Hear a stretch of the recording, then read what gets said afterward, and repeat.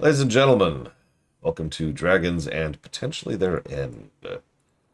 This is a fun one. We've actually been kind of talking this up this whole time, but let me go ahead and run you through the couple of steps here, just so you're aware. Yes, I know. I'm Father Son. I'm aware.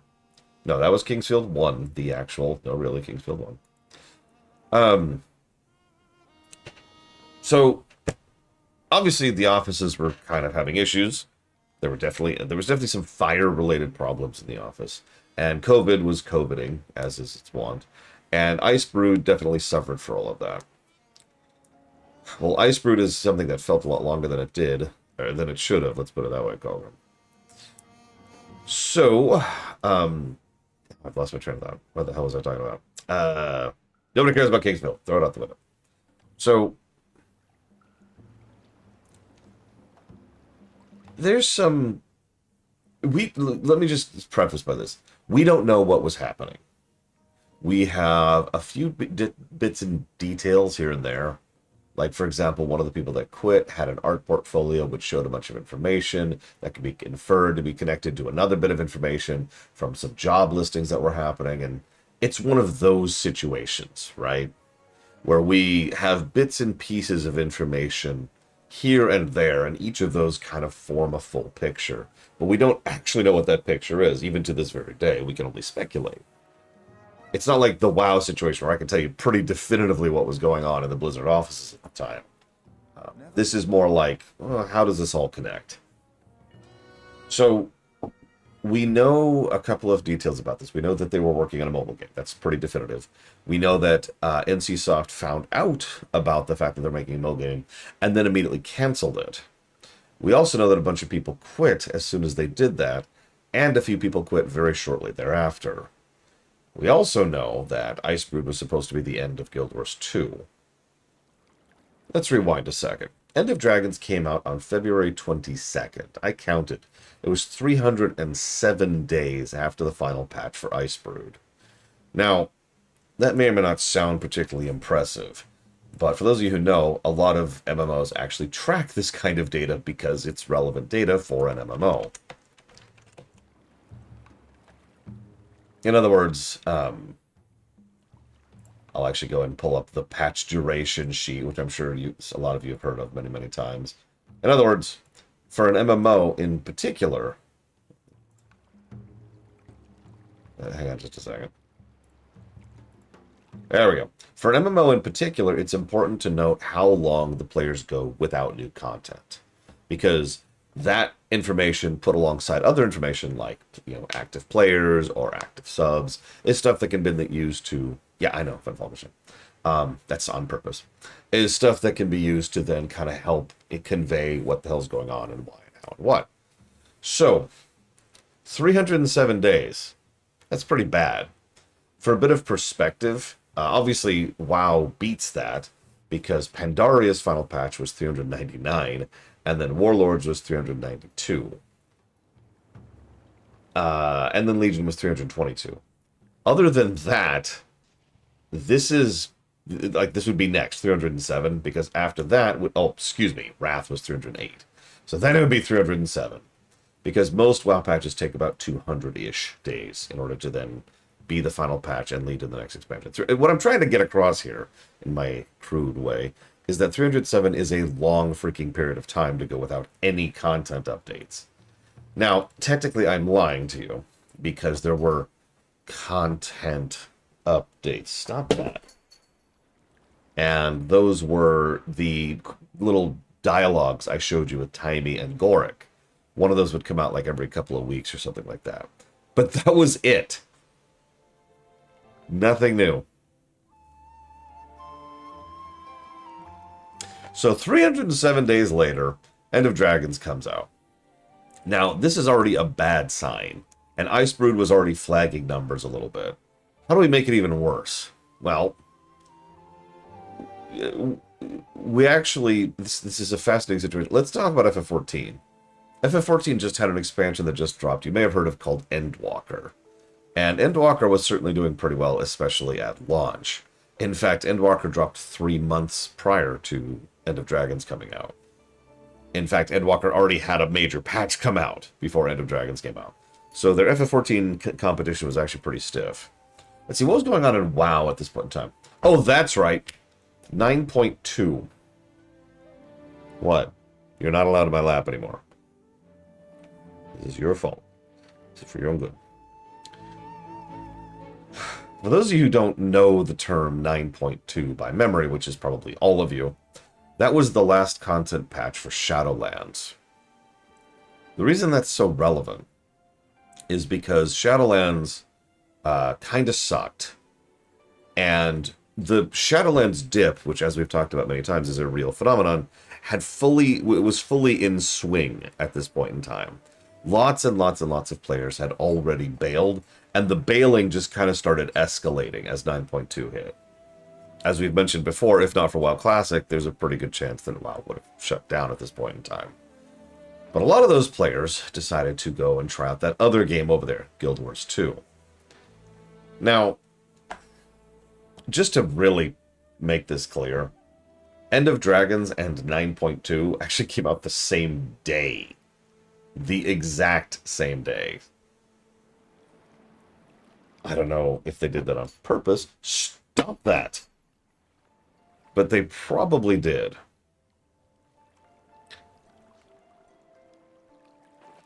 End of Dragons also polished up the new player experience quite a bit to try and make it so that new players can get in and get started and do new stuff as quickly and smoothly as possible. The most common playthrough, through point for a new player was something along the lines of, hey, I want to try out Guild Wars 2. Oh, there's this new expansion this just dropped. Oh, it looks pretty decent. I'll go ahead and buy this new expansion. Oh, there's a level 80 boost that comes with this new expansion. Okay, I guess I'll go try this out. Oh, this is actually fun. I'll stick with it. As I mentioned either yesterday or the day before, I forget when exactly, while most players actually went over to FF14 during the Shadowlands dip, Endwalker probably helped with that, most players stayed with Guild Wars 2. So End of Dragons was the big success story for for Guild Wars 2. They got a huge boost of new players. A lot of those players stuck around. Profits went up. Concurrent players went up. The game was successful again. A lot of people quit for some reason. And it became... I would arguably say that this is probably the exact moment at which Guild Wars 2 formally became one of the big three, was during End of Dragons. I know that's kind of late in its life cycle, but it was a little bit more debatable before then. Also, because some people ask, no, RuneScape does not count as one of the big three. RuneScape's like Nintendo. It's over there doing its own thing. It doesn't count. So, okay, all of this makes sense. Guild Wars 2 had a big influx of players. They were able to use that to jumpstart a Steam launch, which made an even larger influx of new players. They smoothed out the new player experience, and more people got onboarded, and lots of people stuck with it. Lots of money, lots of players. Cool. But what's going on with this stupid mobile thing? Well, we have receipts going back to 2016 that ArenaNet wanted to make their own mobile game. What's so strange, this is when we get into pure speculation. What's strangest to me is how few details there are about specifics. So, why? So one thing that I mentioned earlier is that NCSoft, who's their owner and publisher, was like, hey, why are you making a mobile game? We didn't tell you to do that. In other words, ArenaNet was doing it of their own volition. I think only two reasons why they would do that. Number one, they thought they could make the game and profit from it individually, or two, and pretty much this is just saying the same thing in different words, they thought they could use the profits from the mobile game to buy themselves out from NCSoft. This would also further explain why some people left during End of Dragons, the expansion they were forced to make with limited staff, while still being stuck under NCSoft. Like it or not, creative types don't like working on the same type of project long periods of time because, and this is critical, they're creative types. So it's entirely possible that several people were just sick of this whole thing and wanted to branch out on their own thing, were using whatever the stupid mobile game was in order to use that as a venue for that. Can't, and decided to bail. Okay. I don't really know what else to add to that. I don't know how well End of Dragons is going to review. I remember it quite fondly, but everything I just told you should explain why I remember it so fondly. After all, I came to this game as well pretty much straight after Shadowlands. I'd already actually put down Shadowlands before this. So, like, I'd put down WoW. And if you remember, I had quit WoW. Not taken a break from WoW. I had quit WoW. I had no intention to go back to WoW. It wasn't until we were reasonably into Dragonflight that I was like, okay, fine. I will try out Dragonflight. And then Dragonflight surprised the hell out of me. So, let's see how this one actually is. Research log 428. Latest results still inconclusive. Elder dragons awaken, consume magic, and leave nothing but annihilation in their wake. This is the way it's always been. The dragon cycle. Unimaginable suffering through the ages. Countless lives shattered. And instead of uniting, some capitalized on chaos.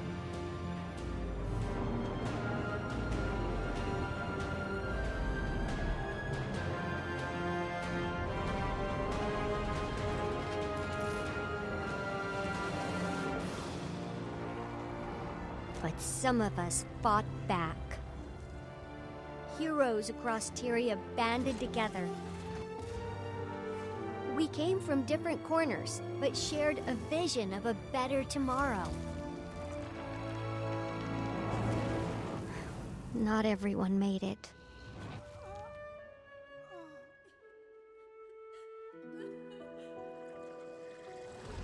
We don't actually know Trihexia. Hope from an unexpected place. Aurene, who we raised from an egg. With the prismatic dragon on our side, we have a chance. A chance to finally break the dragon cycle.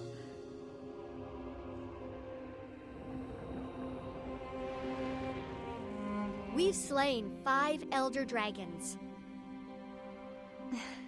But what's the right path forward? Every elder dragon death has made the whole system more unstable. There have been many theories.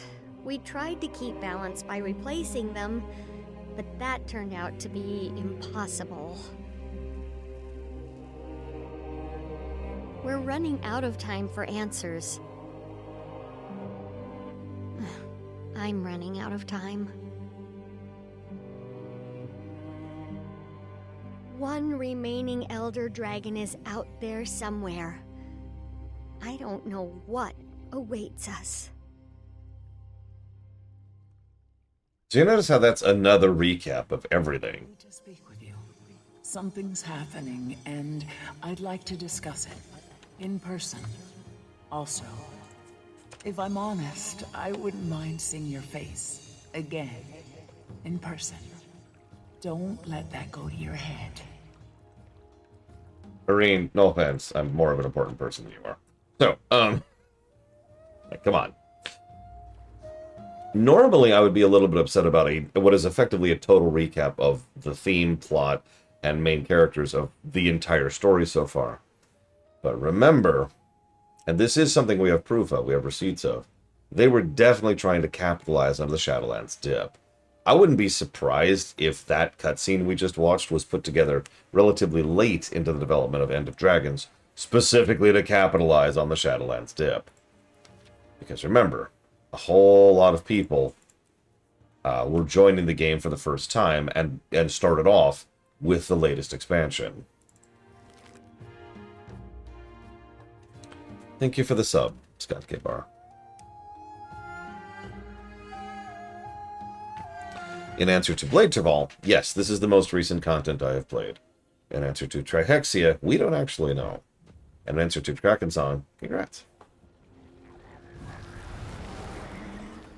Oh, hey, Dragonstorm is up right now.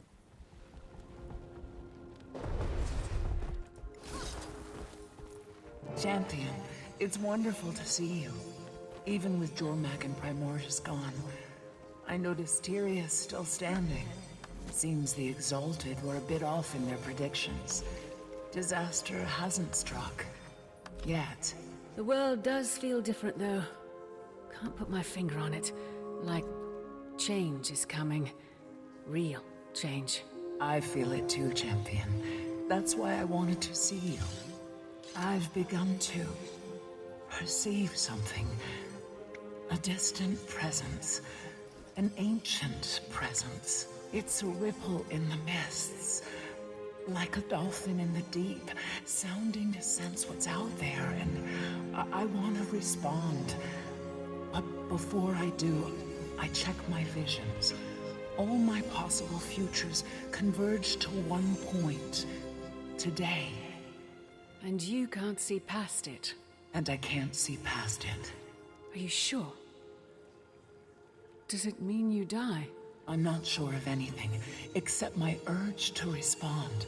To say, yes, I'm here. You're not scared? I'm intrigued. I'm intensely curious.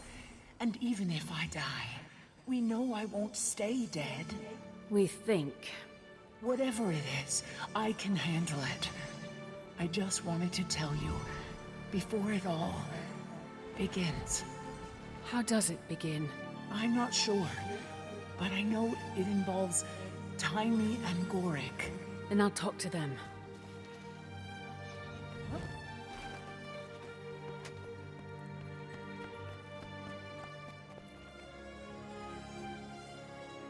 Commander.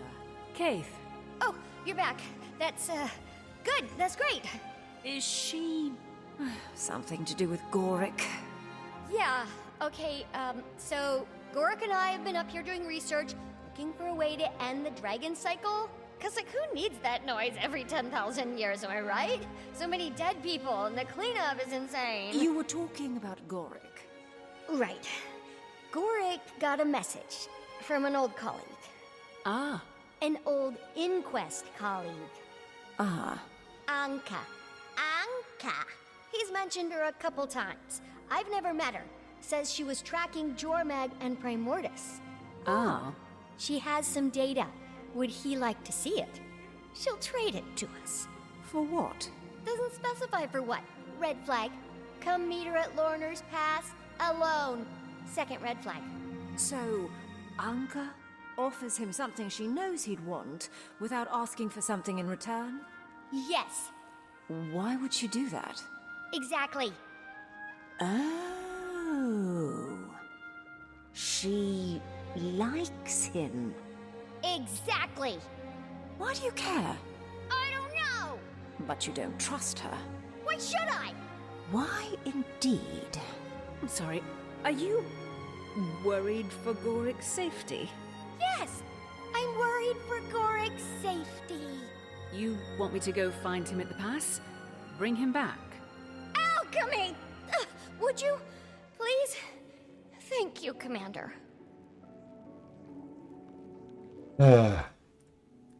You came. You asked. I like that you trusted me. Why wouldn't I? I haven't always earned it. Being back at the Grove was different this time. I know we Sylvari tend to come off as sophisticates of the highest order. Oh, indeed. But the truth is, even we Firstborn have only been around for 30-odd years.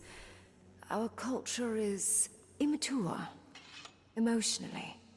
Knowledge we have, but knowledge and wisdom are different things. I think back to when I was with Fowlin. I don't recognize that person. I had no idea who I was, but Aurene changed everything. I'm a parent. Of a sort, anyway. Being back among them, I realized I don't belong there anymore. My world, my perspective have... Broadened. I knew you would understand.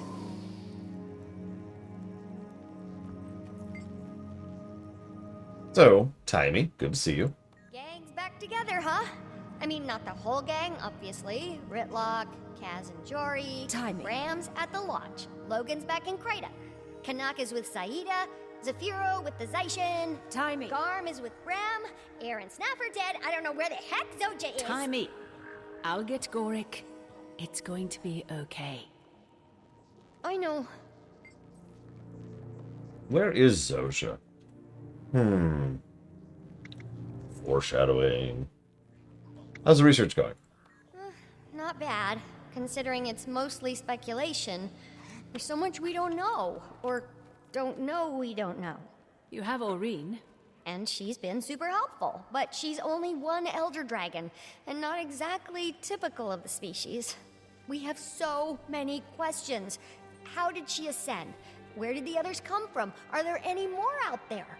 The Priory thought there was at least one more. The Water Dragon. Draconology is an evolving field of study. Hypotheses must be supported by evidence. They live their lives on a timescale we can barely comprehend. Some days I wonder if they're knowable at all. But, like you said, we have Aurene. And she makes all the difference. So how you been feeling? Ups and downs. Could do with fewer of the downs. Some days I wake up feeling like it's gonna take 9 bolts to the brain pan to get me out of bed, you know? But most days are fine. And we don't need to talk about the other days. Have you been getting any rest? Not enough. That's not true. Okay, yes, that's true. I'm just getting so close to figuring out where all that magic went. That's not a good excuse, though. More rest, fewer symptoms, happier Timey. Thank you, Timey. I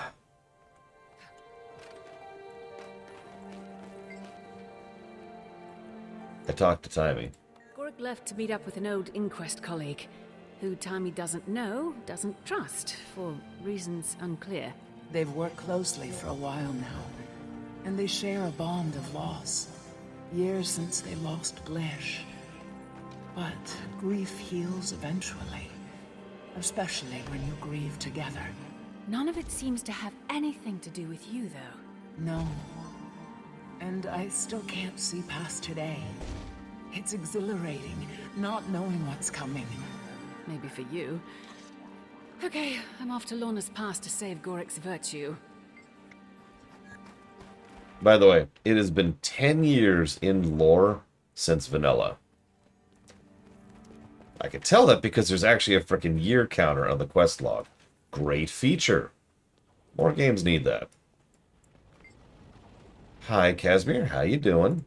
Detective Delacroix and Lady Mead. Or is it Ambassador Mead now?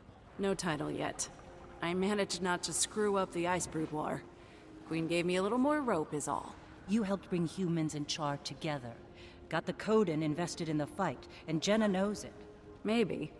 Nice to think so. She hates the fact that you wear shoes, though. Timey has to be in her mid to late 20s, period. Like bottom line, right? Low end, that's what I mean, low end. God, I can't talk today. So, what's been up, Casimir? We haven't had much time to really talk since Bangar's convocation. Oh my gods. The Metal Legion concert. Then things got busy. Things have always been busy.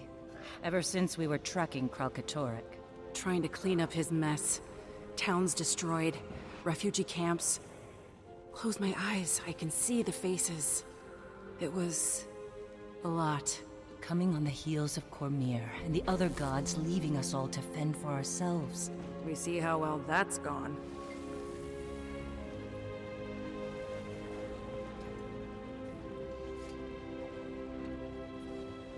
Oh, here we go. Apparently they have actually answered this directly. No, she was 17 when we met Lightval, and now she is 27.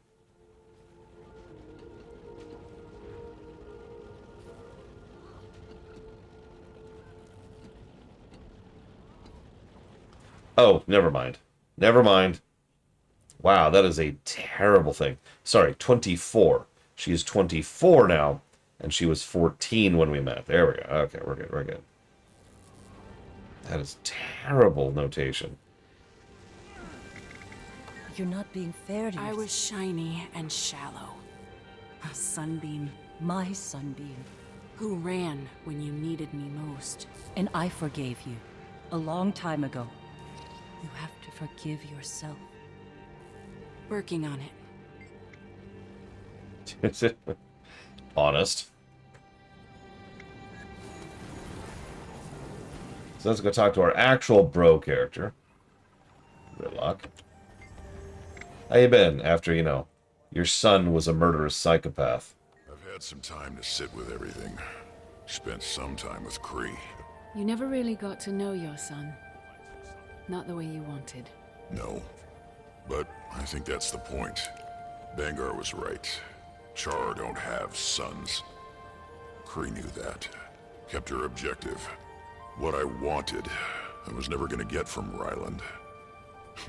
It wasn't about him, it was about me. What I need. I couldn't see past the hole I was trying to fill. The more I pushed, the more he pulled away. I made it all worse. Ryland was a grown Char. He made his choices. I know. And I did what had to be done. Now, his fight is over. Me? I don't know. There's time. You'll figure it out. Working on it. How's Krisha doing? Things are still tense, but she's good. Great, under the circumstances. Hands full with paperwork. Keeps her busy. Thinks a couple of the Imperators are already vying for Connor. Hope it doesn't get ugly. We've been through a lot. Of course, I'm biased, but if you ask me, they already got a pretty good candidate. For what it's worth, I think you're right. Might be time for all of us to put away old divisions. Listen to us. Couple old soldiers going soft. We fight because we have to, not because we want to. That was Bangar's mistake. Add it to the list. But yeah, might be time. I think I'm ready to plant my tail in one place for a while. And just process. I'm actually kind of with you on that, Bladeville. It's come up several times, and it was just stated outright. But yeah, the Char don't have family units like most of the other races do. Like, it's not like they don't have families, it's just they rip the families apart and then build new families with other people. And those other families aren't, like, it's a whole thing.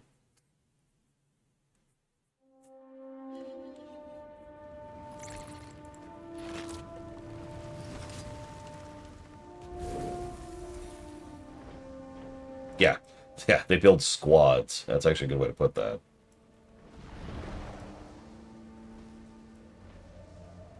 It makes sense from a survivalist perspective. And it actually does. If we're being honest, it's probably what kept the Char alive. As a people, as a species. They've been through some stuff, as I've pointed out many times. But we're past that now, right? The Ascalonian ghosts are a solved issue. The land is being restored, they're no longer at war with any of their neighbors, and they're actually in active peace talks with everybody. It is officially time to start moving forward and stop living in a survivalist society.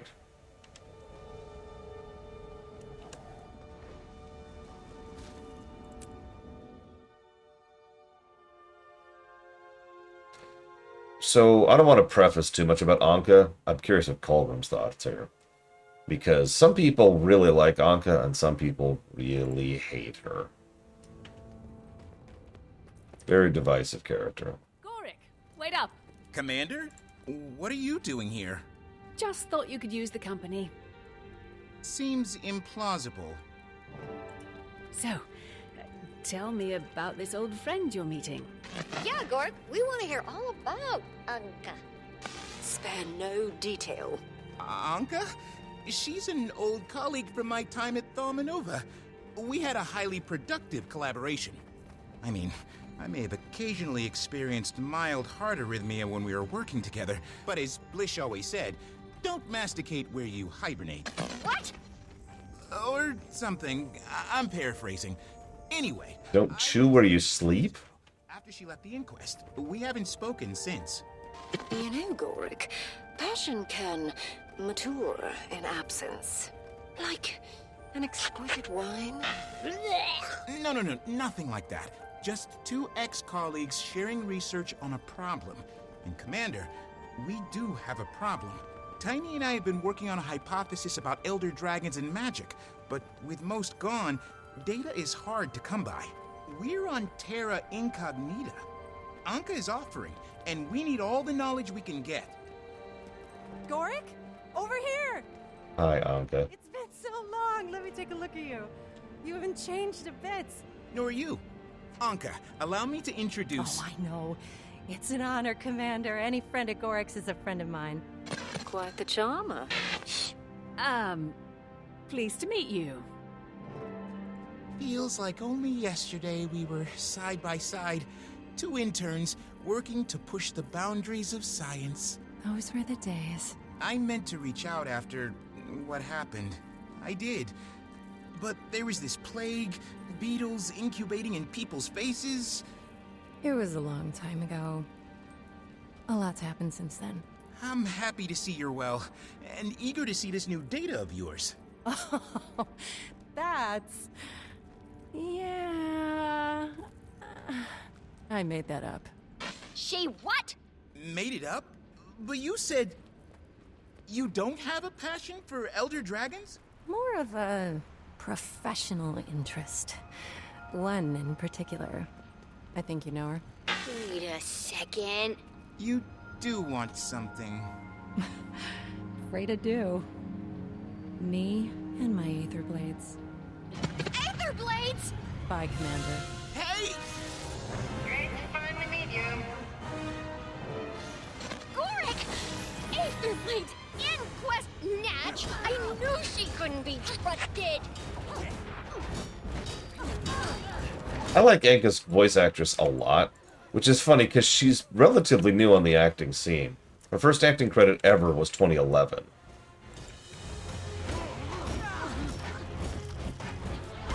And she's been in a bunch of TV, most of which I've never even heard of. Hello, Aurene. We'll catch them. Aurene, hold on. We need a plan. There's no time! They took Gorik! You can come with me, or I can go alone. Either way. But I'm not staying out of the fight this time. Scion and Champion. Scion and Champion. Okay.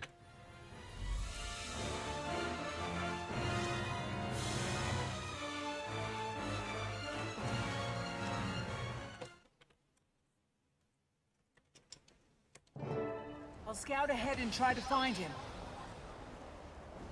Aether Blades. Never thought I'd see those sky clowns again. They're not clowns, they're killers! Remember Lion's Arch? They worked for Scarlet for the love of... Oh, Gorik! They've certainly been busy. Where did they get all these airships? So, a little bit of information here. Season 1 wasn't brought back until after this. Remember, Season 1 was inaccessible. So there's a bit of dialogue here, which is, you've never heard of these people, right? I think they do a decent job of smoothing it over, but you get the general idea. Because most people who've been playing the game at this point never experienced the living story concept, which got turned into Season 1.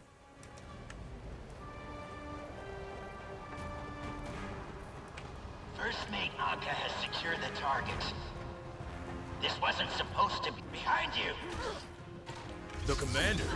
Oh, I'm gonna enjoy kicking your ass. Are you? Wow. You have absolutely no idea who you're dealing with, do you? When I dealt with you, I was a pup. I have killed multiple dragons. Are insidious. But for pirates, they're weirdly into data entry. Check the terminal for a map, a flight plan.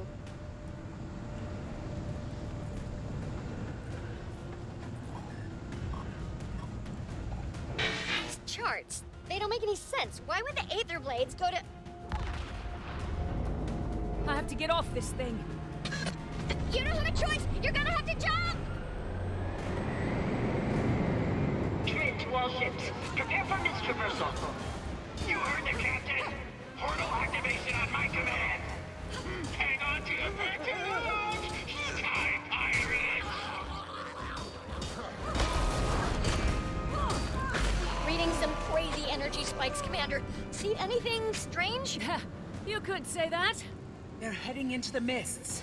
Oh no, I can't help you in there. Commander, please don't let anything happen to Gar. No promises. Just you and me now, champion. Maybe just you.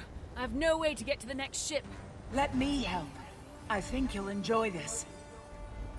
Oh, wow.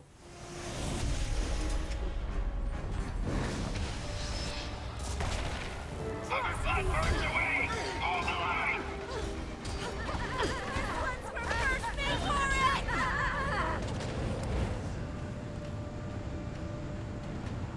Who's Horik?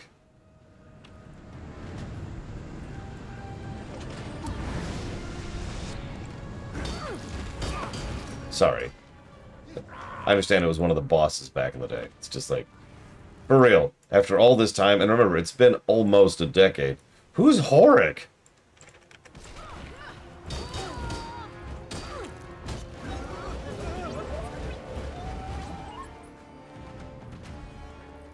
I think I went the wrong way. Hang on, hang on. Ah! Itch. Itch. Itch bad. Ugh. No! I was scratching! No fair.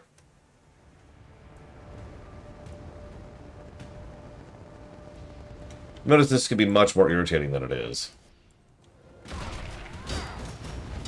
You know how Guild Wars 2 has that collision problem? Imagine if it didn't have the interpretation thing, where it gets you back on the platform if you're near it. Captain Mai Trin of the Aetherblade Armada. We're not here to harm your Asura friend. Call up Arene and surrender. No one... You want me to I have already killed. Evasive maneuvers! Hard to starboard!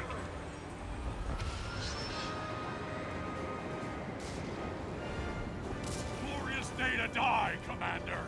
Well, enjoy your death, then. Aka to munitions. Weapons check on the extractor. Prepare for live operation.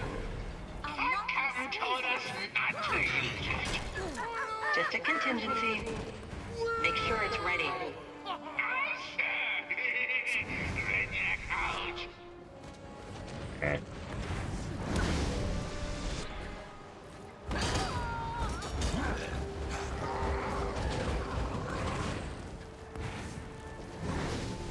And good morning, Load.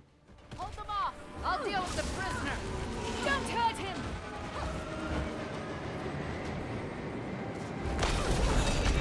See, the problem is what you have here, Aetherblades, is kind of a reverse hostage situation. Because you're screwed. If you do anything to hurt Gorik, you're all dead. There's no coming back from that. So your only option is to surrender him to me peacefully. Can't believe you fell for that!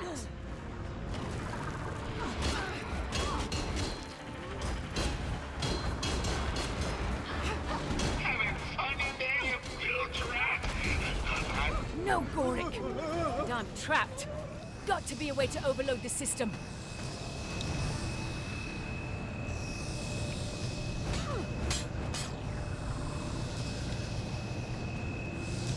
You know, that's fair. I'm not feeling particularly kind towards Aetherblades right now. Except maybe my Trin. We'll talk about that.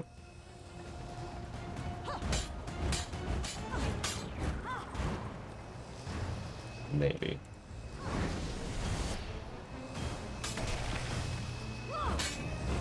That did it! Now, to find the right ship. I mean, you realize we're going through here and knocking over airships. Plural. Yeah, we probably should be terrifying, officially and formally at this point. Take care of this one. Mother Tree! The dragon! Haven't seen Aurene like this in a while. Yeah, I think she's mad. Don't blame her.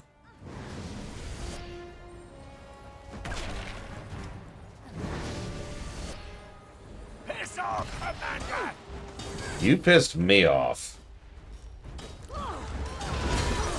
Now, I'm a forgiving type, but you gotta, like, apologize, maybe back off a little bit. Maybe just a simple, like, you know, oh, I'm sorry, I didn't realize this would be a thing. Next ship's too far. I have to steer this thing closer. But no. You doubled down. Now you're dead.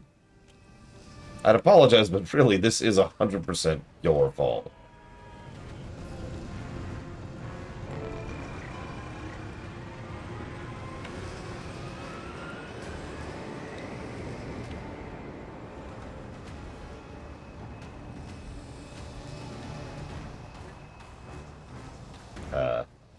Oh, there we go.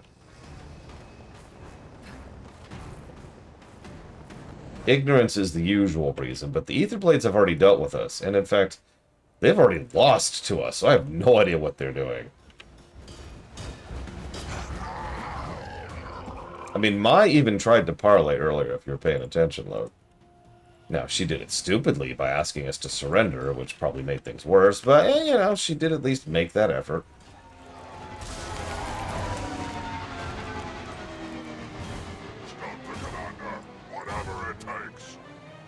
You picked this fight. Look, seriously, you have entered the finding out phase. Congrats.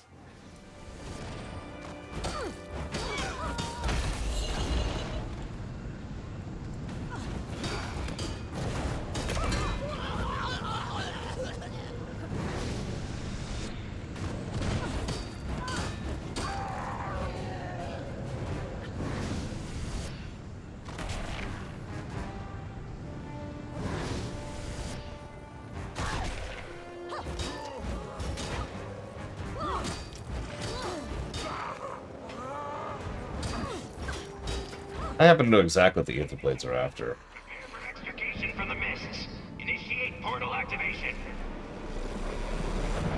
Timmy, we're out of the mists. Can you see our location? Not at this distance.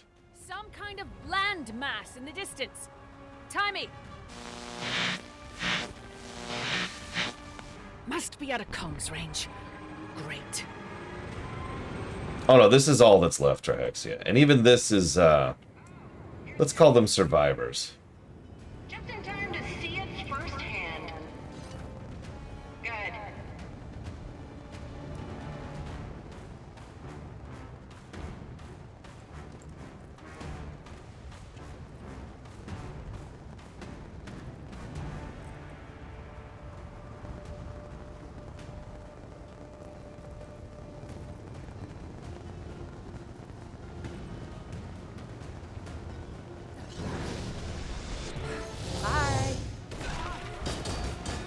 Little bugs.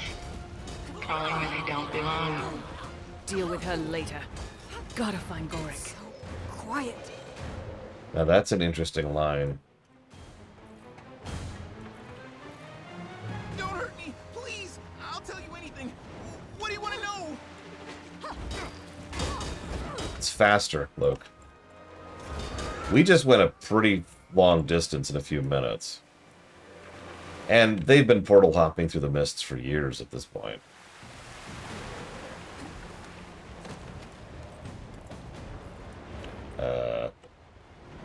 There it is. Commander! Thank you, Alchemy. They tortured me. I never broke. They couldn't get a word out of me. I can't believe Anka would do this. Joining the Aether Blades? Kidnapping? What's gotten into her? We can talk about her later. Right now, we have to get off this ship. She used to be so Sorry about nice. this, Gorik. Now, not so much. Anka, our people are on that ship. Hold fire. Just taking a little initiative, Captain. Almost there, Commander. I'm coming. Meet me on the deck. Dragon's heading right for us, Captain. Evasive maneuvers. I've got her in my sights. There she is. Don't do it, Anka. Maureen!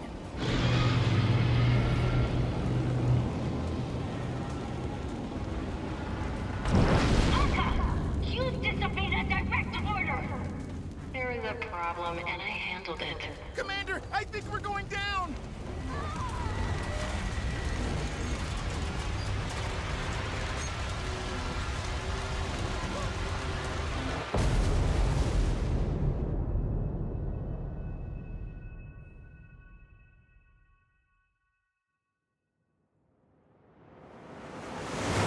Good question, Blantamal.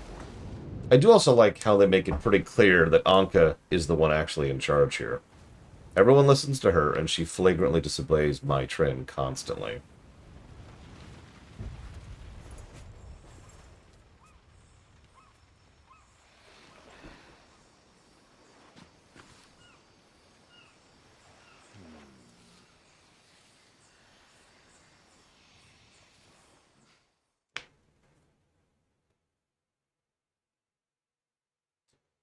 So, speaking of Cantha, hi, Loratagain.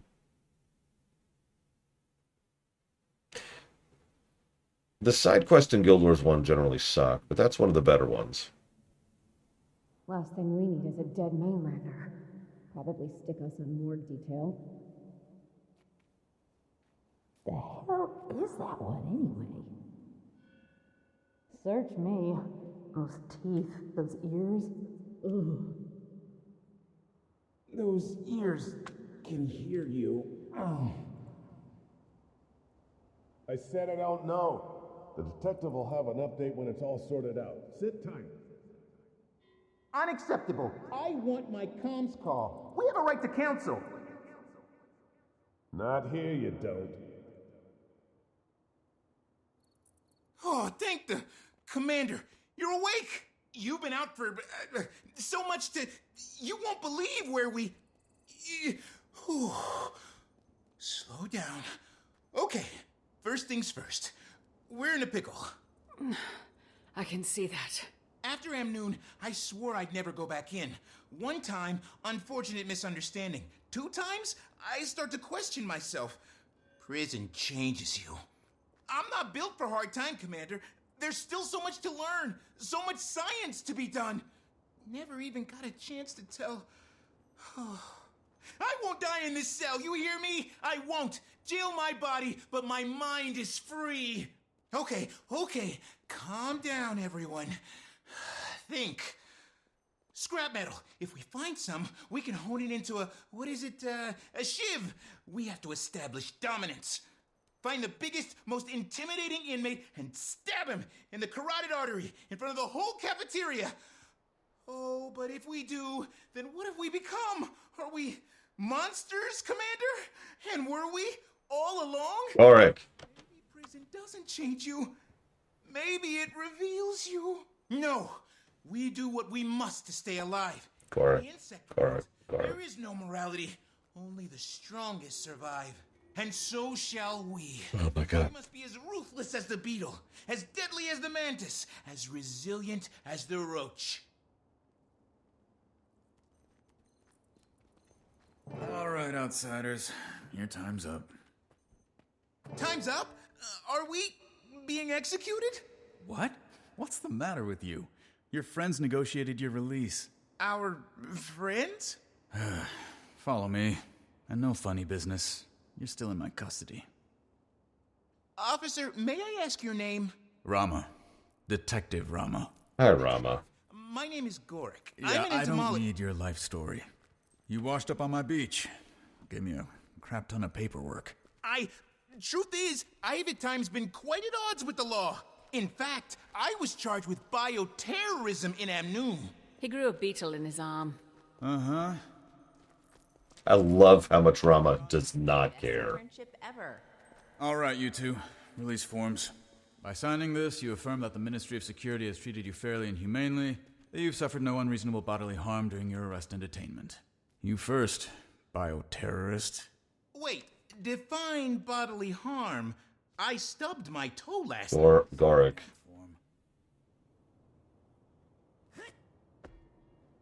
I do love how he hops up on the table to sign it. Now you. You can collect your personal effects from the box there.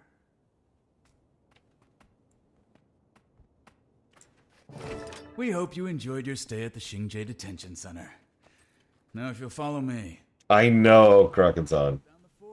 Roger that. Xingje. I was trying to tell you, Commander. The airship crash-landed in... Cantha, come for the waters, stay for the hospitality. Been a while. Did you miss us? Cantha? I don't know what to say. Only been 114 years. Not like you had time to prepare something. So that's actually a pretty big deal. Most people thought Kantha was dead. Security mech or something. I can't keep up with all the new tech. Curiously reminiscent of our golems. Has Kantha been trading with Radisum? Nope. Which part of we've been closed to the outside world for over 100 years did you not understand? And we're here. Welcome to Kantha. Yeah. No, yeah, we all thought that Kantha was dead and gone. That's why it's such a big deal to be here. Kantha used to be one of the 3 big human nations. And our Minister of Security wants to speak with you after. Hello, Casimir. Hold up. So, bit of a history lesson. About 114 years ago, Zhaitan woke up. And when he did, it was actually one of the most devastating of the Elder Dragons waking up.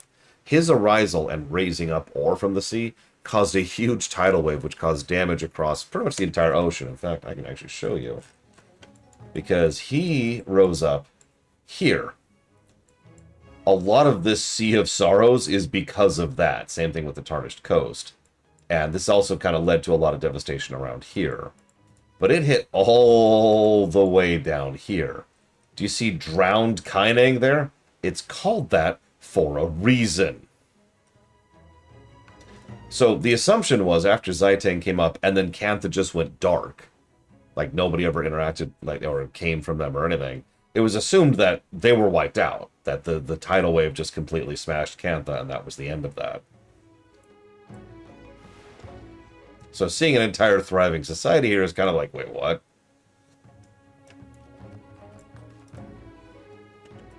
Kaz, Jory, I'm glad you're here. Have you heard anything about Aurene?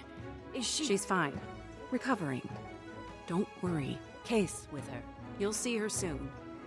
It's okay to take a moment to find your bearings. After we heard about what happened, we were so... Anyway, took a little while, but it all worked out. Sort of. I'm still missing some pieces. How did you find us? Find you?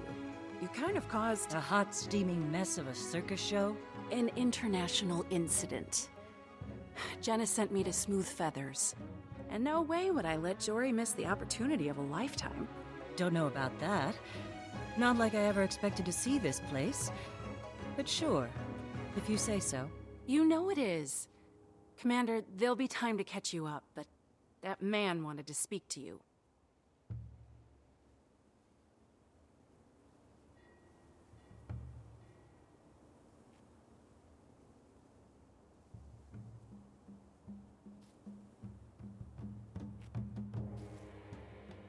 Sorry, give me a sec. A lot has happened in a short period of time. I want to get some notes down really quick.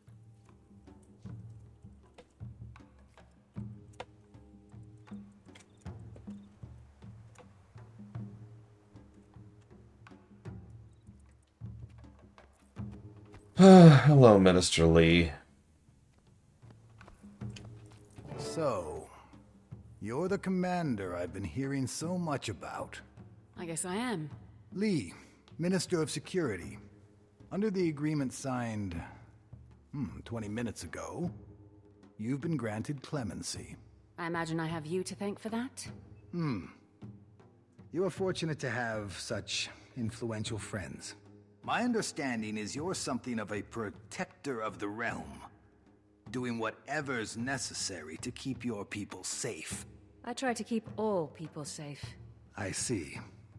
Well, it is my duty to keep the people of Kantha safe. I'm very good at my job, Commander. I don't doubt you are, Minister. I must return to my duties. Welcome to the sovereign Empire of Kantha. Well, Commander, you're almost free of me. But there's one more thing we need to do before I can sign your release. Meet me at the monastery training grounds as soon as you can. Rama, a word. Minister? Any updates on our Aetherblade situation? Unfortunately, no. I've been busy handling our guest of honor. But I'll be back on the case soon as this is wrapped up. Good. Then maybe we'll finally make some headway. Detective?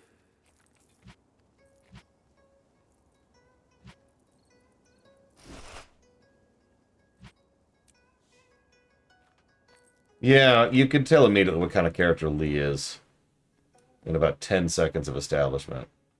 Also, I love this. So they send Ambassador Sienna. She's for the Awakened of Alona. Ember Doomforge. We actually remember her from previous things. And most importantly of all, Counselor Flunt is back. Right, anyways. So, there's actually two reasons I hoard luck items. Reason number one, raising luck doesn't really do anything. It's people have since reverse engineered how useful luck is. It's not. Simplest way to put that. There's some asterisks and some exceptions and some getting into the weeds on that, but generally speaking, don't worry about it. But there is a second reason. So blue lux can be turned into green lux, and green lux can be turned into yellow lux. Yellow lux can be turned into orange lux. Orange lux can be turned into legendaries. And some other stuff. So, Anka. I can't believe that's the same Anka I used to hypothesize with. Kidnapping? Murder? Swashbuckling? Taimi was right. I should have questioned her motives.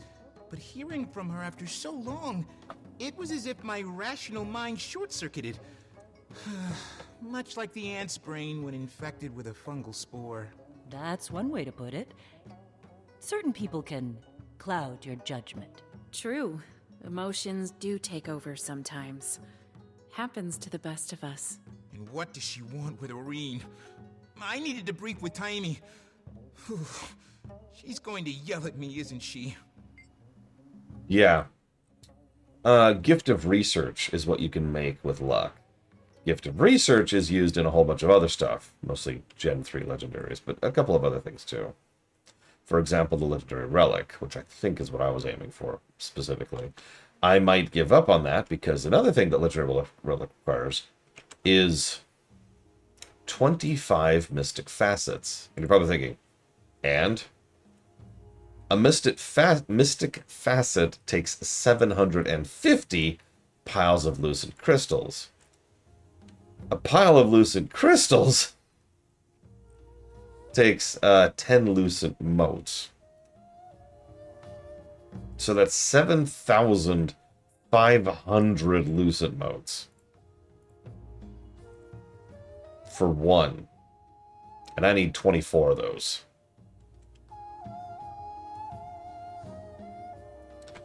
Never thought I'd see Cantha. Agreed. You only crash into a research opportunity like this once in a lifetime. I find their technology fascinating. Like that apparatus you were hooked up to in the cell. I kept asking the guards about it, but they threatened to attach it to my mouth if I didn't stop talking.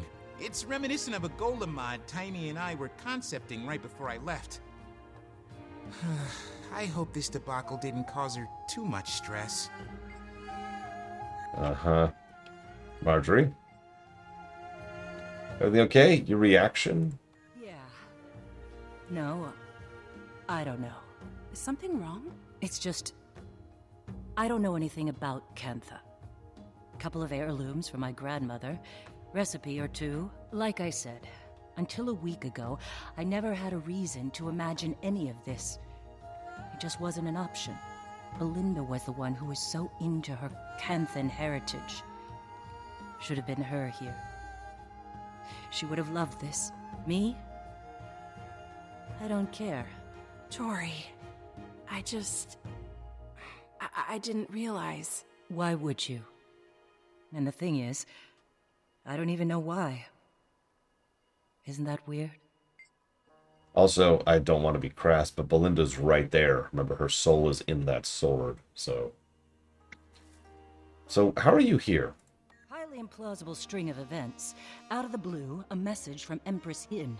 First official communique from Cantha in over a century, inviting Kryda to re-establish diplomatic relations. Oh, and by the way, do we know anything about foreign airships appearing in their skies and crashing on their beach? Imagine Jenna's face. Imagine everyone's face. When it got to the part about a Sylvari, an Asura, and a dragon, we put two and two together with Taimi and Kaith. Next thing you know, Ambassador Meade has a new portfolio. and an airship to take her and a delegation to Cantha. Didn't know what to expect with the Risen Armada. No one has dared travel this far into the sea in over a century. Luckily, Zaitan's death seems to have left them a bit disorganized. We managed to slip past them on an airship. Handy having a Mesmer aboard. I actually forgot to mention that point. Forgive me. Yeah, so in addition to all the death and horribleness, there's also this gigantic undead fleet roaming the ocean, which is actually still there. It's just, again, without Zaitan, it's just a roaming fleet of corpses that happen to still be moving. It's a really big fleet, too. It's out here in the ocean. If I'm remembering correctly, it's like bits and pieces of Alolan ships, all the ships that sank here, and Canthan ships. So, like, 3 nations worth of ships. How's your new job, Cass? It's not boring. Lots to learn. But I'm starting to get a feel for this diplomacy thing. I've already met several officials open to discussion. Of course, you can get some who are hesitant about Cantha opening. Don't lose sleep over a few jerks still stuck in the past. Negotiation does take dealing with all kinds. Stubborn certainly is a kind. But you'll hold your own. I'd say give me another week, Pillars of Snow. Oh, at least, Loke. Have you learned anything about our new hosts? I'm a little rusty on my Canthan history, but things seem different from what I would have expected. Well, there was a tsunami when Zaitan arose. A lot of Kaineng was destroyed. Uninhabitable, maybe worse than Lion's Arch. Apparently filthy with Risen. Zaitan, of course. Which led to a rebellion against the Ministry of Purity. Pretty bloody one, too. Massive civil war. Who knows how long? Sounds like things were pretty bad until some Tengu holdouts joined up. Turn the tide. Maybe. Still trying to piece it all together. But yeah, not exactly what we expected. But where would the fun be in that? So who else is here? Yeah, by the way, there's a Ministry of Purity. We'll talk about them later. Well, quite a few members of Dragon's Watch. Kaith, Taimi, plus several Tyrian ambassadors. Sienna, Ember Doomforge, Mirren Skilkin, and some others. Snargle Goldclaw. The guy who writes romance literature? Still, we're in impressive company. It's a little intimidating. You're not exactly lacking accomplishments, my dear. Gods, the past few months alone. I just want to do a good job. Make a solid name for myself. I'd say you've done that. I'm impressed. And a little intimidated.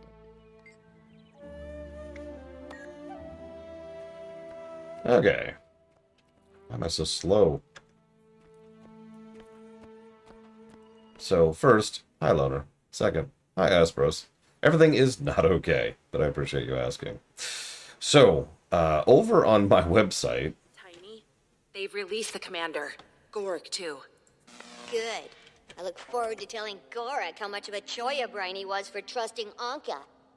To be fair, we all agreed to the plan.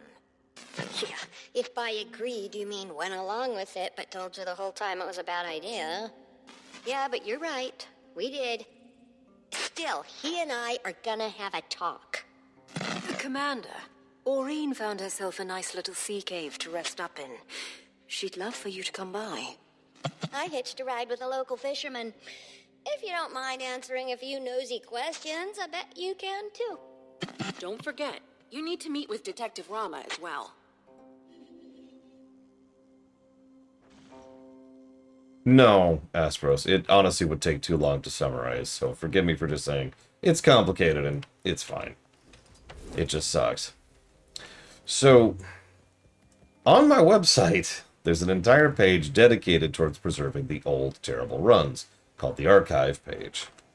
On that page, you could find some of the old and completely out-of-date data, a link to the old out-of-date video, review, and then a link to the old video, complete with archived VODs in order on playlists so it can all be viewable in one convenient spot.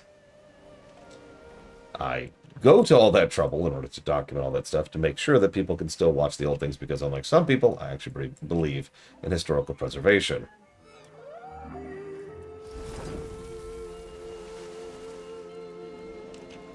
Ubisoft. Anyways,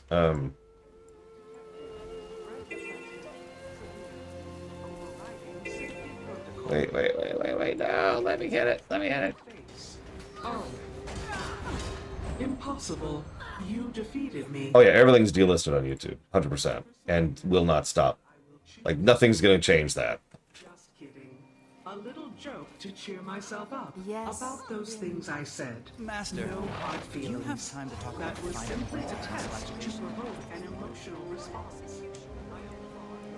Now, history's bad, we should get rid of history. Or, conversely, we must be a slave to history. History is all... Why is it so foggy today? So one of the biggest complaints I tend to hear about the visuals of this particular expansion is that the engine has such a hard time keeping up at this point in time that it literally can't render the giant massive areas all at the same time.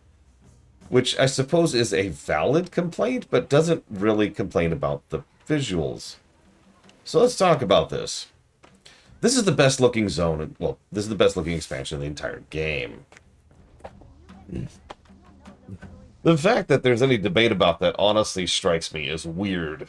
Even if you're not into the aesthetic, which I know plenty of people aren't, a lot of time and attention and detail was put into this place. In fact, several of the artists poured their heart and souls into this entire section before quitting ArenaNet and moving on to other things.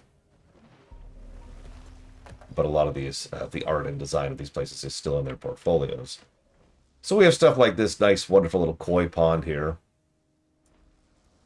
Bamboo shoots all over the place. We've got cherry leaves. We've got nice, the usual architectural, wonderful stuff. There's a lot of jade all over the place. A lot of this kind of painted, I don't know what the color that is, like this weird brownish red kind of thing going on. There's a lot of that, the kind of dark red plus green. Lots of green. You think there's a lot of green, you've seen nothing yet. This is the green you're going to see a lot of, because apparently we're in Borgland. I'm barely joking. This was, oh geez, 8, 9 years after Pandaria? Hi, Melipar. If anything, Pandaria was after factions, so all of these zones are actually from Guild Wars 1. They're touched up for Guild Wars 2, but all of this stuff, everything, even the province we're in right now, is all a section of Guild Wars 1. So... I don't know what to add to that. I like the... Oh God, I don't know the names of these things. The strings with the balloons on top of them. Lots of fishing boats. There's a skiff. I'm not sure actually if I technically have access to the skiff yet. Let's see, just test it. Skiff. No, skiff. I apparently do have my skiff. Skiffs are neat, but ultimately completely worthless. I don't mind that they got rid of them. Really, skiffs are here for fishing, and fishing is something we're not covering in this review. That's the simplest way I could put that.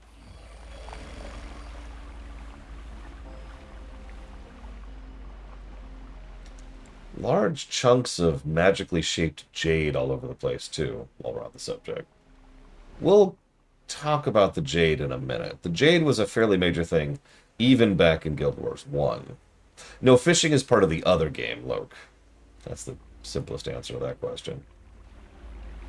And you can see how a lot of this stuff is built directly into the cliffs, or directly onto the paths that have been built directly into the cliffs.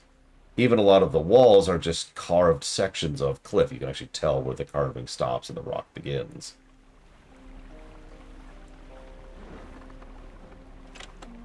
So, enjoy some of the most visual positives any expansion's going to get, at least until the 2 new ones, which, who knows. Where are we? Saitun.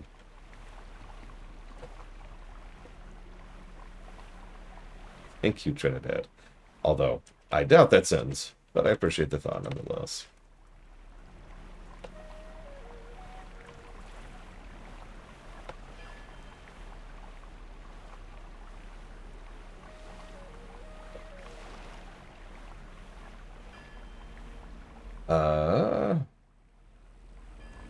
Do I have to talk to the fisherman? I guess I do. Let's go talk to the fisherman, I suppose. See what they want. I speak in poems, passes the time while fishing, and keeps the mind sharp. This is the main benefit of the skiff, by the way. You could just leave it at a spot instead of like the skimmer, which is, if we're being honest, is just a transformation spell from a code perspective. But the skiff will just stay there. You the one needing a lift out to the sea caves? Yeah. You might be by. I'm happy to give you a lift whenever. Odd one, that friend of yours. Smart, but in a kind of unsettling way. Sure.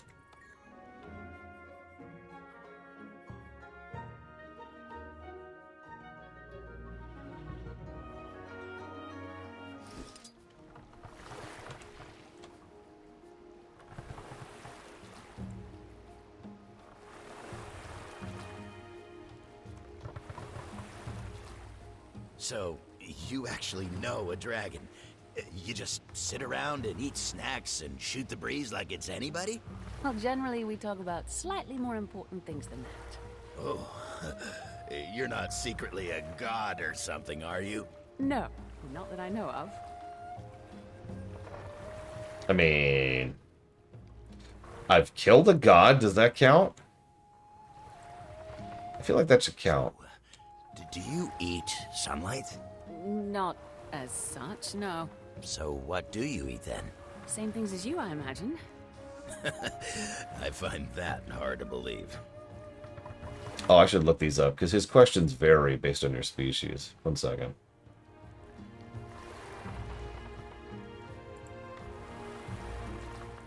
It's okay, Warrior of Light. They're dead. They're dead. Here we go.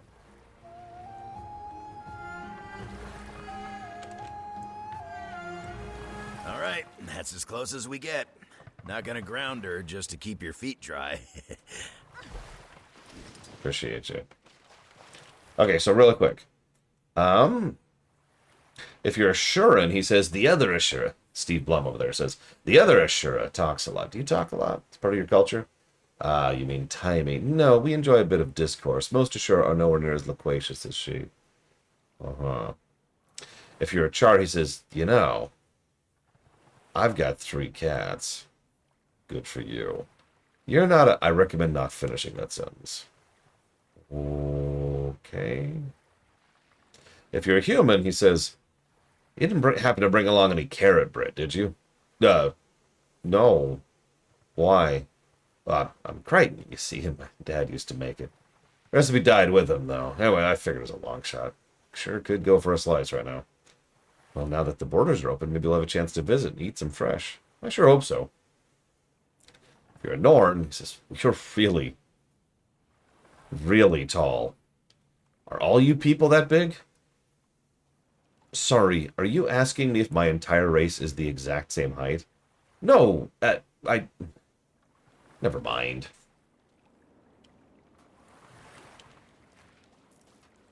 Ah, Commander. So good to see you walking free again. Yeah, what was it like? You know, in the slammer. Did you get any prison tattoos? Yes, that's enough fun at my expense. Now, where's Aurene? She's inside, resting up. Don't worry, really. I just finished running a series of tests on her, and frankly, I'm baffled. Her vital signs are completely normal, but her magic, it's nearly non-existent. They drained her magic? Yes. And that extractor thing they shot her with left us no clue how it works. Or how to cure her. Lady Taimi, your request to accompany Ambassador Meade to court has been approved. I'll be your escort. Lady Taimi, huh? I could get used to that. Consider me escorted. Woohoo! Can't wait to get a closer look at those mechs. Come. I can feel Aurene getting restless. She knows you're here. She spent most of her time sleeping, but hearing you were on your way woke her right up. Champion. Aurene, you're sure you're... I'm fine. Tired. And there's a hollow feeling, as if Something is missing. I see. Commander, can we talk over here for a second? Yeah, sure. What? I think this is taking a toll on her mentally more than anything else. Wish we could perk her up somehow. I hand-fed her fish as a hatchling when she was fussy. Well, there's a great big ocean right out there. Need any fishing supplies? You have fishing supplies? Hey, there hasn't been much to do with Kaz spending all day in meetings. It's meditative. So boring is what she means. So, hey, did you know fishing was added to the game? In this expand? Here's fishing. Go fish for a minute.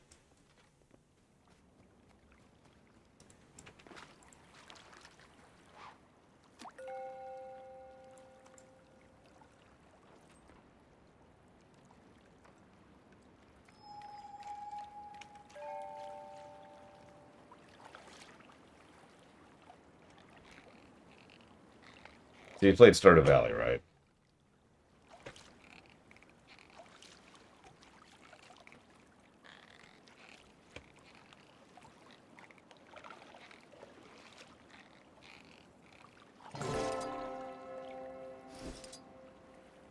Depends on what you prefer to fishing. Having said that, this game has the worst fishing. Then WoW, then FF14.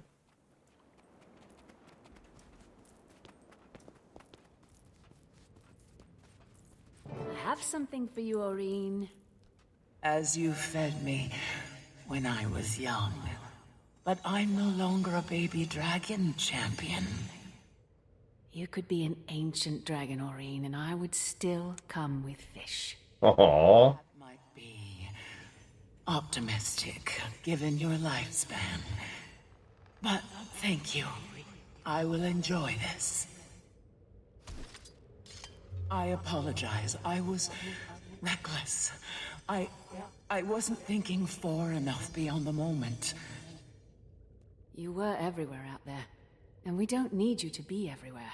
I know. I can't face that feeling again. That there was more that I could have done. Well, you'll have to get over that, because it's inevitable. You're right, of course. What was that weapon the Aetherblades used? Any ideas, Commander? No, none. But I'm going to find out. I still need to meet with Detective Rama. I'll see if he knows anything we don't. Oh, yes. Kaz told me about that. Have fun. You caught that she's meeting with the Empress later, right? If I could have told her a year ago that she'd be here now, well, she never would have believed me. Well, it sounds as if you have plenty to do, Commander. And Aurene needs rest. So, I'm going to officially chase you away.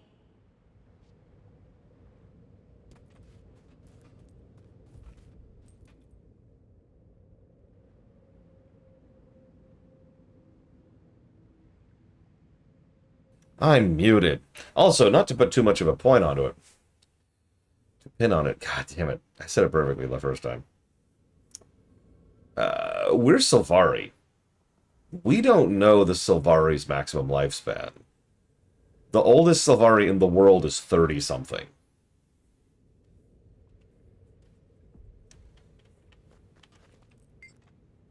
You gonna be okay, Aurene? I've never felt anything like this. So, I really can't say. It could be the start of something worse. A slow dwindling of the spirit to nothingness. But I have no reason to think it will. It's not like anything I felt with Krelkatorrik. Like only a small sliver remained to reform the rest from void. So all I can say is that, for now, I don't believe I'm going anywhere. Go on. I've got things in hand here, and Aurene doesn't need any more excitement.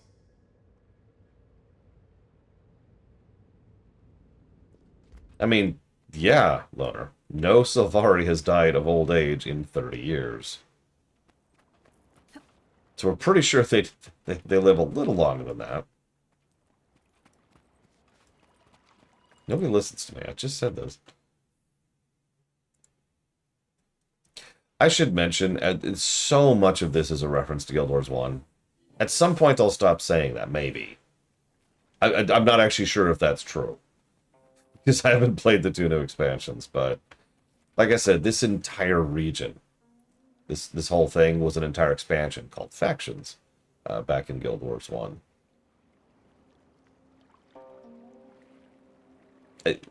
Okay, fair, Loner. No Sylvari has died of old age in 30 years. If they did, that's kind of horrific. What is that? Oh, that's a guild member.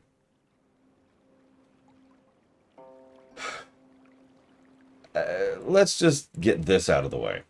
This is the Jade Sea. It's a sea that has been solidified into jade. The simplest possible way I could put that. I might be able to just show it to you really quick. Let's see if anything's happening. I kind of hope not, because I don't want... where are we at? Okay, so we're on preparations phase, so I've got a moment to show this off to you. Hang on. Let me head up here. Yeah, exactly, Carmen. That's sort of my point. We don't know the maximum age of a Sylvari. We literally don't have enough information on it.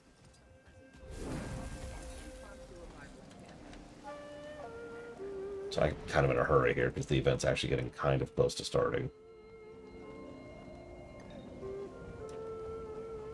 There we go. That's a good shot.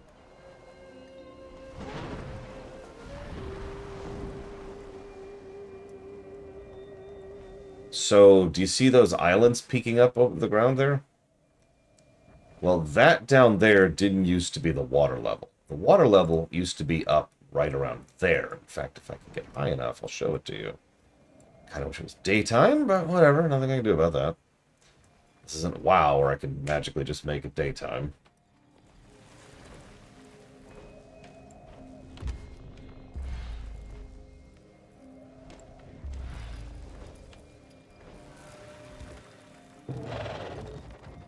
Well, hang on. I'll show you, Trihexy. I'll show you. I apologize that this is taking so long to get up here.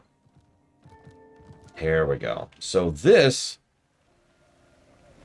used to be sea level. Do you see the wave? This right here used to be the sea. And now these little dotted islands probably make a lot more sense. So there was an event which honestly would probably take a little bit too much time to summarize.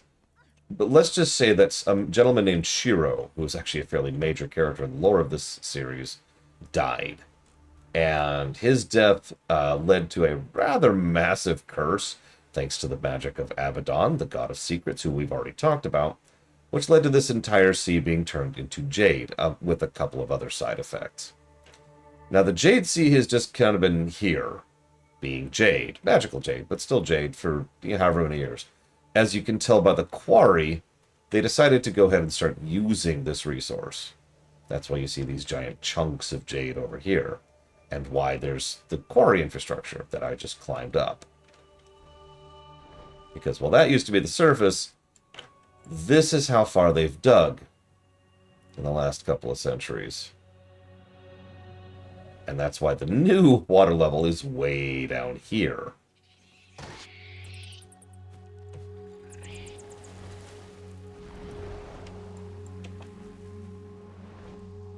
So that's the Jade Sea. It's a fairly major point, setting point, world building point of Cantha, and has been since it has existed, because the Jade Sea predates Guild Wars 1, actually. It was already a feature of them by then. Is the Jade cursed? We'll come back to that.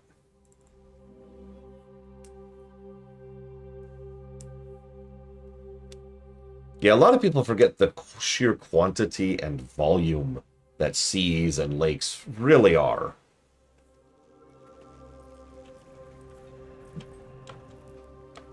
Like, if you were to magically turn, I don't know, just one of the Great Lakes in the United States into gold right now, gold would very quickly become a lot less valuable, because we would suddenly have an absolutely insane amount of it.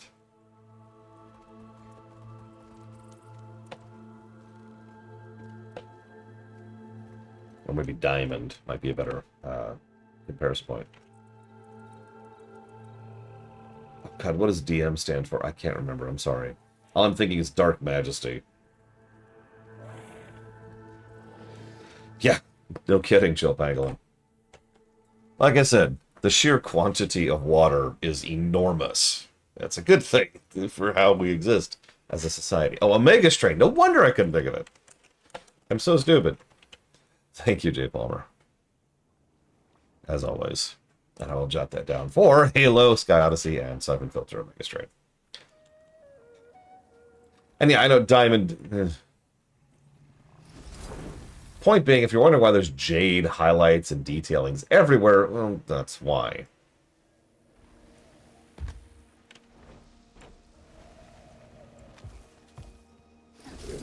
Why are there ghosts?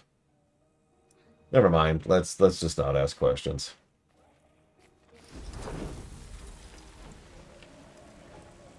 We are receiving reports of violent disturbances in Shinjay following the airship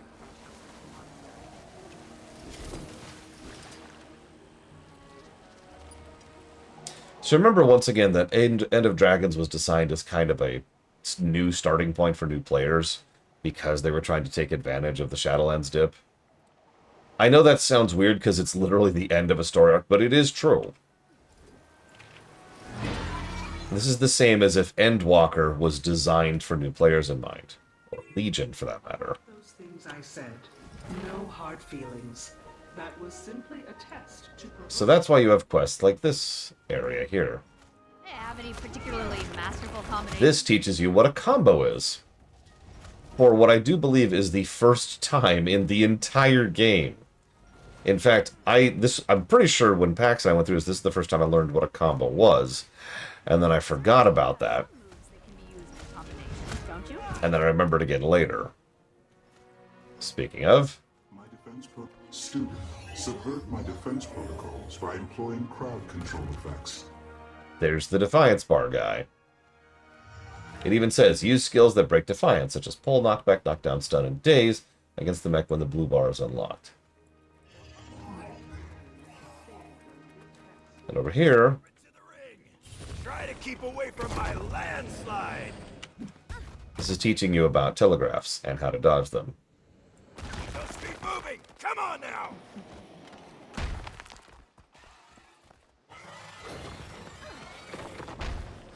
Honestly, and I'm going to go ahead and be real about this, I blame the lack of feedback in the game for not understanding what combos are. And the lack of tutorialization, because there was basically none.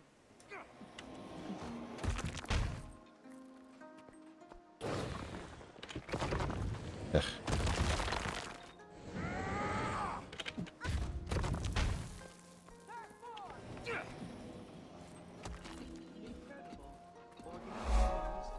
Okay, yeah, what are combos? Don't worry about it. And that is my honest answer. Knowing what combos are is only really helpful if you want to min-max your damage, which you don't, or if you have a daily to make combos happen.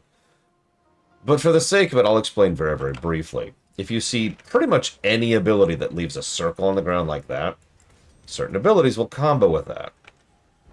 Which I was too slow on that. Hang on.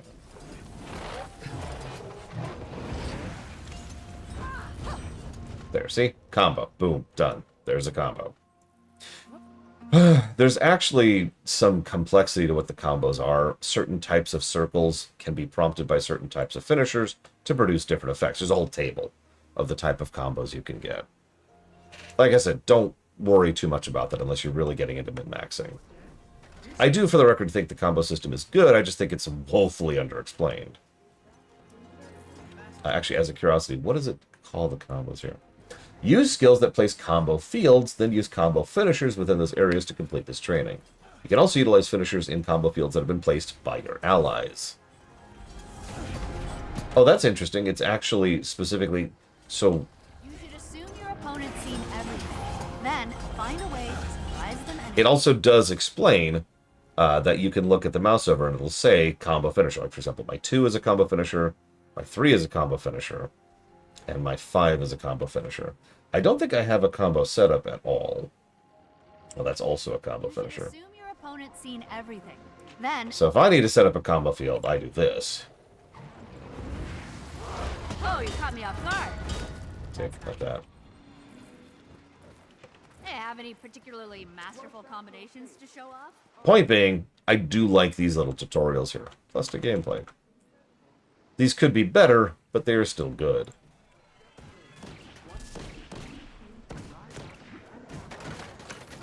This is not regulation height.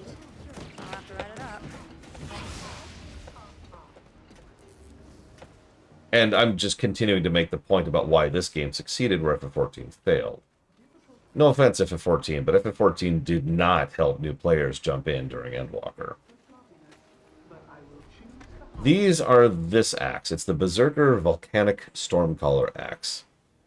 These are the ones you get from doing Dragonstorm missions. Or Dragonstorm. Sorry, I don't know why I said missions. Up in Eye of the North. I could deduct points for sloppiness, but I will choose the high road. Just kidding. A little joke to cheer myself up. Ha ha, ha ha. Difficulty setting increased. Right back your impossible. You defeated me. I could deduct points for sloppiness. No, I didn't, J. Palmer. Yet another reason to never touch MLP Classic. Not that I was going to anyways. Okay, let's get this started. You, my friend, took a nasty blow to the head when you crash-landed on our beach. I can't sign your medical release unless you prove you're not gonna keel over on me out there. So, you're gonna join the students in a few training exercises here at the monastery. You're sending me to school? Yes. Yes, I am. But it should be easy for you, right? Assuming everything's in working order and the legend of the commander isn't just a Crichton fairy tale.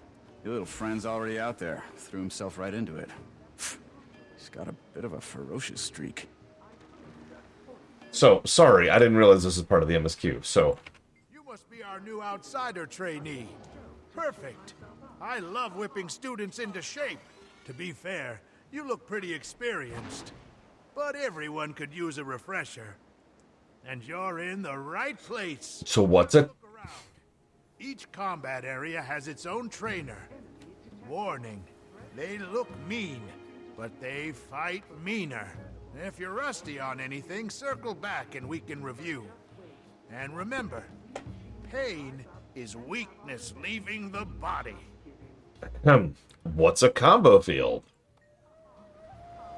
So, oh wow, so they actually describe what a field is, what a finisher is, how it allies, and who you talk to. That's actually not bad. No, Mr. Red. Pain is Kingsfield 1. Oh, that hurt. Nicely done. I'm talking about. Bring that heat to the next arena. My defense student. Subvert my defense protocols by employing crowd control effects.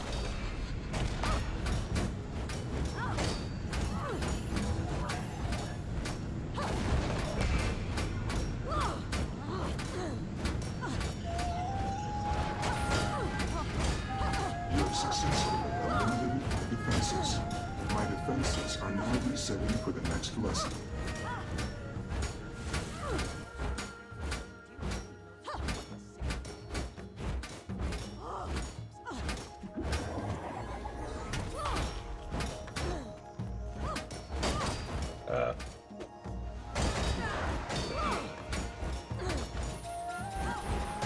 There we go. You have successfully eliminated my defenses. My defenses. Look, Spear doesn't exist. Try to keep away from my landslide.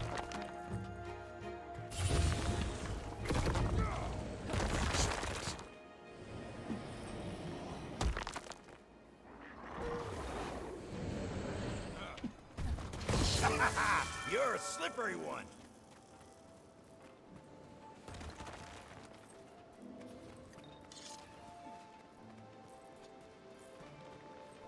Battery. See, I already have a Jade Bot, so... I'm curious what's going to happen when we get to the go get a Jade Bot step.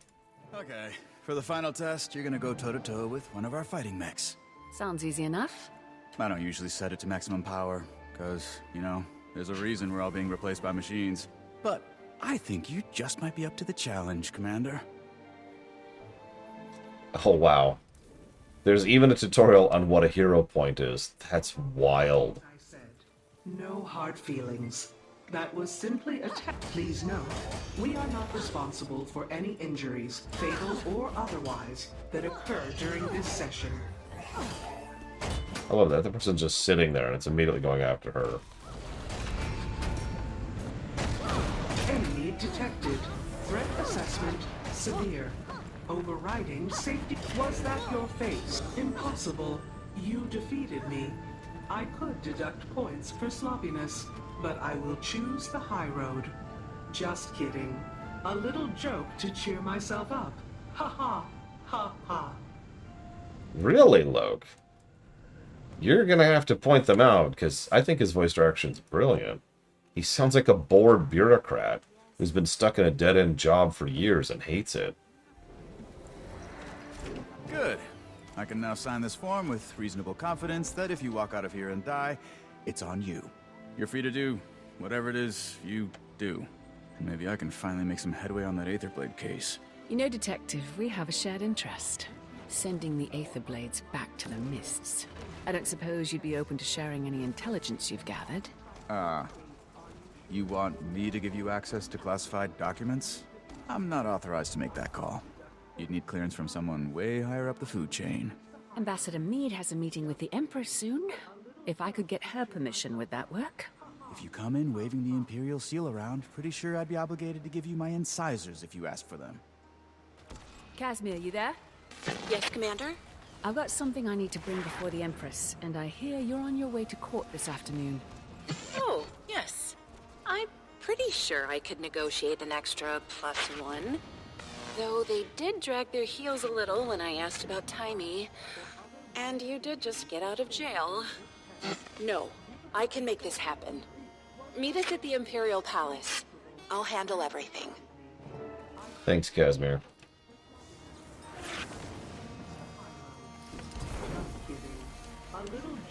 I remember a few solo spots which would be interesting, and of course I want to do Dragon's End.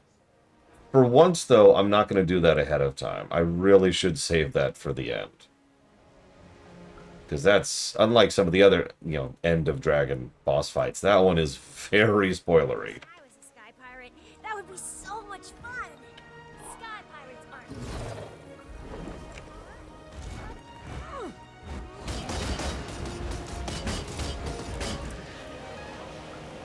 Are you done?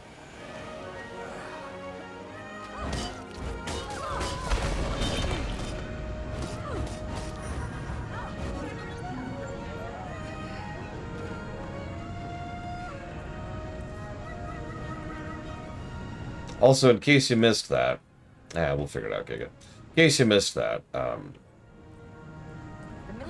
the Ministry of Purity used to be in power. And for anybody who's played Guild Wars 1, the Ministry of Purity should sound familiar. One of the finale quests they added at the end of Guild Wars 1 was the Foundation? That sounds like the wrong word. Was us helping the establishment of the Ministry of Purity. Let's put it that way. You're probably thinking, oh my god, why would we ever do that? Well, they didn't start off horrifically evil. The main problem they had was that there were issues resulting from the events of factions, let's just put it that way. And as a consequence of those issues, they wanted to start cracking down on corruption and all kinds of other fun stuff. And in the process, that kind of led to Acantha Vercantha, fascism, we're walking. So the Ministry of Purity is one of the biggest reasons why they closed their doors for a pretty long period of time there. And then Zhaitan hit. Now, it's okay. For once, an Elder Dragon did something good. Zhaitan hitting is pretty much directly the thing that led to the fall of the Ministry of Purity. And let me be clear, that's a good thing. But also remember that that fall was relatively recently, historically speaking. Only about a century ago. In fact, if you give me a second, I bet you could give you an exact date on that. Let's see. Okay, so... What's the time? What's the date? What's the date?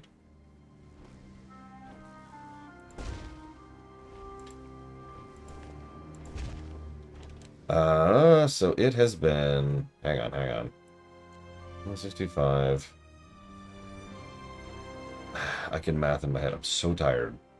70 years. It has been 70 years since the fall of the Ministry of Purity and their stranglehold on the government. So, you know, Nazis.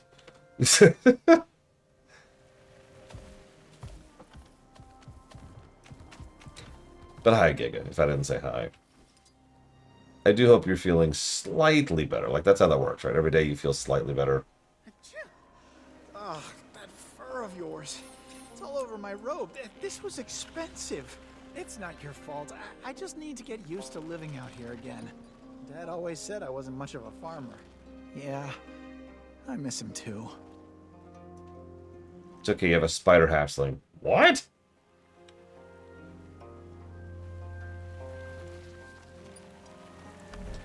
Oh yeah, since we're out here, we should win in Rome here a little bit. I already actually have an idea, but I'm not sure how it'll look. Switch to this, and... Hang on.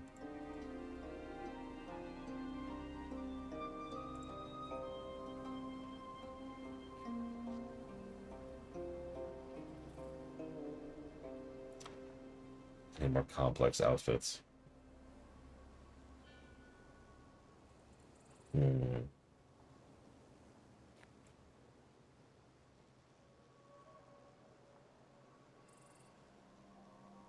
We'll go with that. Luke, I'm going to need you to chill a little bit on the spoilers. That's twice today you've tried very hard to spoil something. Please chill a little bit on the spoilers. I have to warn you again, I'm going to ban you for a little bit, okay? And by ban, I mean mute, not ban. I'm not going to ban you.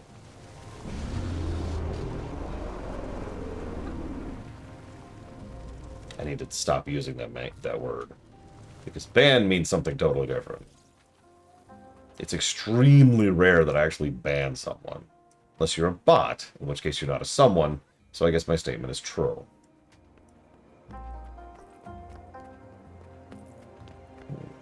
Wait, what's this?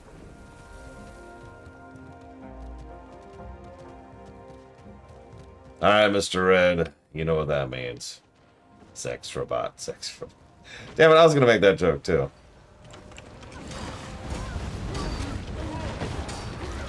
That's true, you misspelled it, and you used something that approximates how actual human speech works. Sorry.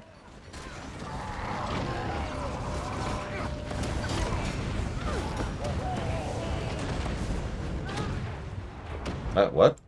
I didn't see what hit me. I don't care about Blackout. I don't care about Gang War. Yes, I too consume liquids as all humans do. Then we will masticate our input as all organic beings do. Fleshy, inferior organic beings, beep boop.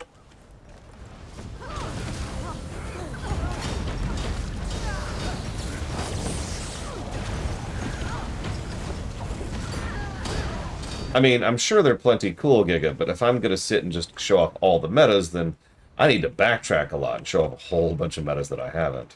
Which I'm not going to. I am not that crazy.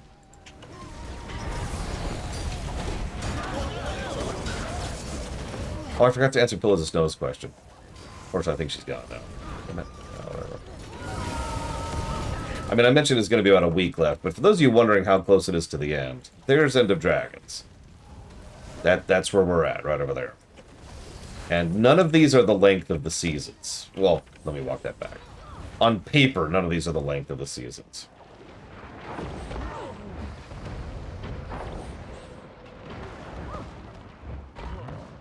I'm not going to manage this, am I? I'll do this. There we go.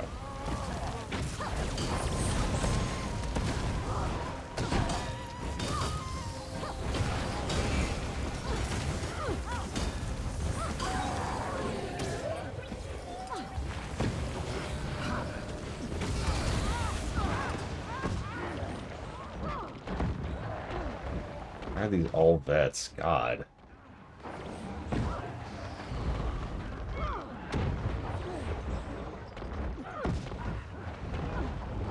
That's taking too long. Speaking of being in a hurry. Die! Jesus.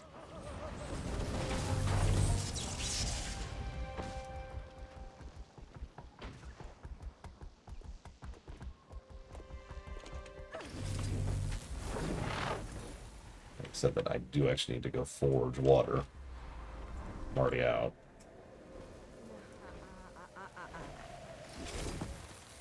One of the other things I hear complaining about for the visuals of End of Dragons is it's too green. I'm just gonna leave this screen up here, just kind of like that. Just kind of let that be there.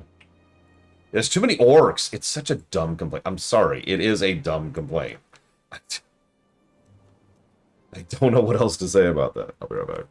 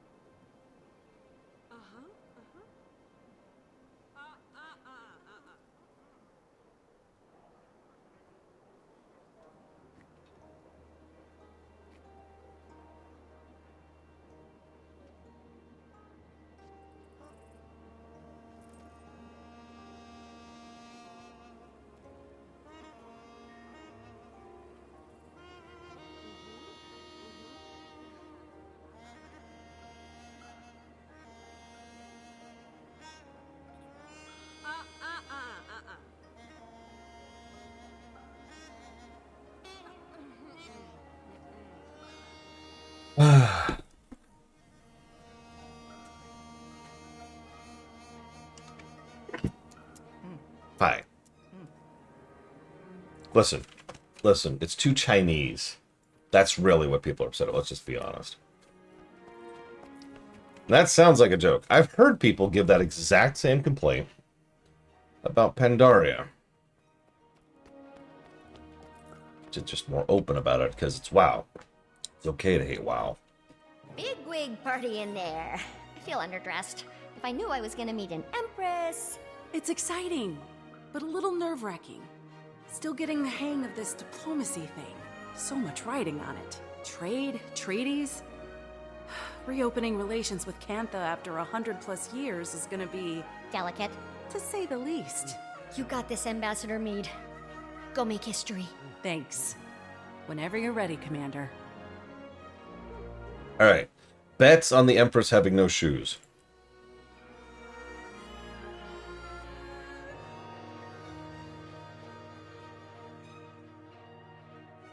Okay. Follow my lead.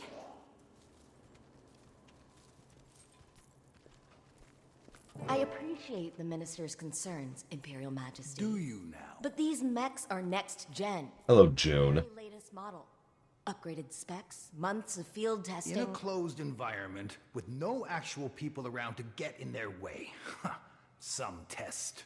I also also appreciate that the Minister of Security for an island with no contact with the outside world, and thus no threats to its security, has had, by definition, a portfolio unworthy of his talents or his time. His attention to these matters, so unrelated to his own expertise, is generous and greatly appreciated. Yes, save it. Majesty, this woman is a parasite. This woman is transforming our empire, Minister.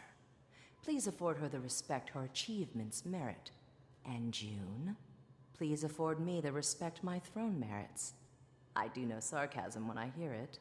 Madame June knows her business. She has served our empire well to this point. I see no reason to doubt her now. Imperial Majesty. Of course you'd take her side. Ambassador Meade.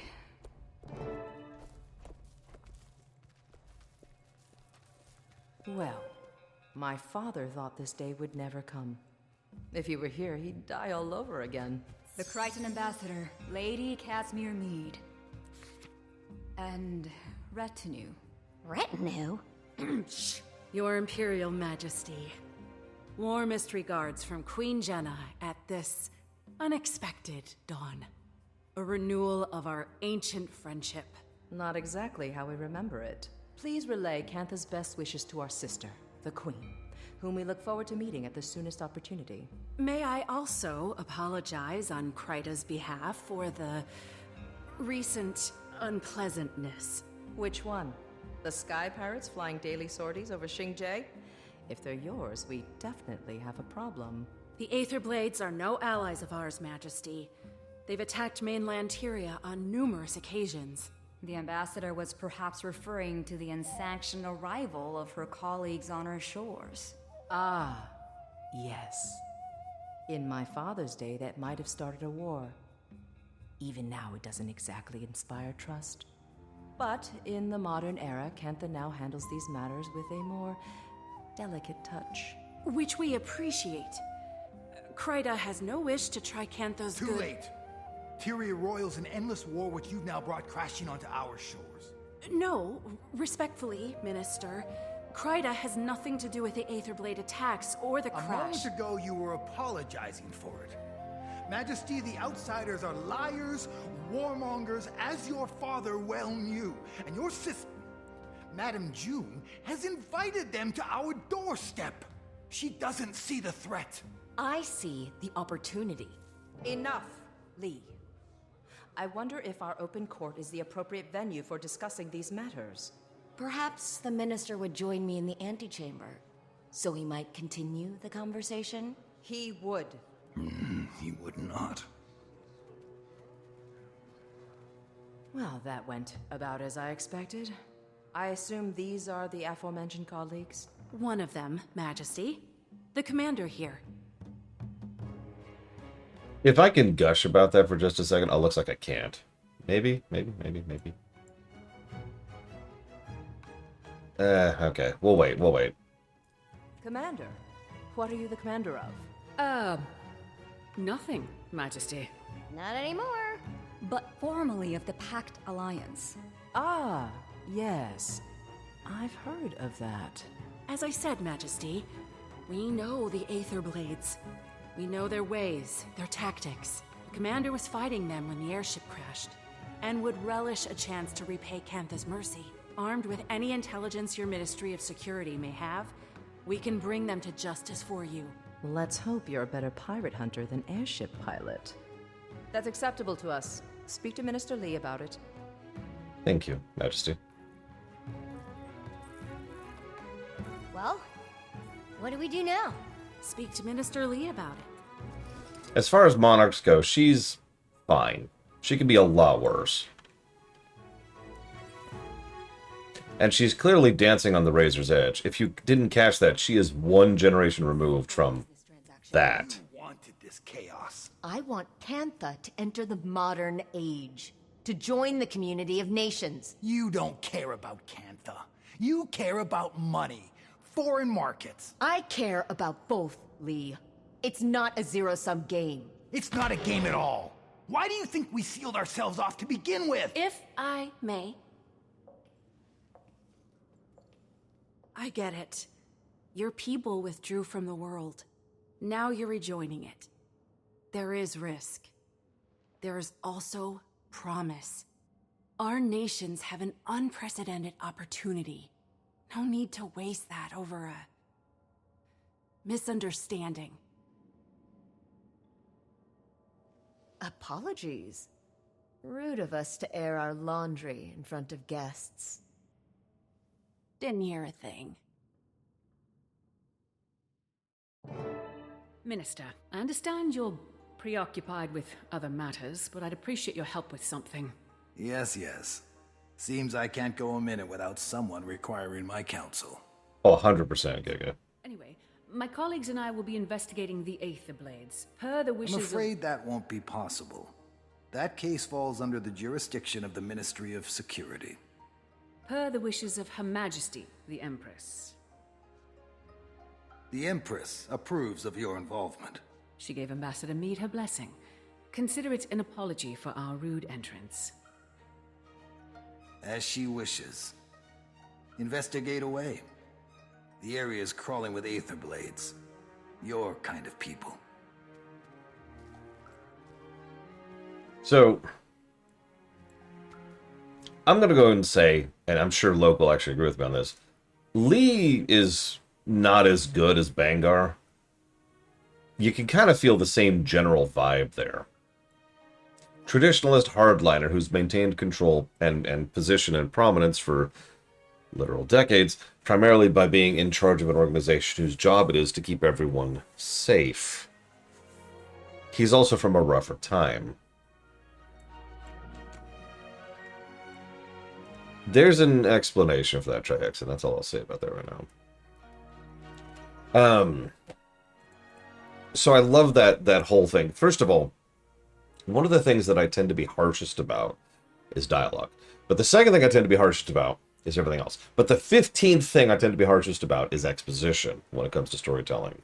There are dozens of tools and crafts and options and ideas that have been used over the years in order to try and slide exposition into the narrative smoothly, rather than just being like, all right, listen. So Cantha was a place, and it was a place that was covered by like trees, okay? And as you know, Cantha, the nation I am from, and you are also from, also includes a whole lot of people, primarily humans, although we have some Tengu here as well, and I think there's a couple other races here and there. And as you are aware, being actually from Saitung itself, Saitung province, you get it. So that nice little moment where Minister Lee is getting more and more upset about these proceedings, until in a moment of anger, he lets slip, of course you're going to go to your and he catches himself, and then he refers to June a lot more smoothly, gets across what's going on here. And there's even a line earlier, of course you'd take her side. Naturally, as is very normal for these kind of politics, this is very familial. You know, people making alliances and fighting against each other within the same family unit. Very normal. You'll also notice Mr. Lee is firmly on the side of their late father. Someone who is very clearly far more of a hardliner and a traditionalist. We also get a little bit of an idea of how June is. June certainly knows how to talk crap, is how I'm going to say that. Whereas Minister Lee is actually far more blunt about things. And I only point that out because it helps to explain part of why Lee is as popular as he is with so many of the people. If you have a guy who's willing to just go up and say what he thinks, as opposed to someone who will smile while stabbing you in the back, that's actually going to resonate with people better. By and large. That's true even in real life now. Never mind, you know, in this kind of political environment. So we see a bit of Lee, we see a bit of June, we see some of the politics, the connections. A lot of really good exposition and establishment in one scene. Shame some people can't see this as a pivotal time for Cantha. Even the Imperial Court agreed, with a little persuasion. I did not realize you'd advocated for us. I assure you, it won't be in vain. I'm no stranger to cantankerous bureaucrats. But you probably caught that during my Jade Mech discussion. Oh, so they are Jade-powered. You must be using a jade core as the power supply? Very astute. The jade acts as a sort of battery. Using its charge, my tech powers most of Cantha. Oh, that's so elegant. And here I am powering my golem mods like I'm stuck in pre-Exodus times. Taimi doesn't give herself enough credit. She's a very talented researcher and inventor. Is that so? What's your area of expertise? I have many, but these days it's all dragons, all the time. Dragons are also a passion of mine. Not to pry, but I hope yours is doing well. You know about Aurene? When you're the visionary who powers an entire nation, people keep you informed. If you want, I may be able to help her. Your tech helped the commander recover, so I'd say it's worth a shot. Look at that healthy glow. We appreciate the offer, but we'll have to talk to Aurene. Right now, she needs rest. Of course. Let me know, and I'll make the time for her. Besides, it's not every day you meet an Elder Dragon. Did the Glix lectures on magnetism ever make it out here? You could say that. I'll have to show you my copy. Notes on every page. Oh, do you also write sassy comments when you disagree with the author? There's an entire section in Novi's science journals that I crossed out and wrote, "You're kidding, right?" Alchemy, don't even get me started. More like Novi's pseudoscience journals, am I right?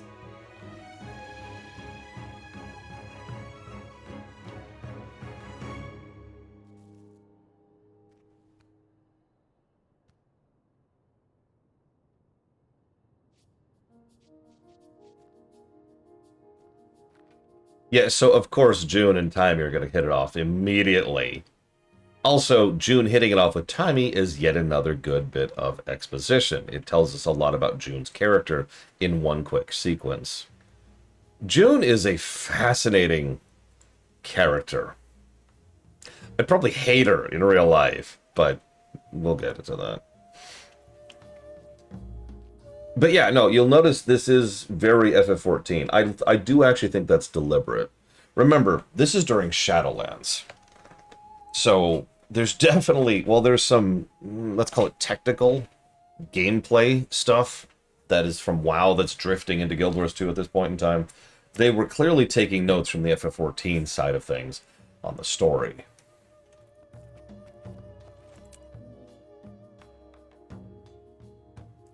One other little detail, in fact, I'm going to jot that down as a plus because I do like it. Let's put that under atmosphere. Commander, could you swing by the Aetherblade's crash site? Trying to dig up some leads on their whereabouts. Sorely mistaken. If they think kidnapping a member of the scientific community will go on... Gorik will be assisting us. He's on an uncompromising quest for justice. His words. Well, aren't you a couple of busy field bulls? Rama? You're on this call? It's an open frequency. Might as well be hosting your own radio show at this point. So you really pulled it off and got Empress Yin's approval. Guess you'll be traipsing through my office soon. Look, you can see the Blade's classified files, but nothing else. Akane will be keeping an eye on you. Got it? I will? Ugh, so much for reasonable work hours. Well, but what I like about it is, I'm trying to put this into words. We're a big deal, but not in a way that irritates me. It's natural and smooth. It's normal that we're a big deal. It's normal that the PC walks up to the Empress and chats with her as an equal. Because we are. I know that sounds stupid, but like you get where I'm going with it, right? There's a reason why in a lot of old D&D modules back in the 70s and 80s, the PCs would talk to kings and queens, you know? That was a thing. It's because the PCs tend to be shakers and movers. But in my experience, a lot of stories screw that up, right? A lot of stories either lick our boots too much or treat us like crap. Instead of it just being like, yeah, we're here. Yeah, we have a big rep and we have the stick to back it up. And that's just how we are. We are polite about it. We're diplomatic about it. You know, we're not going to be a dick about it. But we are going to walk right into an open court with the Empress and have a personal invitation to seeing her, the Ministry of Security himself, and the personal head of, I forget the name of the company, but the Jade Tech company, right? Yeah, that is very logical. And I love it. And yeah, it's like in FF14 where we're just kind of personal friends with half the rulers of the known world. And, once again, modern WoW, which as recently as Dragonflight and more importantly War Within has made it clear that we are actually close, again, friends to several of the big movers and shakers of the setting. Which, yeah, I'm with that.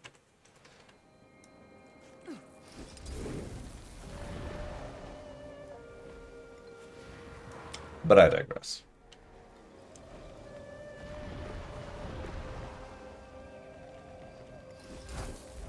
Marjorie? Thanks to our busy friends at the Ministry of Security, we won't have any extra help. But I'm sure we'll manage. We'll start looking around up front here. Commander, why don't you check out the wreckage? We can sync after. If I so much as smell one of those aerial degenerates, I'm showing no mercy. And neither should you, Commander. Yeah, we are literally close personal friends with the Queen of the Dragons in WoW. Enough said. Thrall and Jaina, effectively the representatives of the two major factions, like to directly converse with? They like to keep us in on the loop on what they're doing at any given point in time. Defer, thank you. God, I am tired. What is wrong with me? My brain just isn't engaging today.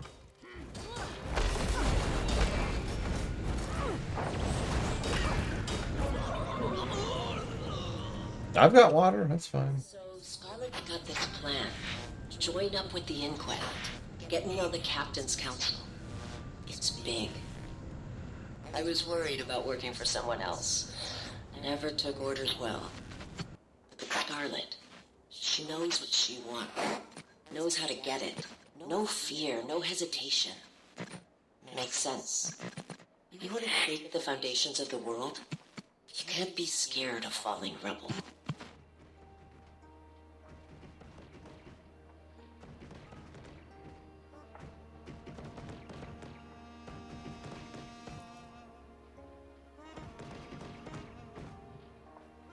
I mean, I'm sleeping on an inflatable in a house that isn't my own, that I am not comfortable in.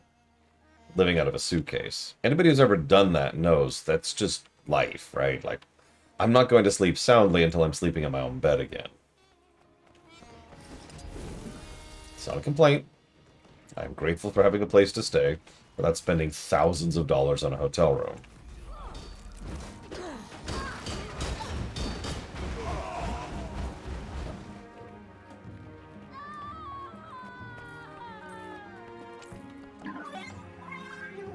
Forget, where do I see the charges on my... there's a way to see the charges on my bot. I don't see anything. Meh, whatever. I thought there was a HUD point for it somewhere. Oh, there they are. Yep.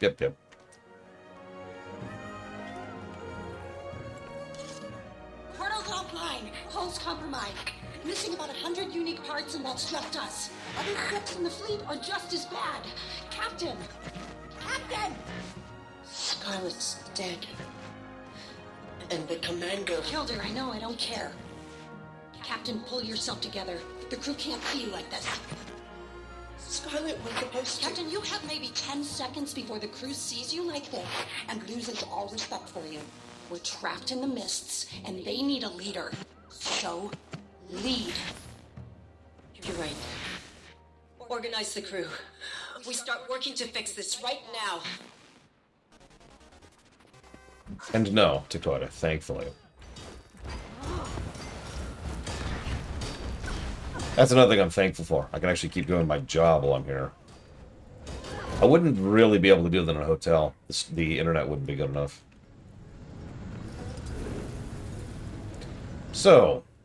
Ether Blades were stuck in the mists and screwed. What do you do?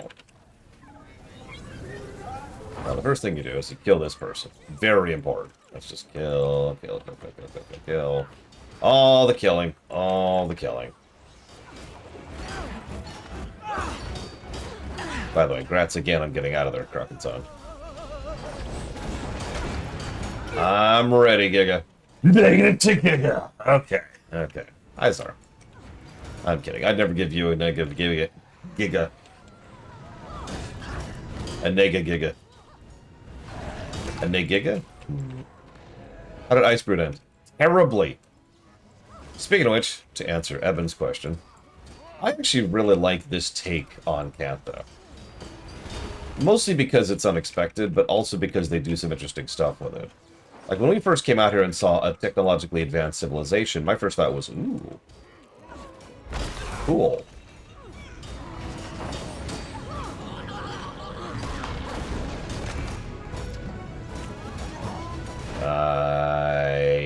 Yeah.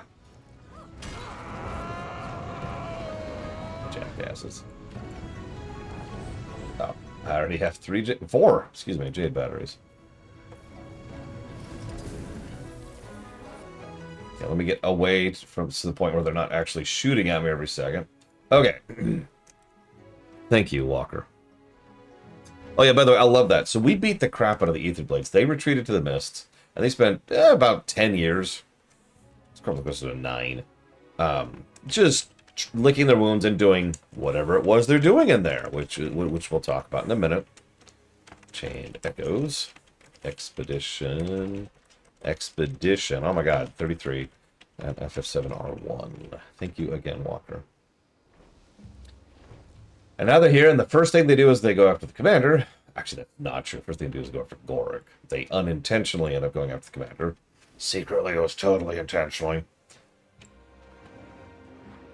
And then we beat the crap out of them again and start sinking their ships again. In seconds, I feel like adding. I know where you're going with this, and the answer is no. We have no other choice. How else do we get the part? How? What you're saying is, we travel through the fractals in the mists, find our past selves, and steal from them? That's not possible.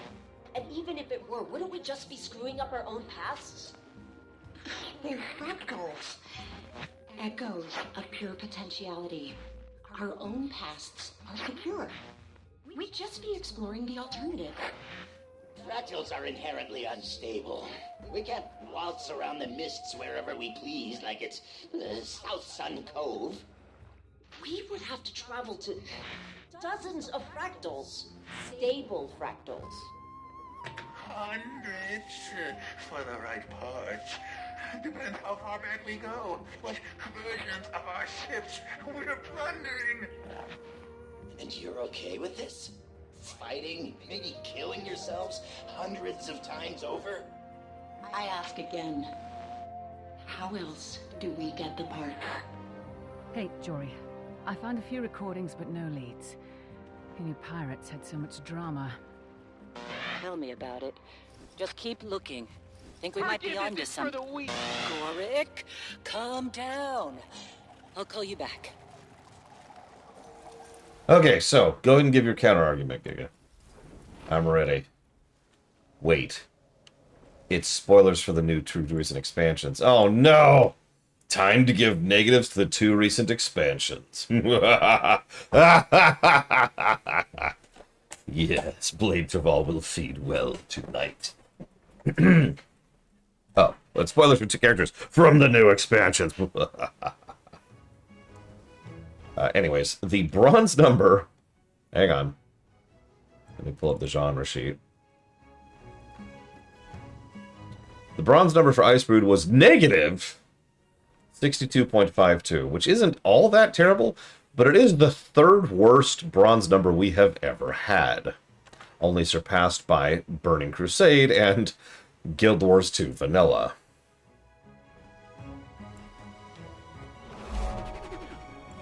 Well, MMOs are a little bit... Yes, worse than Shadowlands. MMOs are a little bit different. So, just for funsies, we like to score each expansion a little bit differently. And there's some rules and there's some specifics. But the bottom line is that Ow. The bottom line is that a bronze number is exactly what it sounds like. It is a culmination of exactly how good a given expansion is compared to other expansions. It's just a way, it's mostly an internal thing, a way to compare each expansion alongside each other. Yeah, Shadowlands was bad. -30, by the way. But Icebrood was honestly pretty terrible. And a lot of people tend to forget that Shadowlands had two good things going for it. Thing number one, most of the initial questing experience, especially in the first, third, and fourth zones, all of which were honestly really good. Good quests and good story arcs. I mean, it was, honestly, I skipped over the second zone because Maldraxxus kind of sucked for some reason. But the moment you get past Maldraxxus, it's like, ooh. The second thing it had going for it was all of the epilogue stuff. I say without hyperbole that the second the jailer left the narrative, the story magically got much better. That's not even a joke. That is not a joke. The moment he was removed from the narrative and they just started focusing on anything else, the story improved drastically. And yeah, obviously, good quest design, good overall design. Torghast with several plot positives. You get it. Everyone all right? Stand up. One ship unaccounted for. Was that Kralkatorek in the mists? What's an elder dragon doing in the mists? Huh? What's been going on out here? And where the hell are we? I'm checking. If that's Alona, that's the scum. Cantha. Oh, Ivan. You said we'd come over the crystal desert. I was performing very complex calculations while also being chased by an elder dragon. So cut me some slack. Calm down, everyone. Anka, Ivan, see if you can get in touch with the other ships. Renyak, gather our supplies. Guess we're about to find out how Cantha's changed in the last 200 years. And yes, Kraken-san. Ardenweald was legit. It didn't fit with the rest of Shadowlands at all, but it was legit.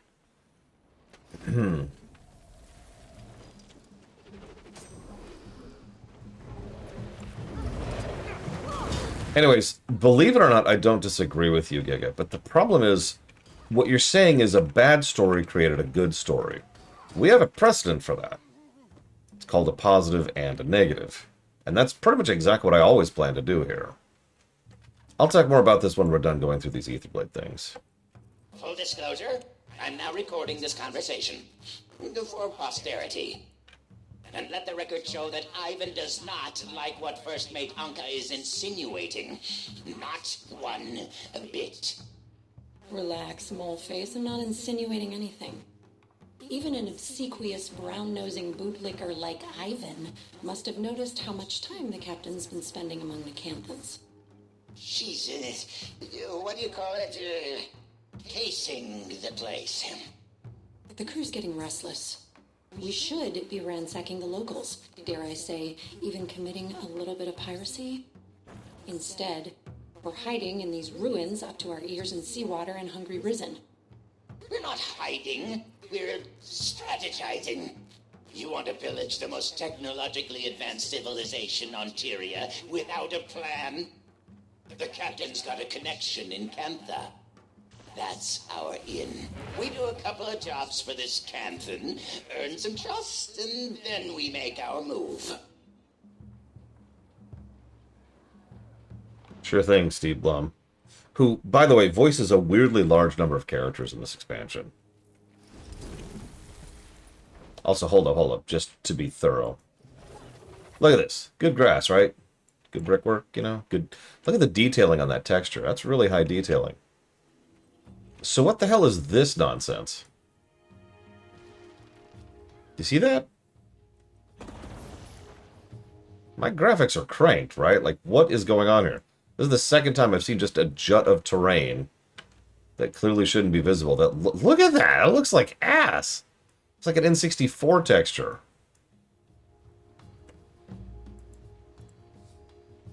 I mean, I know you were rushed when making this game. I do actually understand that. You know, everything's pranked. As high as it's going. Yeah. I think. Hang on. Oh, that's just bloom. Yeah, let's get rid of that. So, huh?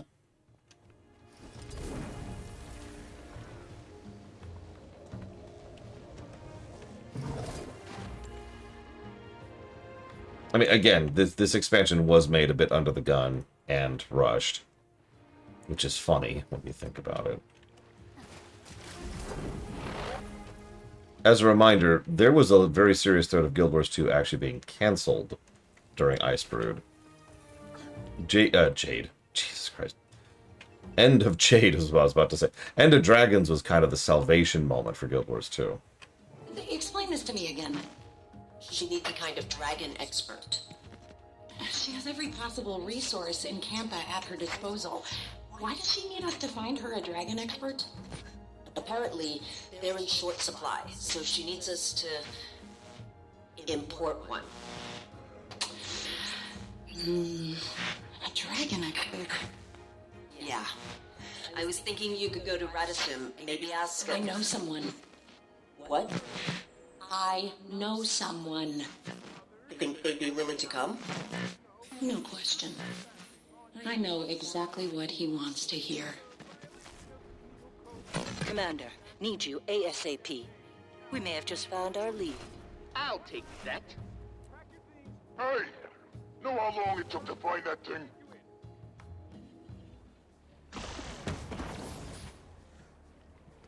So, let's rehash there super quick, shall we? After we pasted them, the Aetherblade pirates, who were never exactly a high-tier threat to begin with, fled into the mists because they basically had nowhere else to go. Once they were there, they were freaking out over everything, including the fact that we just killed Scarlet, until Anka, forced Maitreyan to man up, no pun intended, or no joke intended, pull her balls out of her purse and say, okay, we're going to do this. Okay, cool. Then they were like, okay, our ships are damaged, we're falling apart, we need help. What do? Anka comes up with a brilliant idea. All we have to do is go into the multiverse and kill hundreds of our alternate selves and rob them in order to steal their parts to keep our ship alive. After all, it's what we have to do to survive. So before we go any further, this is the negative I've actually told you about quite a while ago. The multiverse exists and is now canon instead of just being a casual, hand-wavy explanation for things like PvP, WVW, and the fractals. Negative to story. This is especially stupid because casual travel into and out of the mists is actually pretty easy to do. And casual entrance into other fractals is also easy to do. So as usual, they have blown the lid open on something that is relatively easy to do, that has no impact on anything because it's stupid. Because the authors wanted to just kind of be cute, or actually I have a theory about this. I think that since this came out in 2021, they wanted to have a multiverse story because everyone's been doing a multiverse story for the last like 6 years now. As usual, they do it badly. Moving on. Let's just move on from that.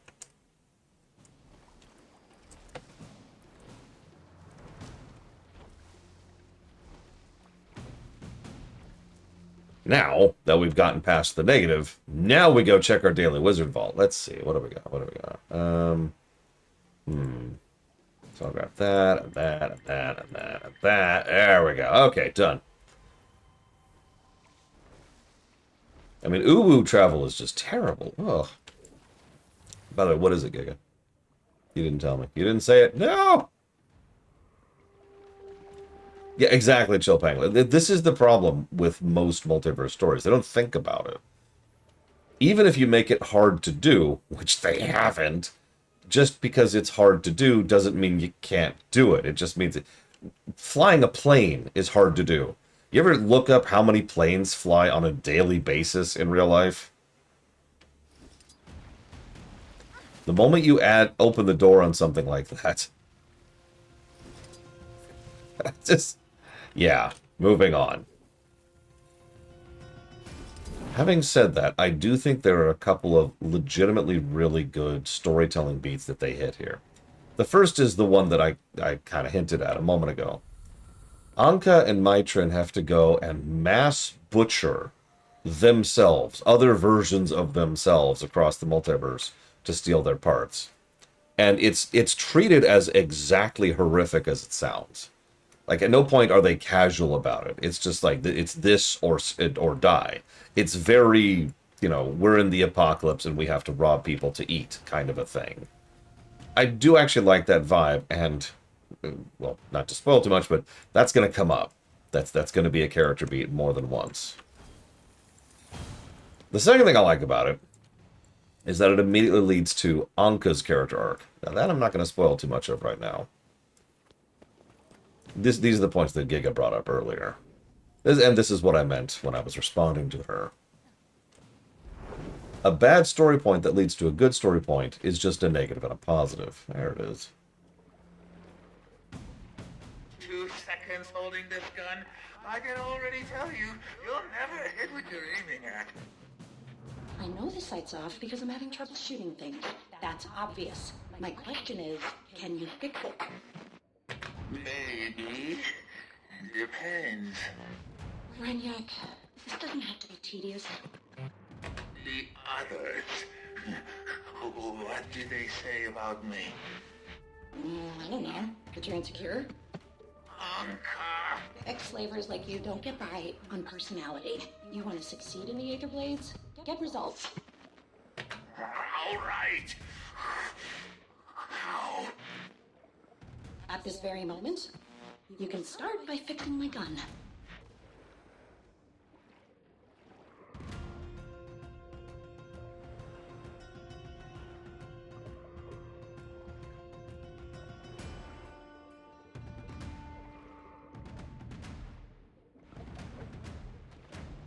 Not your time. These visuals are terrible. Ugh.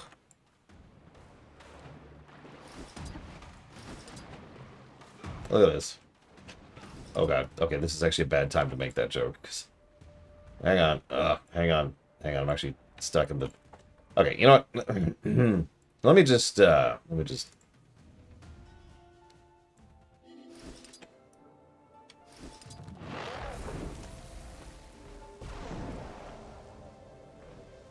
we go. Okay, so I do think they made the water very pretty. I know that's kind of a blasé thing to talk about nowadays. I still remember when doing proper water was a huge freaking deal, like on the PS2. And yeah, those are some nice reflections, but you can also see past the reflections and actually see what's underneath. That is legitimately pretty, but also useful. I'll give you that one. Negative to gameplay. Alright, moving on.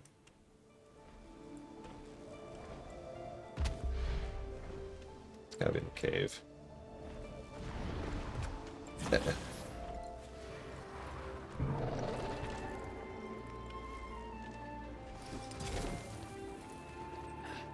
Maybe? Nope, nothing in here. Alright, whatever. Don't care about you.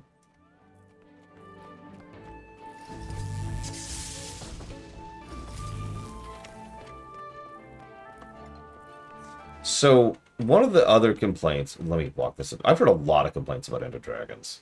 And I have done what I usually done and carefully considered them to decide how many of these are valid and how many of these are not.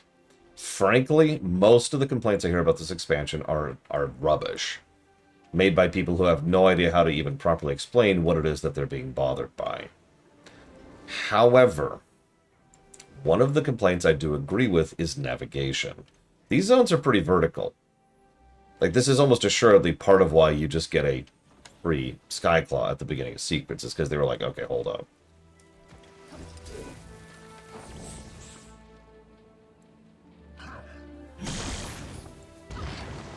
Ugh, really, dude? I'm gonna kill you by myself. Oh wait, there's 2 of me. Woohoo! Now there's 3. What the hell? Are they spawning? They are spawning. Oh my god. Yeah, we'll get to Kaineng when we get there. I actually have a separate speech I want to give to Kaineng. Because Kaineng does have a few issues. I actually think it gets better when you get past Kaineng in terms of zone design. And it's weird that I say that a giant-ass forest is better designed than a city, but here we are. And also, this zone's just brilliant. We'll get there.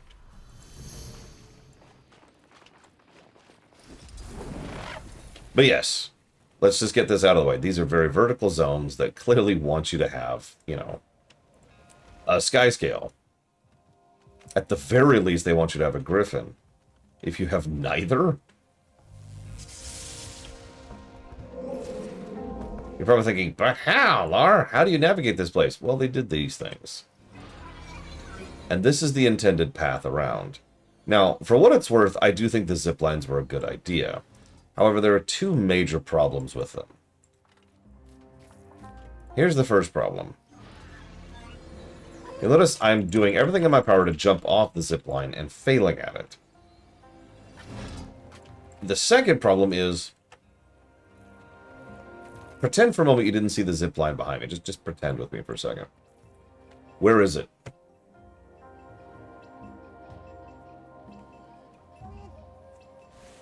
The really... Also, you don't get access to this until later. But the really big problem here is that the design of these is quite literally worse than something they'd already invented and used to great effect. Oh, looks like I can't see them. Well, hang on. I'm just going to go up here to show it off. I should have used my teleport. I have a teleport to Ember Bay. Whatever. See these? These are better, objectively, in two separate ways. First, let's say I want to pause in midstream. Done. And because the glider is ubiquitous, I can just sort of stop in the middle, like if I only want to go halfway.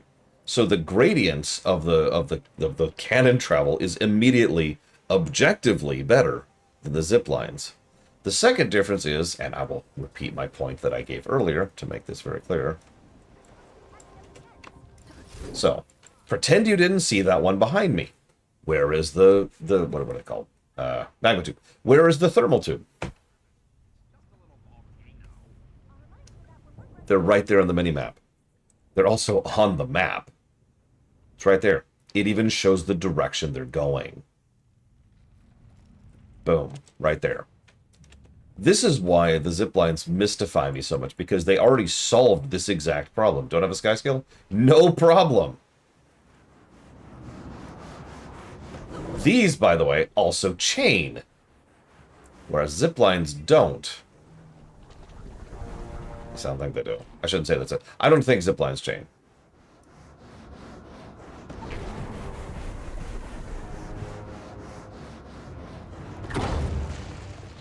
Boom. So ziplines literally feel like a poor version of the thermal vents. It's not like they didn't understand the thermal vents were good. They used them again in Dragonfall on Kralkatorp's back.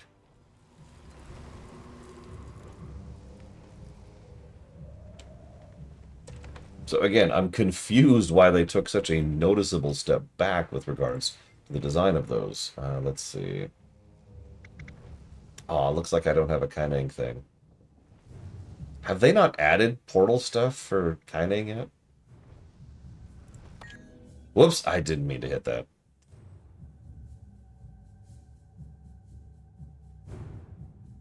We'll see if Arborstone's on the list.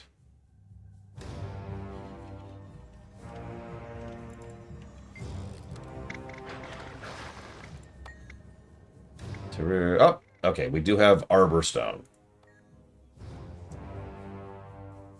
Spoilers. Arborstone is still in the game. Oh yeah, Giga? This, just assume that basically everything in End of Dragons is a reference to Guild Wars 1, because it is.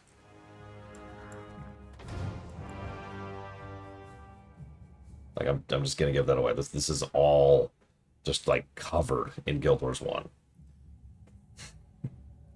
There was an entire expansion called Factions, which was set here, in Saitun, and Kaineng, and Echovold, and the Jade Sea. Anyways, sorry. Moving on. Let's go back up here.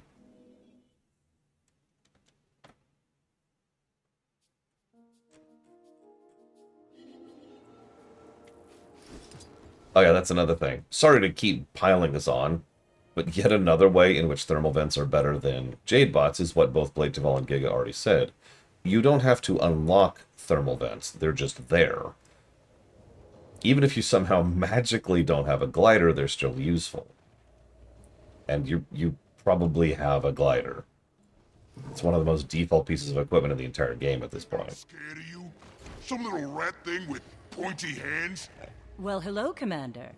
Say, didn't you just beat this gentleman's friends to a pulp? Indeed. Looks like I must have forgotten one. We found him roaming around out here. Seems he was piecing this together. I recall Blish using similar components in his portal research. Appears to be a tool for mist traversal.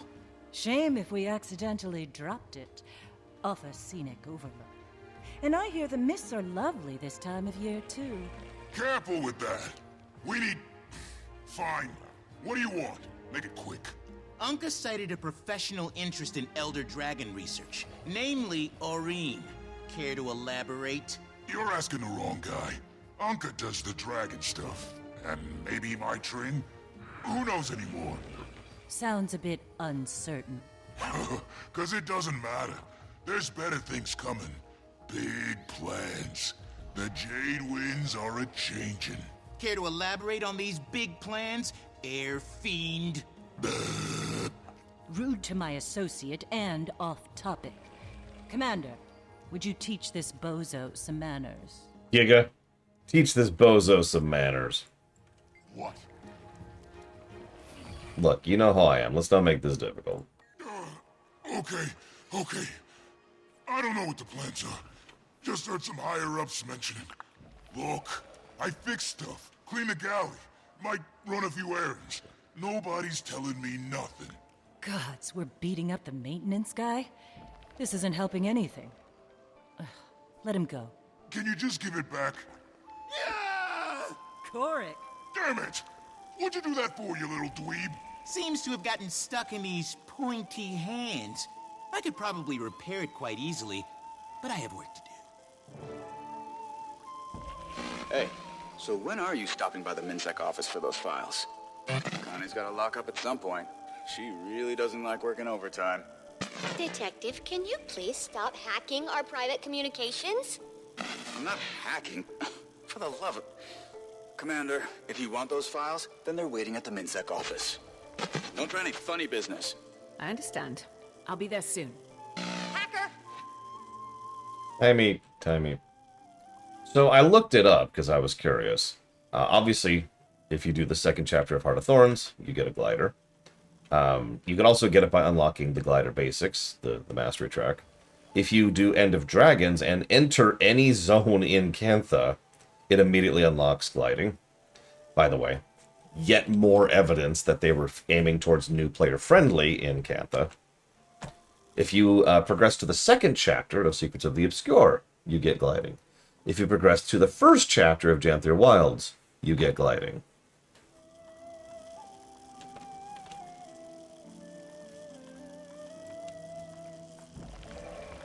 I guess we got a lead out of him. A little cryptic, but I can work with it. I've never felt so alive! Now I know how the Mantis feels as it closes in on its prey. Take it easy, tough guy. That was pretty badass, but there is a certain finesse to this job. We'll practice. You can try being good cop next time.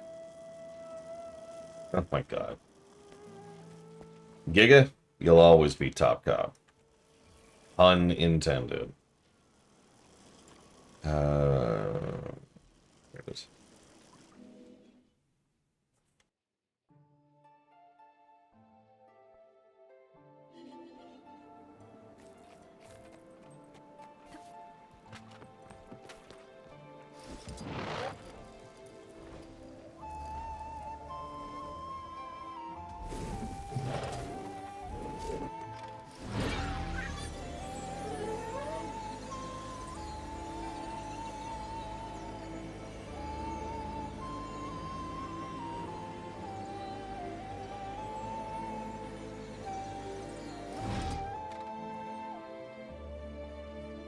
Sorry, I was just seeing if there were any zip lines here. Let me jot down some notes really quick. Enjoy the view for a second.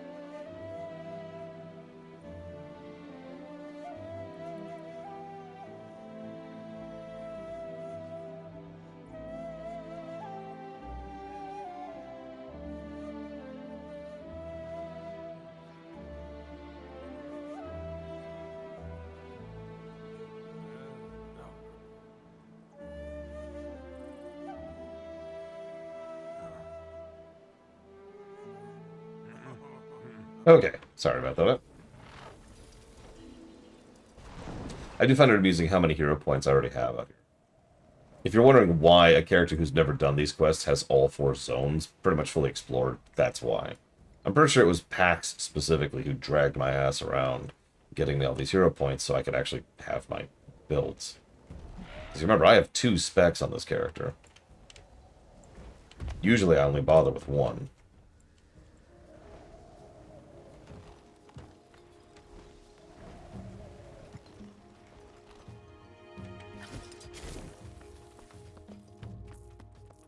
You can't just put new soap in the bathroom. It needs the planning committee's approval. There's a process. Okay, maybe you guys have too much paperwork. What's the best expansion to get hero points from? You're looking at it. I mean that. Honestly, I would say there's actually 2. Path of Fire and End of Dragons. Alona and Cantha. Yeah. Both of them are smooth, relatively easy to access, usually involve a fight, which you can get some help with a friend. And basically all of them are 2-manable. This is what I'm trying to get at. Like I just alluded to, with Pax dragging me around to get these ones. That's why Path is second, Blades of all. Heart of Thorns, well, if you have a train, you're fine. Hi, Melkerblade. Akane, right? Detective Rama gave me permission to be here. Okay, yeah, that's totally interesting. I'm gonna dig through your archives. In the back, knock yourself out. Ooh, I'll be keeping a close eye on you. Oh my god, the bored gas station worker vibes are so awesome. Like, I legitimately do like how these characters come across. No joke. Let's see.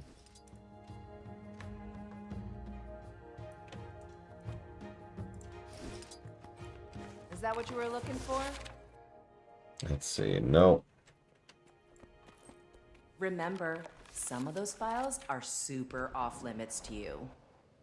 I mean, Yoko Shimomura has always known what she's doing, Melkerblade. And if that name doesn't sound familiar, Kingdom Hearts. She's actually done a lot of stuff, but that's probably what she's most known for.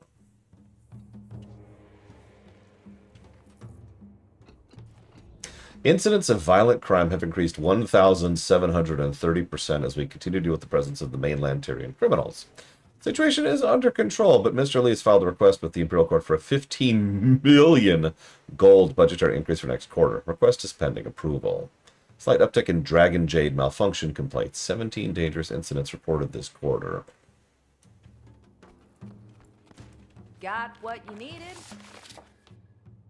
Personal reading material, salacious nature is not suitable for the workplace environment. Those files are so old and boring. What do you even want from them? Oh my god.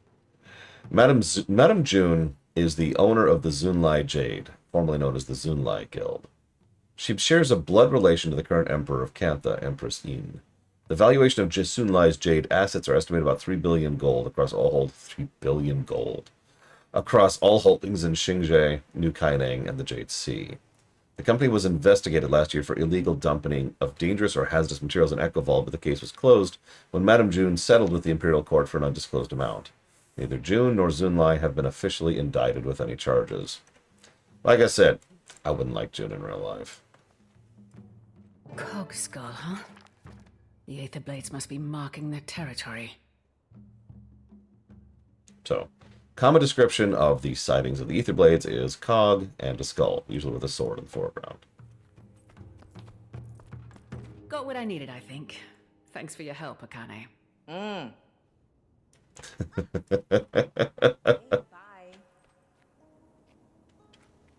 Commander, I'm at Orion's cave. You need to get over here. Like, right now. I'm on my way. Yeah, it's not my fault Jennifer Hale is just kind of crushing it. It's okay, this is the last time we'll hear her since she stops having a voice as of the next expansion. We're probably going to switch over to the Char then.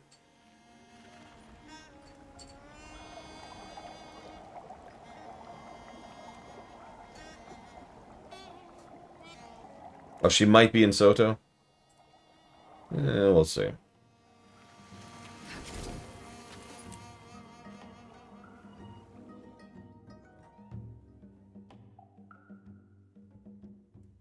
No kidding, Blade of all. We'll do it. Ugh, Alchemy, you're here. What's going on, Timey? I don't know. Oreen and Kate, They're fine. June? What are you doing here? I told you my Jade Tech can help your dragon.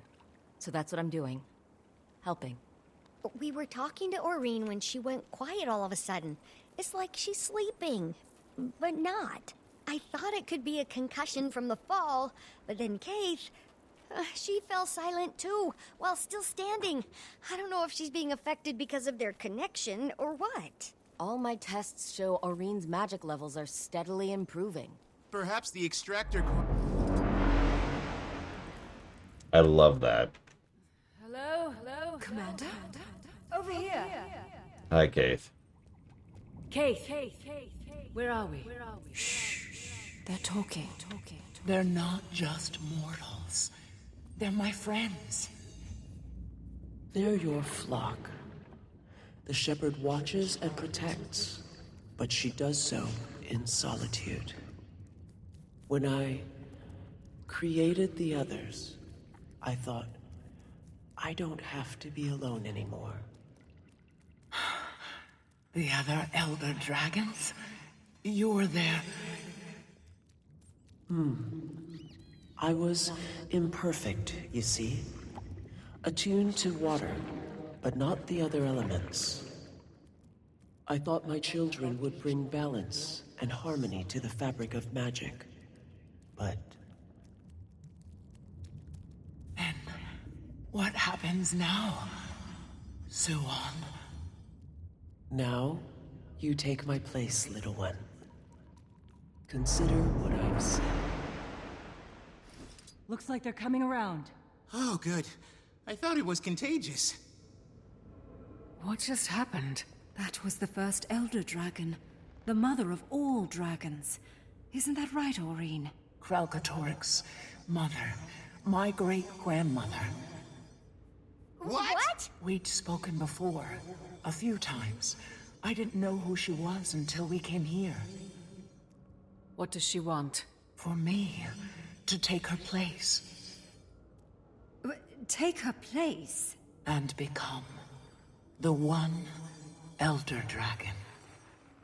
The last Elder Dragon who wanted something from you was Jormag. And we know how that turned out. Suwon isn't Jormag. Can we be sure? You can. Suwon's been Cantha's guardian since the Zaitan disaster. Or so goes the legend. I need some time to think about this. Of course. In the meantime, we still have to find the Aether Blades. And whatever that extractor thing is, How did they get their hands on something capable of doing this? Anka was a brilliant machinist, and that weapon was a Sura-made, but the technology's beyond even the Inquest. That's because it's Canthan. I gave it to my Trin. You hired them, didn't you? I did. You hired them? This is all because of— I didn't know what they were capable of, or their history in Tyria. If I did, I never would have... I'm sure you have questions. Ask me anything.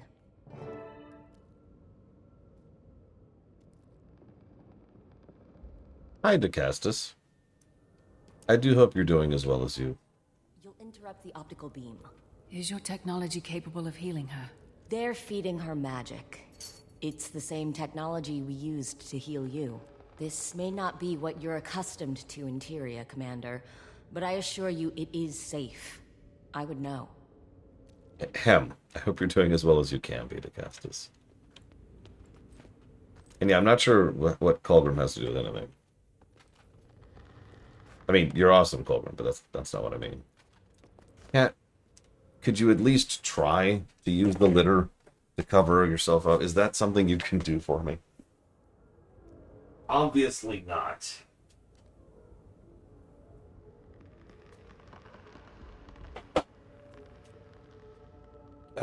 Do me a favor, DeCastus. Hit refresh. Should be a big old button in the chat.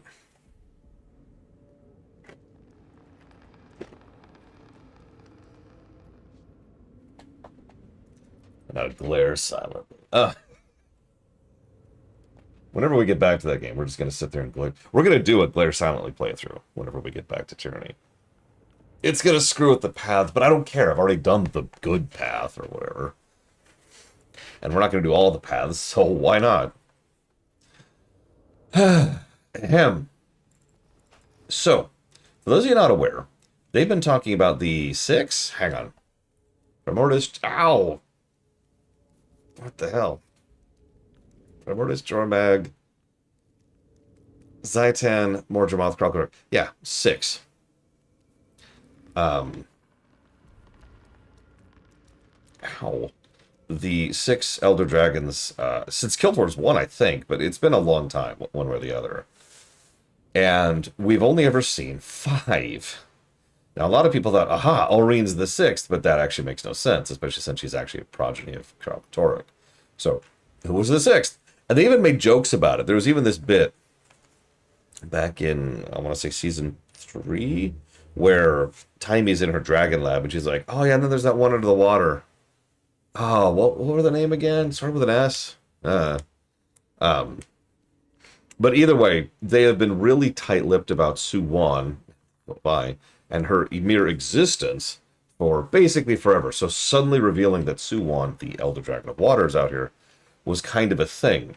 They have been building this up since Path of Fire, if you've been paying attention. This is something that's been tiny little tidbits here. Yes, I would say Kirby Star Allies is a good game, Elkerblade. Absolutely worth picking up, especially if you have a Switch, too. Yeah, Bubbles. I remember that. Because we didn't know. We didn't know anything about the Underwater Dragon, just that they were there. In fact, for the longest time, one of the ideas was that, you know, if you got past the undead fleet of Doom, you would find the Underwater Dragon, and, you know, here there be dragons, right? And since Cantha was all dead, or at least we all thought Cantha was dead, the general presumption was that, you know, there was a connection between the two. We were right. We just weren't right in general. Anyways, yes, it did go through to Castus. There was a pop-up and everything. So let me write that down. Castus. There we go. So one of these goes to my choice, which will go towards a game I actually want to play. I've got a whole new system for doing it and everything. I also have another way for letting you guys have a vote as well. But yes, Tyranny is the obvious one, and then one for me, and then one for Colgrim. So, you're working with my Trin. She was working for me. She's got Canthan ancestry, so she could walk among us. My guards caught her snooping around one of my power plants. She'd hacked my security system. I could have made her disappear. No one knew who she was, after all. But I was impressed at her resourcefulness, so I told her to come work for me. I need people who can find my blind spots, and I took a liking to her. She became my protege. Bit of a slow learner, but she worked her ass off. Whenever I tried explaining Jade thermodynamics, she struggled. But somehow she always figured it out. I could never put my finger on it. That woman was haunted by something. Maybe all the people she killed at Lion's Arch. Maybe. Maybe all the alternate versions of herself she killed over 10 years. So why'd you hire them? I needed dragon research. As you're acutely aware, the dragon cycle threatens us all. And it turns out the best dragon researchers exist outside of Cantha. Mm-hmm. She's got a point there. The Aether Blades could go where I couldn't. That's why I needed Mai and her crew. I never asked them to kidnap anyone. I wanted to import talented researchers with their consent.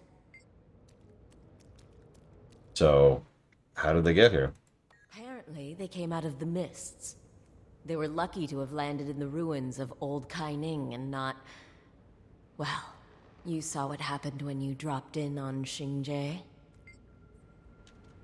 So, you called Suwon Cantha's protector? I suppose it began with the Zaitan disaster. The massive tidal wave of undead that came crashing to our shores. Worst calamity since the Jade Wind. Even 100 years later, with all our advances, we still feel the effects. Well, Suwon is the hero of that story. Rising from the depths, turning back the waters and the dead. Poetic stuff. People say she formed a pact with Kunavang to protect Cantha. Salt Spray Dragon, local, hero in her own right. But, aside from a few rumors here and there, they've hardly been seen since. For Suwon to reach out to Aurene so soon after her arrival, well, it's certainly a fascinating development. Right. So where are they now? June, the Aether Blades are planning something big. We need to track down my Trin before it's too late. I only spoke with Mai, and usually on my turf. They have a number of hideouts across Cantha. In Xingje, I'd expect her to be hiding somewhere in Zendaijun. A cave, if I know her. My sources tell me the Ministry of Security's been looking for her, but somehow she's avoided detection. The Blades are a sneaky bunch, but we've got experience with their bag of tricks. Okay then, Marjorie, Gorik, let's finish this investigation. Let me know when you find my Trin, Commander. And yes, Kunavag was in Guild Wars 1.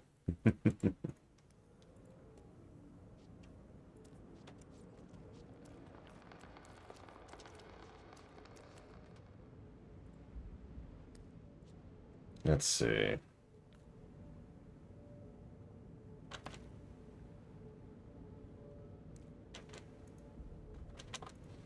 Well, okay, being completely honest, Acastus, direct donations through PayPal get me the largest percentage of the donation by a fairly large margin. I'll go ahead and tell you right now, if you donate to me through Twitch, I get about 50% of what you do. So, for example, that sub you just gave me, I got $3 out of that. If you donate to me through Patreon, I get 85%. And if you donate through PayPal, as long as it's over, I think it's about $5, then I will get about 98 point something percent. Now the catch is there's no recurring donation option on PayPal, and you don't get the benefits of Twitch, like getting rid of ads or having access to emotes or anything like that on Twitch. So that's the spread right there. Hello, El Carcalimo? God, I'm probably completely butchering that. I apologize.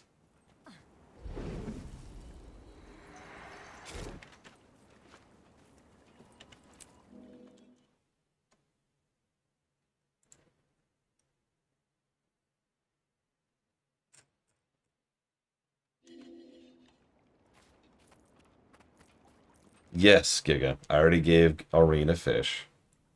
I'm sorry. I had to sacrifice one of your allies for the greater good.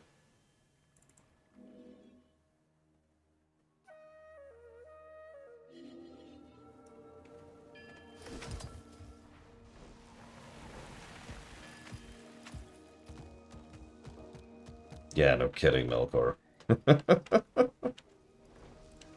Giga, gonna need to ask a great sacrifice of you. You see, Orien's really hungry. Like, oh, absolutely, Zaktaft. If they try to one-up the Reapers, then they have already failed, in my honest opinion. Even if they somehow make that work, it's still just going to be eyebrow-raising. We found the Super Reapers. They're going to eat the whole universe.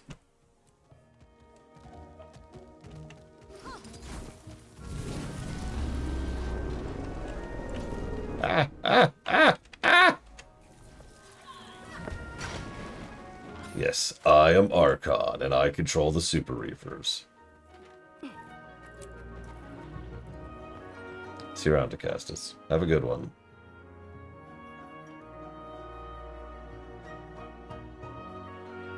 I mean, that's the Leviathans. Find anything interesting? We were monitoring comm frequencies to see if we could pick up any Aetherblade chatter. What we found were strange ultrasonic emissions in this general area. You heard a funny noise? Well, we can't hear it, but I believe that's the entire point. The ultrasonic signal coincided with 2 Aetherblades entering this spider den. They vanished into thin air. The spiders didn't attack them. Why? I believe it's because they were using the signal against them. Okay. Do you need me to go in there and kill the spiders? Last time you did that, you drove an entire subspecies extinct. I have a better idea. If I can match the signal's frequency, I can clear out the spider den without harming them. Okay, just don't take too long.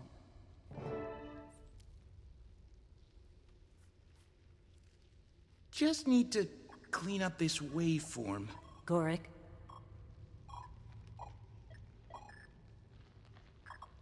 Gorik? Don't... Please, just... I need to concentrate.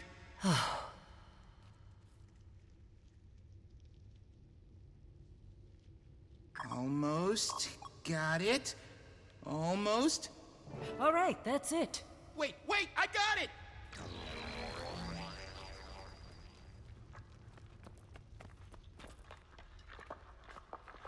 Look, Gorik is... Incredibly impatient. Gorik. Yes, to get to the bottom of this Aetherblade plot.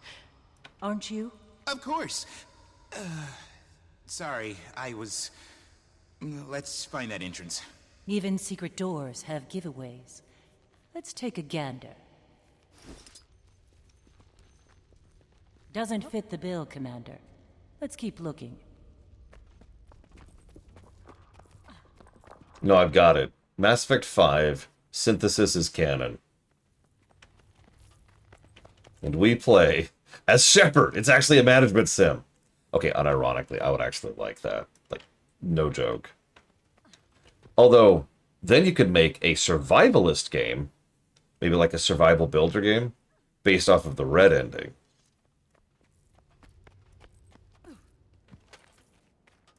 What do you do with Blue? I guess Blue would be like resistance, right? You're resisting the Shepard. But what genre would best fit that? Doesn't fit the bill, Commander. Let's keep looking.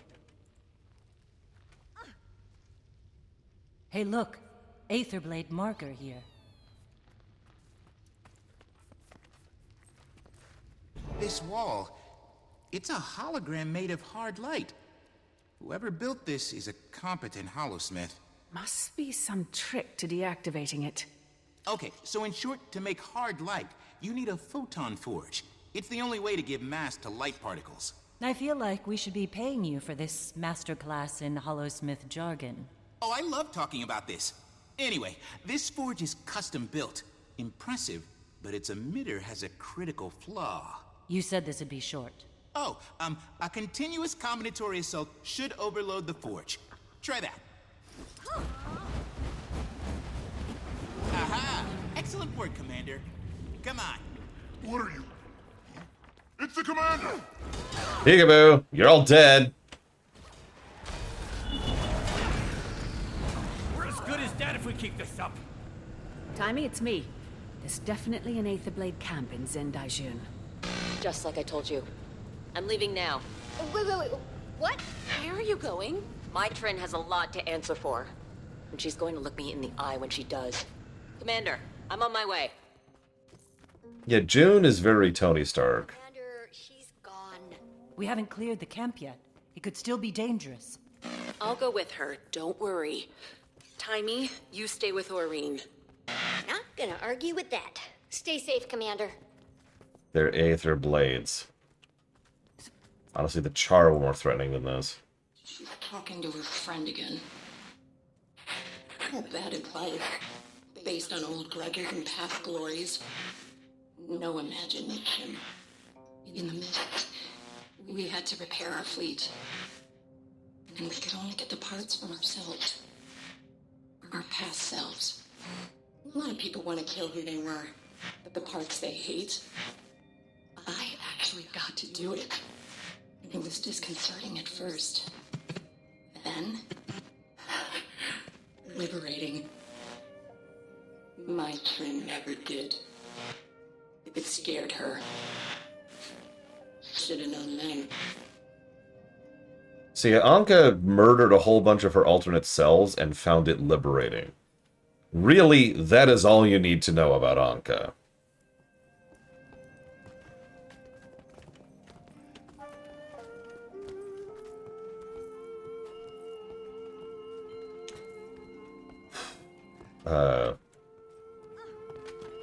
Where is everyone? This place definitely has more Aether than blades. Oh, come... I'm telling you, it's not enough! The captain was very clear! Shh. Hear that? If we're going to strike back at her, it needs to be massive, yes? It needs to be... We need overwhelming force! What I'm asking you to do is follow orders! You kill her until she is dead. Then you repeat the process. Do you understand? If I might quote Deep Space Nine, killing your own clone is still murder. So, Ivan, you mole people, you want to steal everybody's things and then give those things to everybody else? For the last time, I left the military long ago, and your grasp of our revolution is puerile. We dredge know that the bourgeoisie is stealing the value of your labor for their own profit. Liar! I do not give you permission to steal my things for redistribution. I worked hard to plunder what I own. Laissez-faire capitalism will collapse as the rich hoards wealth, then uses that wealth to enslave the rest of society. Stay back, Ivan! I'm warning you! Stay away from my stuff! I have nothing to add to that.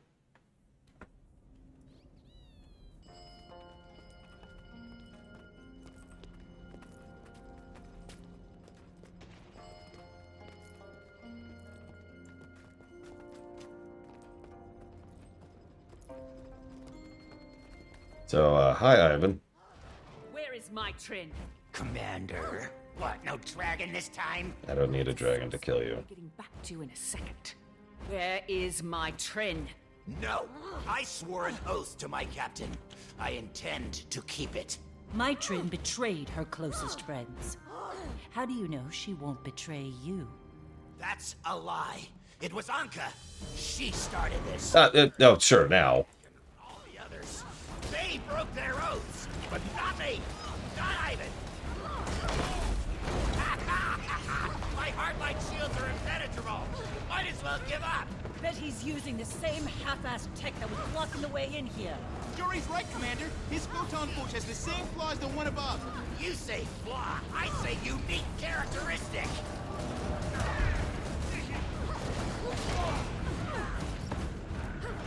That does it. Full power to the photon forge. Clear out her. Oh yeah, this is what added Holosmiths, isn't it? If you do, we can talk. I won't betray her trust. I'm the only one left who can.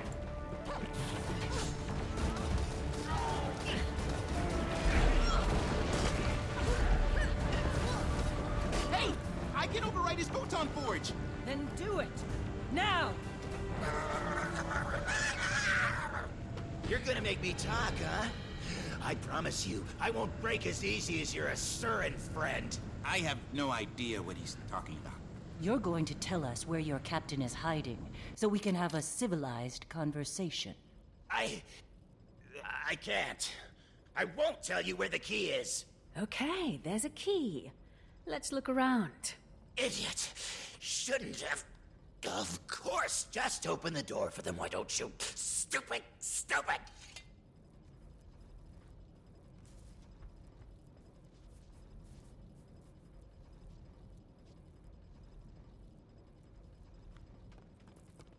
There's nothing in there. In any of those. I'm sorry. You were saying?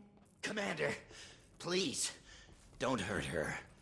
It's not what you think it is. Don't suppose you'd care to explain what that means? It's not for me to say.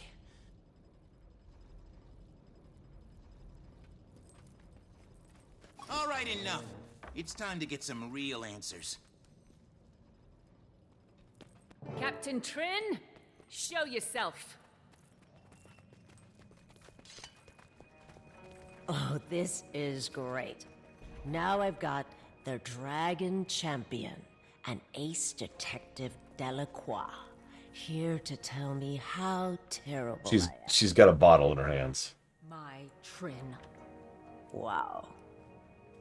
You just brought everyone, huh? Brought you a fish. You can feel sorry for yourself later. What are you planning, Trin? Where'd you send your Aether Blades? Ha! Me? Send Aether Blades? Why exactly would I do that? I don't know. Why'd you order them to kill Aurene with that magic extractor? It wasn't... I mean, I didn't mean to... After all we've been through, everything I gave you, this is how you repay me.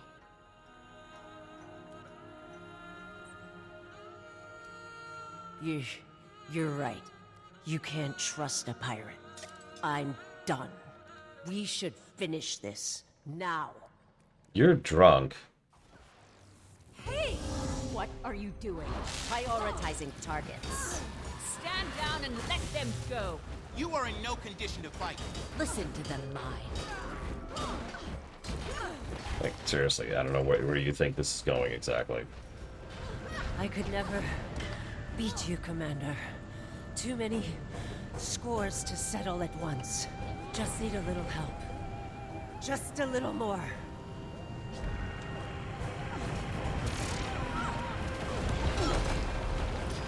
So now she's a revenant. Few years in the mist, you meet the most fascinating people. Wait, what's happening? What's she doing? Commander, she's stepping I into need the your power of the powers. mist. A revenant. Like I need Gridlock. more. It's the only explanation. I can't lose again. This is different. She's not in control of this. It's not her. It's a revenant echo. Yeah, when I did this, my actual reaction was, who the hell is Scarlet? And it took me a moment to remember, because, you know, I didn't do You're taking too much! She's losing control. the living story. It'll kill her. She's too strong! Her voice! That laugh! So, deja vu a little bit. You remember that fight I never got to show off? Well, this is kind of how it went. Not exactly, obviously, but...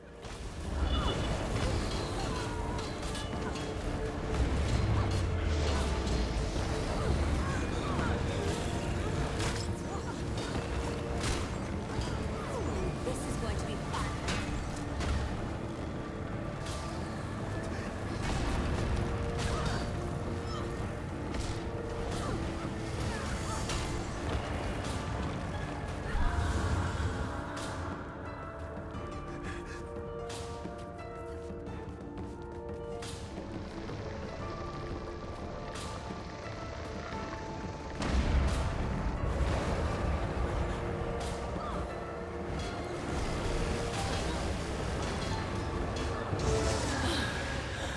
She's gone. Briar. You think she could be behind this? She died on the Breachmaker. Like Kaz said, that was just an echo. I can't hear you. I can't... The laughing... What's wrong with her? Revenants can have a hard time tuning out all the voices from the mists. Ritlock actually needed a blindfold at first. Something to help him focus. Give me a minute. I'll come up with something. While you take care of that, I'll relieve the prisoner of her weapons.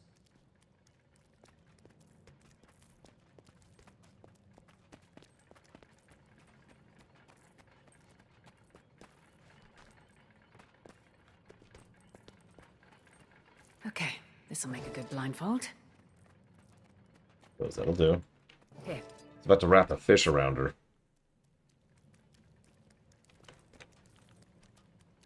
Oh, thank you. It's quiet. Why does a blindfold get rid of voices? Ordered your Aether Blades to do. Where are they going? They're about to attack one of your jade processing facilities. But not on my orders. You're their captain. No, I'm not. Anka mutinied. Took my ships and my crew. Said I was emotionally compromised because of our... history. Anka staged a pirate mutiny. Surprised? Not in the least. How do we find her? You can track them using the ship transponders. Thanks, Ivan. Also, hello? I'm still trapped out here. Hi, Ivan.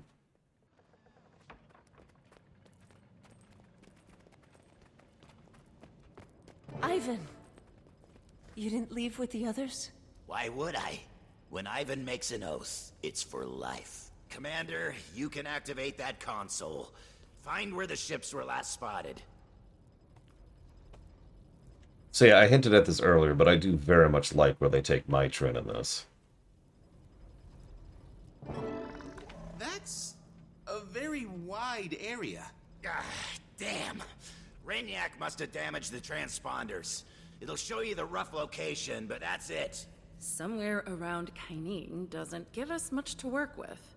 Anka wouldn't just attack any target. She knows what she wants. I can... Let me help. Let you help? How about we help you into a prison cell?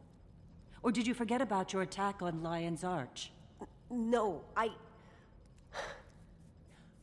I can't undo what I've done. But I can help you find Anka. Please, let me do this. You think after today, we're going to trust a word that comes out of your mouth? Jory, you're right. But Anka has to be stopped. Before we have another Alliance Arch here in Cantha. Commander, what do you think? We'll take Mitrin with us under careful watch. And, Captain Trin, one wrong move out of you. And you won't live long enough to wind up in Lion Guard custody. I understand. Also, I'm keeping your weapons. Okay. I'll talk to some of my associates. If this Anka is targeting Junlai Jade, we need to get ahead of it. All right. In the meantime, we can head to New Kyning And get arrested for not having a travel permit? You're a Canthan bureaucrat's worst nightmare, Commander. Sounds like you two should pay a visit to the Ministry of Transit. Have I mentioned they love paperwork out here? You go stop Anka, and we'll go to the Ministry of Transit and fill out some paperwork. Ministry of Transit. Electrifying. Yes, Giga.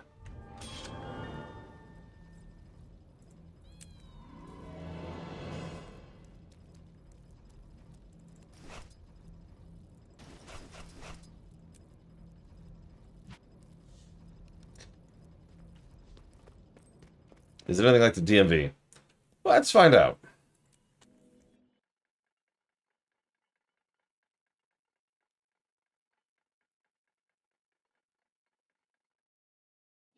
Hey, Commander. You'll find the Ministry of Transit office at Daigo Ward. The bougie part of Xingtai. Like Manor Hill. I'm heading to the area for some administrative errands. Could you stop by when you're around for a quick chat? Of course.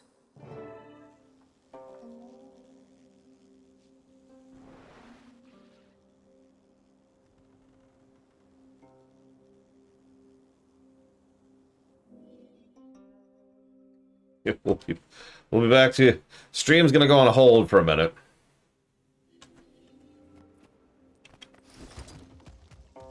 As of right now, no one knows where they are.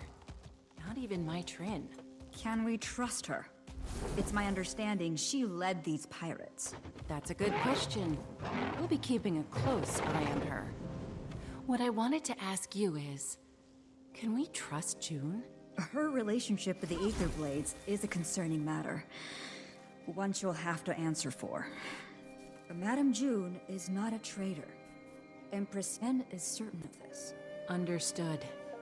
Well, I have to get a trade deal in front of Minister Ishikawa soon. Please apprise us of any Aether Blade developments. Of course.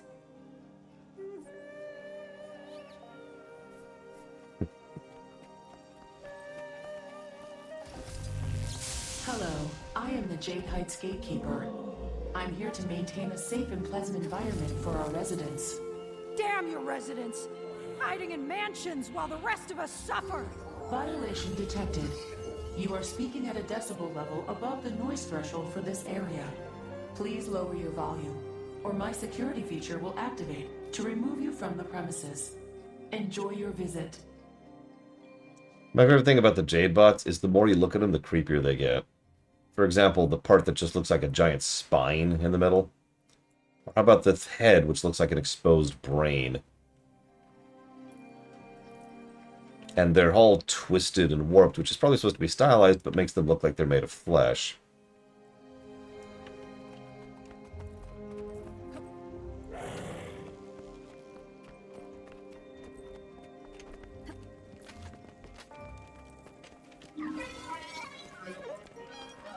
So, I guess we're working with my Trin now.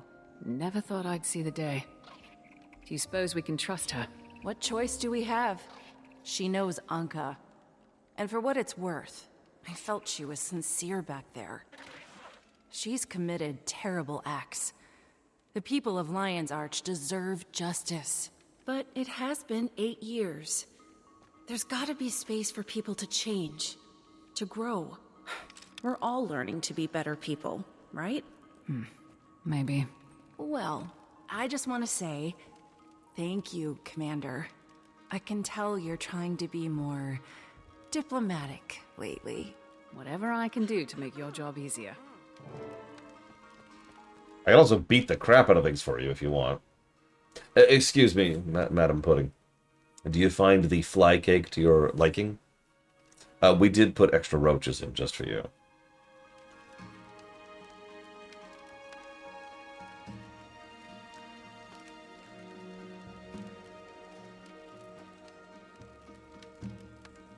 Of course, of course. I'll have a bite myself. Anyways. Well, we need the crunch, Giga. Alright. The ambassador was just updating me on your encounter, or lack thereof, with the Aether Blades. The one called Anka staged a mutiny. We just missed them. You have an intriguing air about you, Commander. You fail continuously, yet it does not seem to impact your morale. Your efforts have been remarked upon. The Empress appreciates all you've tried to do. I'm not finished yet. Once we get to New Kyning, we'll deal with the Aether Blades. We have every faith in you. Now, please excuse my brevity, but there are matters here that demand my attention. Anything I can help with? I'd focus on getting your transit documents first. Though, should you later have a spare moment, perhaps I'll avail myself of your generosity. Xingjie is the model of serenity, but it has its issues. Naga raids, purists, and spiritual hauntings to name a few.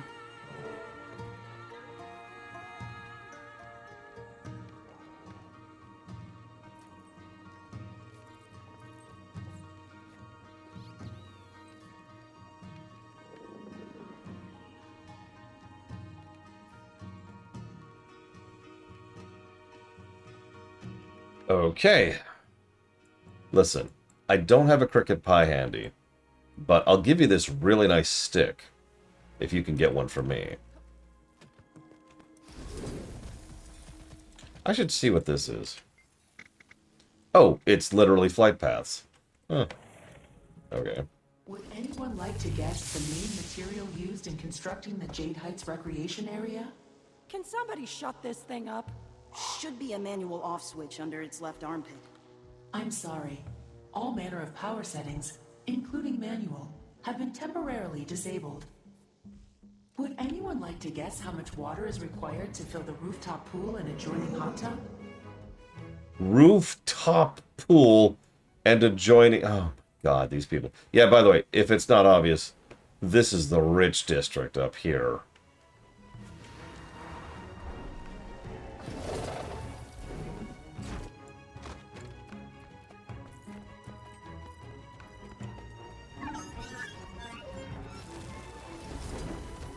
Looks flammable. Get enough fire and everything's flammable. That's all I'm saying. Alright, so let's get in line to get our paperwork. Take a number from the jar and we will call on you shortly. Okay, okay. Number 9. Serving number 9. Ugh, about time. I've been waiting all morning. I had to complain to your manager. So sorry. Let me help you process your paperwork and then I'll help you... We're number 153, by the way. Okay, number 43. Step right up. I just moved and was told to file a change of address with the Ministry of Transit. Oh, so sorry. This appears to be the olive green form. The change of address form is more of a lime green or chartreuse. Please! I've been here for hours! Number 153. Yeah. I'm awake. Oh, 153! I'm here! I'm here! Okay. Transit permit to New Kaining? Sure thing. Just fill out this form for me, please. Okay. Pay special attention to fields 3X, 12, and 53C. Those always trip people up. Okay. Name. Commander. Obviously. Race. Quaggan. No, we'll be on Sylvari. Purpose of traveling. Saving the world from catastrophic entropy and chaos. Thank you. What a beautifully filled out form. It'll take an indeterminate amount of time to process your transit permit. Then you're good to go. Please enjoy the local sights while you wait. Seriously, it might take a while. Rama, are you still listening in on our calls? Not willingly. You really need to use a more secure frequency. While I wait for these transit permits to clear, is there anything I can do to repay my debt to Kantha? Navan mentioned she was swamped. Thought I could help. That's actually... I'll be honest. At this point, we need all the help we can get. I appreciate it. Thanks. So apparently, there's an achievement for doing it correctly, which I would have just gotten. There's also an achievement for lying it completely incorrectly.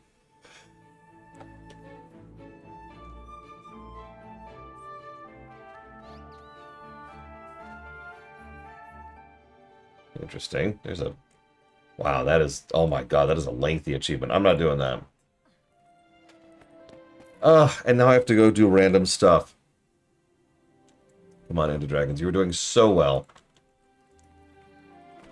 Okay.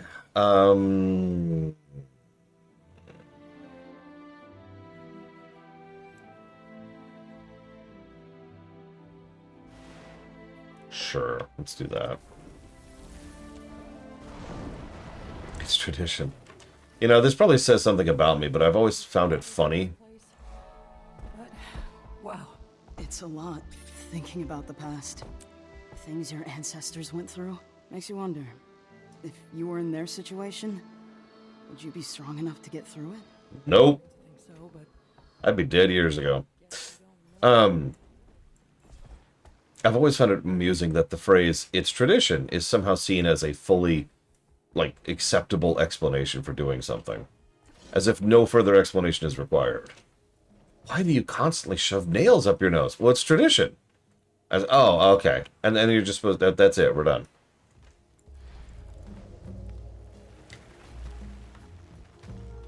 I don't think so, Blade to Ball.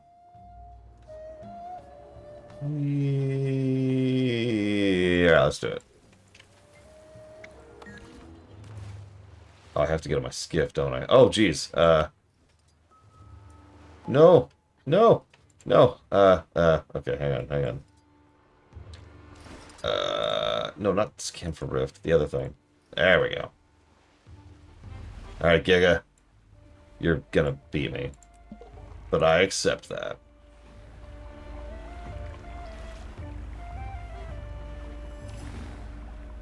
Yeah.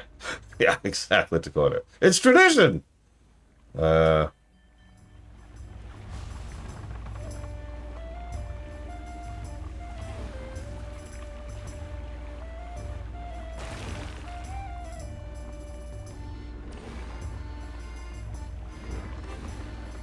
Interesting music for the race.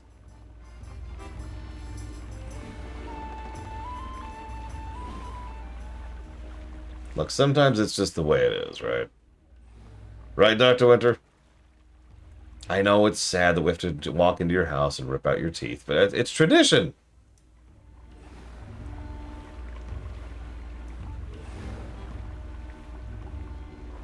I'm going full tilt here, too. This is funny. I can go a lot slower than this.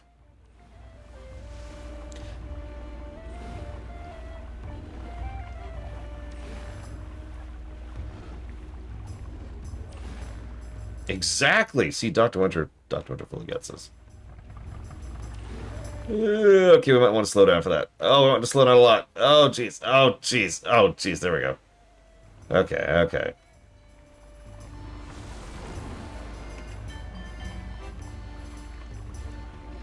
He's gonna fly by me now. Is this just back? Is this just what we're doing now?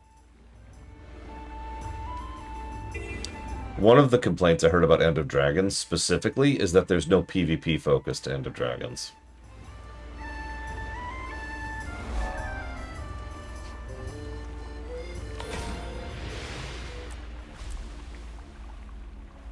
Wow. That, I didn't get any credit for anything doing that.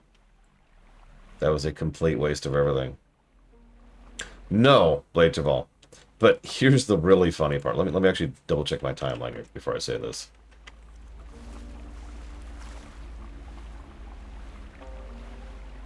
Let's see. Go away. Oops. Get out of thing. Ah! Ah! Help! Help! How do I get out of this stupid thing? Okay, I'm free. I'm free! So that gave me nothing. Let's try up here. Okay, let's see. So this was...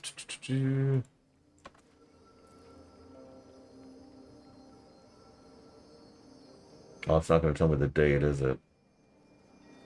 They did a revamp of WW. And I don't remember exactly when it happened.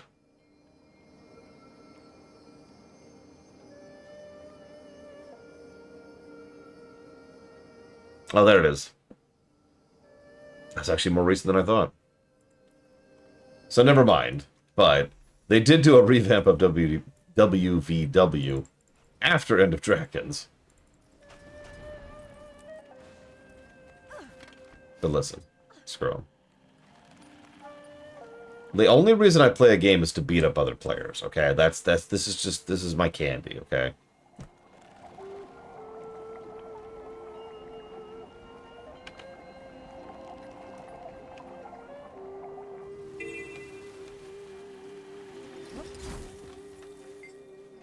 Sure. Try and weed out the bad eggs. If you can break them, that ought to calm things. But watch out. Okay. Mama scorpions get very protective of their young. I'm sorry. Did I just hear something about scorpions getting protective? Is that? Okay. Okay. I don't see any eggs. Oh, there's the eggs, I think. Maybe. Those look like eggs, but I can't do anything with them. Ah! Die, eggs.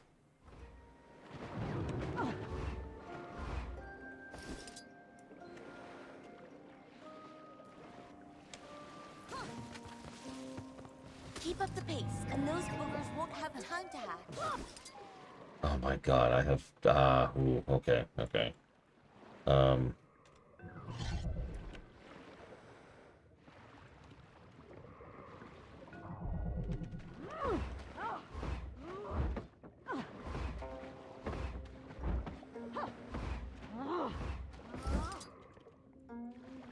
Can I seriously only carry one of these at a time? You have got to be kidding me.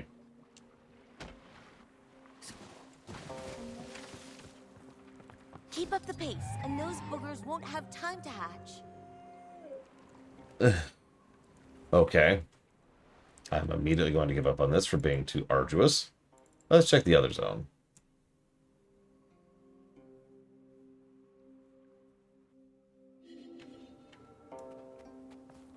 Help sailors deliver goods. Okay, I can do that. Maybe.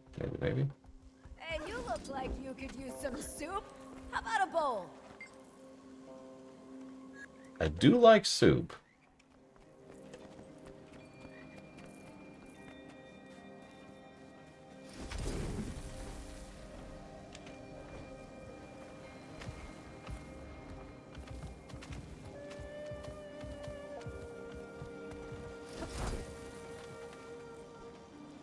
This one's pretty heavy. You'll never get it to the cord on your own. Got a mount? That's what I'd use. Sure. Yeah, I saw Bubbles.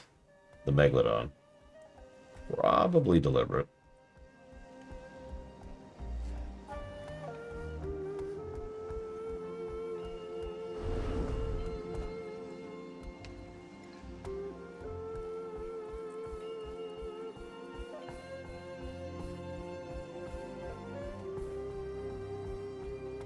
You know, I don't even mind this event. I mind being forced to do it.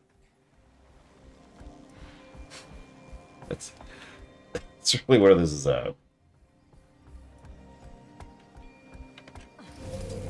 Thank you.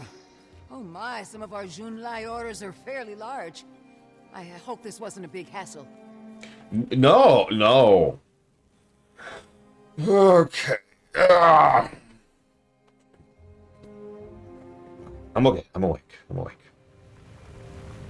Just need to wait 10 seconds and see how much progress that got us. This is going to be great. This is going to be fantastic. It's going to be amazing. Here it comes. Okay, that's actually more than I was expecting, to be quite honest.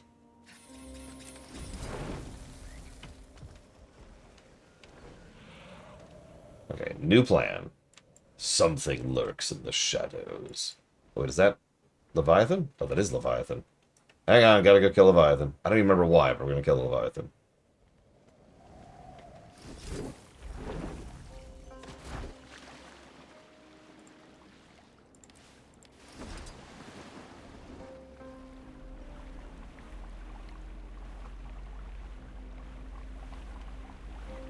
Is it just the gold? It's just the gold.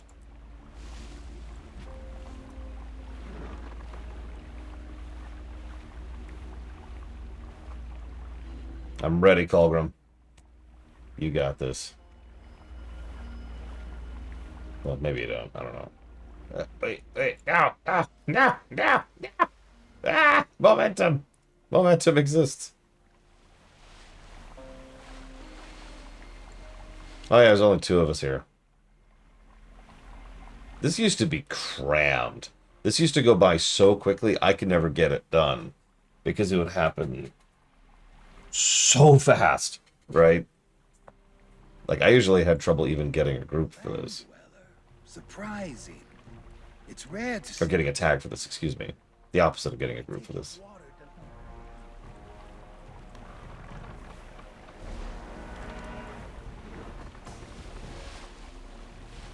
So there's the Leviathan.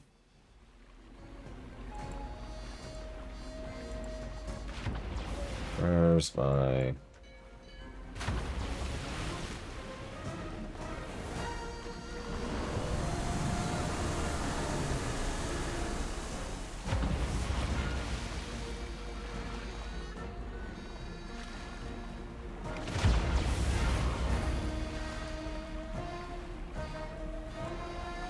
Yeah, I think we physically can't do this. I think skiffs are a complete wash. Really, skiffs are there for fishing. Fishing's part of the other game, so we're not even going to talk about it. Yeah, I physically think we can't do enough damage to get rid of its armor with just 2 of us.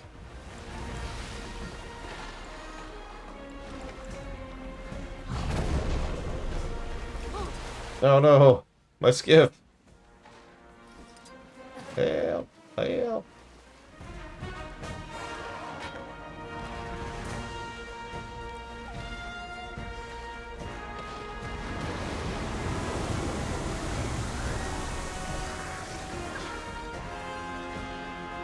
Yeah, we'll see what happens. I guess I should get out of combat first. Hey, it's B. Ayanetta.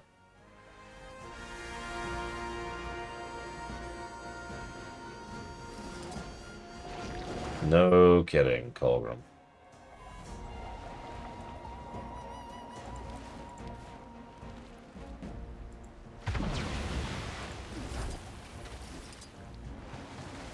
Where's Giga?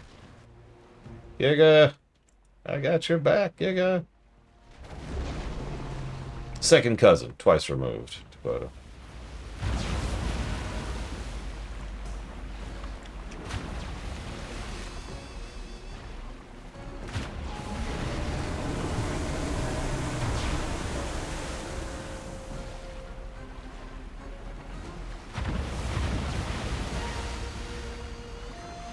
Am I just missing? I've got to just be missing. Because he's still at 8. And there's plenty more here than just me. Yeah, that time I'm pretty sure I got him. Yeah, you have to use the skiff's depth charges in order to break its armor, in order to damage the stupid thing. That's why this pretty much requires a group, because you literally cannot do enough depth charges in order to do it by yourself. Because he regenerates armor.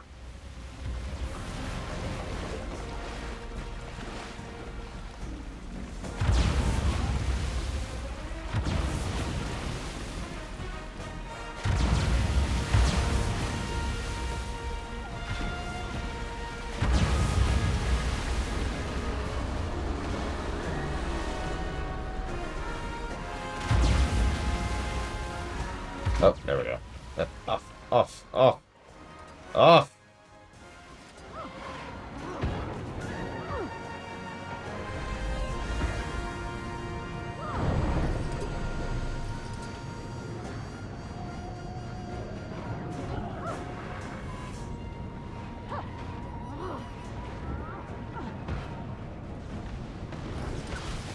There we go. This certainly looks kind of weird, but you know what? Just gonna let it go.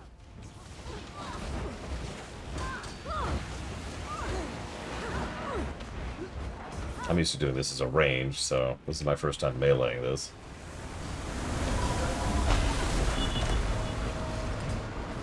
God damn it, you stupid thing.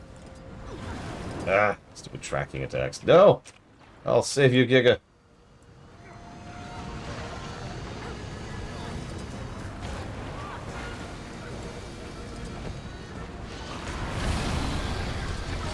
Back up on his head. Ah! No, come back, Giga. There we go. Nope. Still not on his head. There we go. Okay, okay. Holy crap. You know, the engine has absolutely no idea how to deal with this.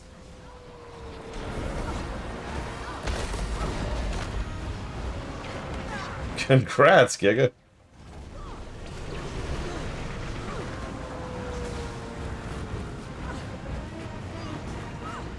I can't imagine why you would smell like fish, Giga. I don't think I'm hitting him. It's because I'm not. There we go.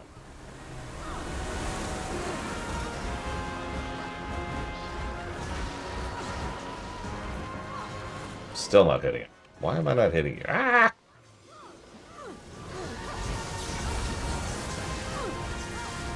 Ah, again. Oh my god.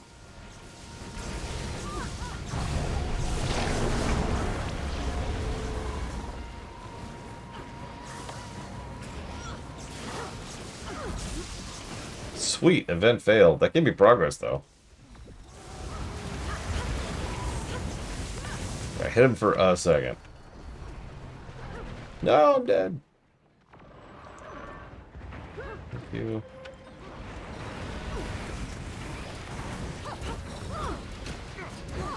I cannot hit this guy. I think I need to be further down here or something.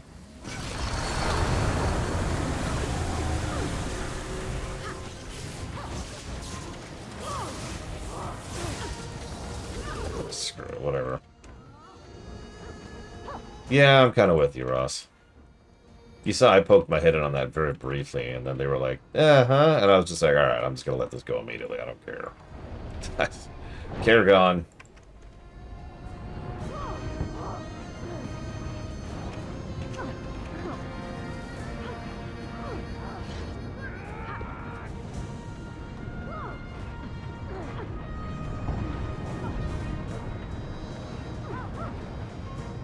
I also admit I tend to get irritated by those kind of things, because for years and years and years I've heard people use that term as an insult for things like, random example, Star Trek.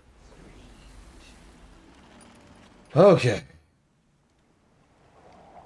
Hey, look, a chunk of ancient ambergris. And a badge of the Bladesworn? What is this? Yeah, I'm probably not going to sell it, because there's a decent chance I'll actually go for an Aurene Legendary someday. Still haven't committed to it, but that's something I'm thinking of. Oh. Okay. This is the Keenest Cut Collection. What is this?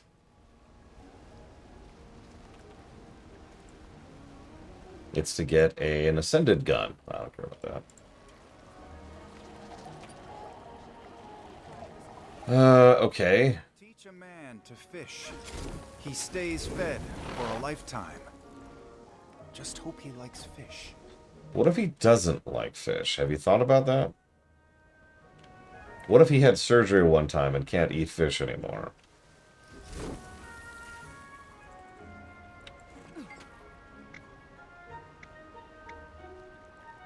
That's for the seafood vendor. It's live, so try not to drop it. He's picky about quality. No! I dropped it! I dropped it.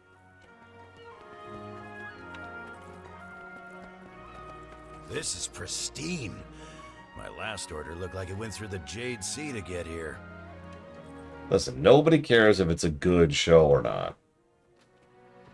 It's 3D, Mr. Red. Isn't that exciting? Ah! Oh my god, oh my god.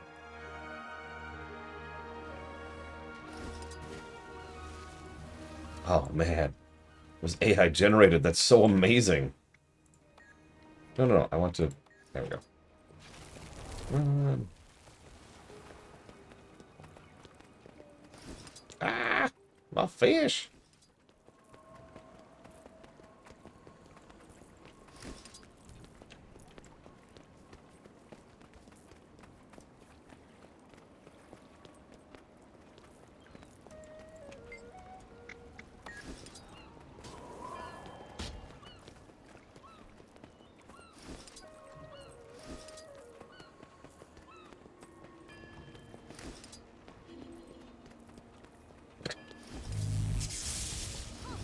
I mean, I did say I'd help around here, but I didn't think killing an ancient Leviathan and hauling fish would be right alongside each other.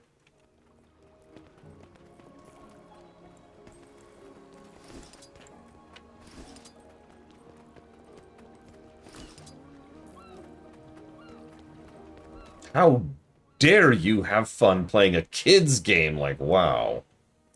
That's another reason I tend to take that personally, is because I've heard certain specific games, or all games referred to as kids or kids games or whatever, for my entire life.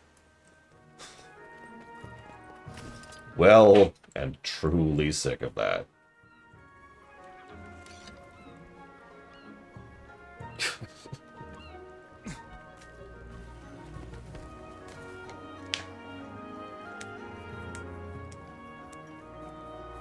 Games are for kids, unless they have like murder and death, and they're like really hard or irritating to play, or both, or they involve like dark topics, which also means juvenile topics, obviously. Okay, one more event. Let's see.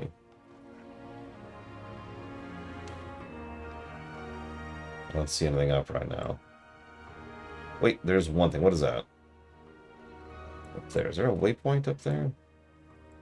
I don't see one. No hand holding. That's just gross. Ugh. Lots of sex, but like no romance, no nothing, none of that weird, gross, mushy stuff. Giant tuna was hot fresh this morning.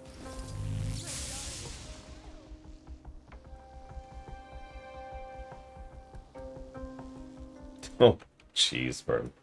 It reminds me. What? Oh, sorry. Hang on, Giga. Hang on, I'm coming right for her. It reminds me of one of my favorite old Awkward Zombie comics. No.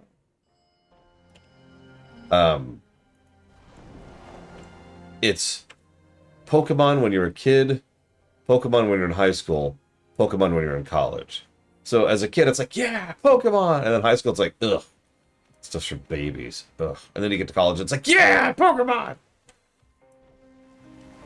Not a great example of that considering Pokemon, but I stand by the overall vibe.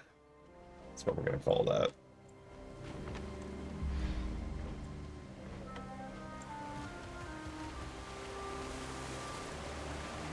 It's taking me so long to get up here. This event probably isn't even there anymore. And I am correct. It is not. But there's a new one down there. We'll go with that one instead.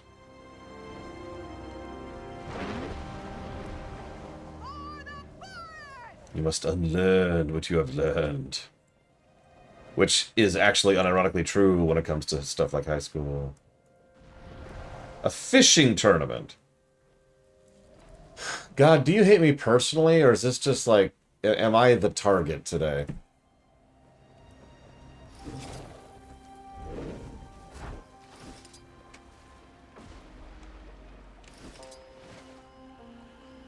Stranger, grab a pole. Sign me up.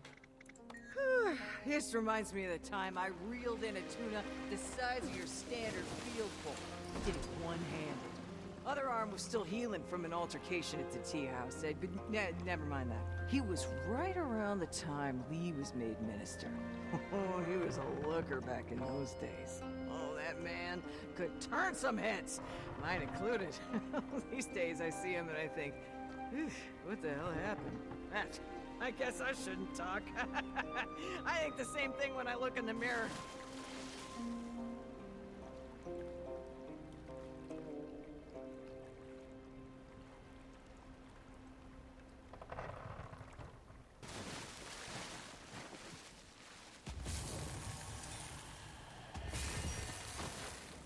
Oh, we're ready to fish. Alright, so let's fish. There we go, shore fish. Wait, where's Giga? No, Giga! Why didn't you join my boat? We could have fished together!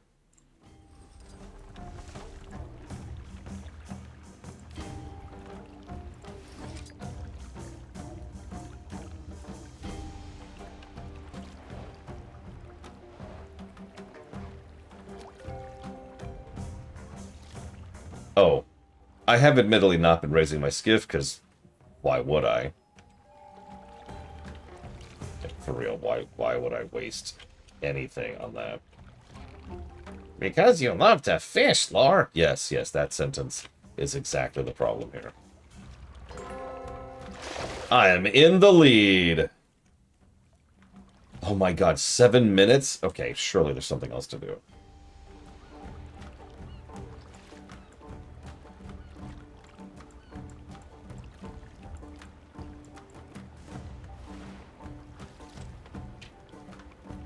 Oh, Jesus, this Mister. I'm sorry. I wonder what happened. Okay, you know what? Hang on, let's... Nope, I've caught one. I'm good. I'm gonna kill this thing.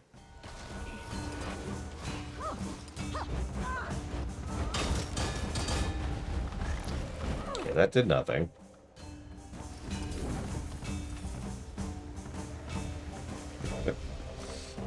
Yeah, the lever penalty is honestly something that should have been before now, but I'm still down for them adding it. Here we go. Okay, okay. Hey, look, it's Ministry of Purists. Let's kill the hell out of them. But sure, they're already ghosts. Yes. And they need to keep suffering. At the moment, yes, Ross. Unironically. I don't know what weird confluence of reality occurred to make that true, but here we are.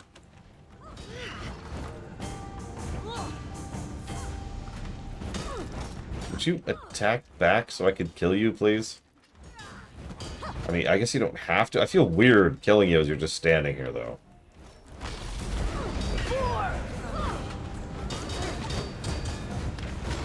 Okay, whatever. I guess we'll just keep it killing.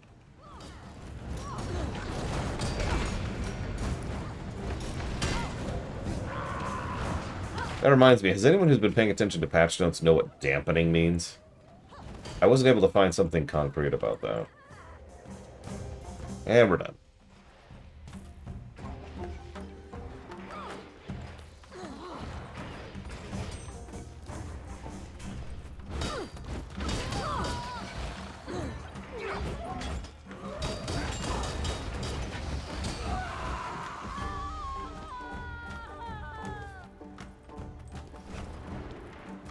Hey, Commander. Pulled a few strings with a buddy of mine at the MOT. Your transit paperwork is approved. You're a truthful, upstanding visitor of Cantha. Some people lie because they think it's funny. Oh, wow. Thank you, Detective. Don't mention it. Least I could do. Yeah, for whatever it's worth, I actually like Rama. He's a good cop in a boring situation. Which I know sounds like a weird combination to praise, but you know what I mean, right? Usually stories start off with like the good cop in the small town, which has no issues and no problems. And those stories usually end up with like the mafia showing up or something. Or like zombies, you know, something. And then the good cop has to take up his gun again.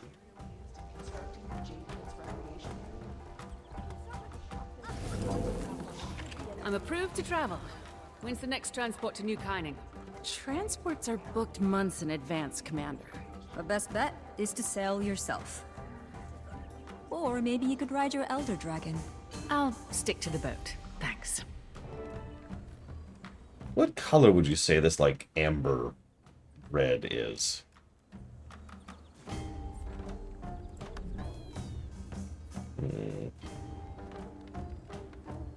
Go like this. See what that looks like. No, that looks terrible. It's more of a bronze kind of a look. How about something a little darker? So like that. See what that looks like. Nope, that is too red.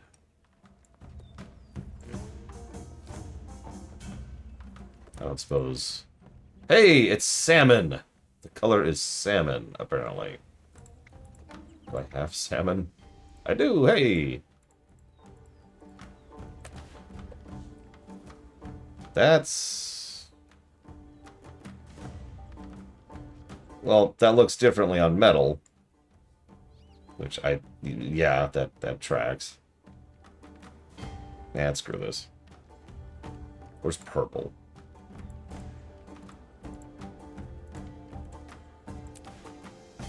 There we go. Much better.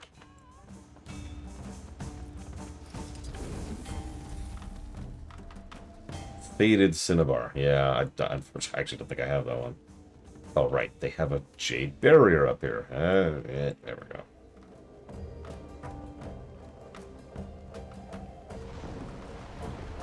Hey, Mook. I do hope your day is going as well as it can. And thank you for the sub. As always. And, as usual, you can put that towards up to 3 things of your choice if you'd like to.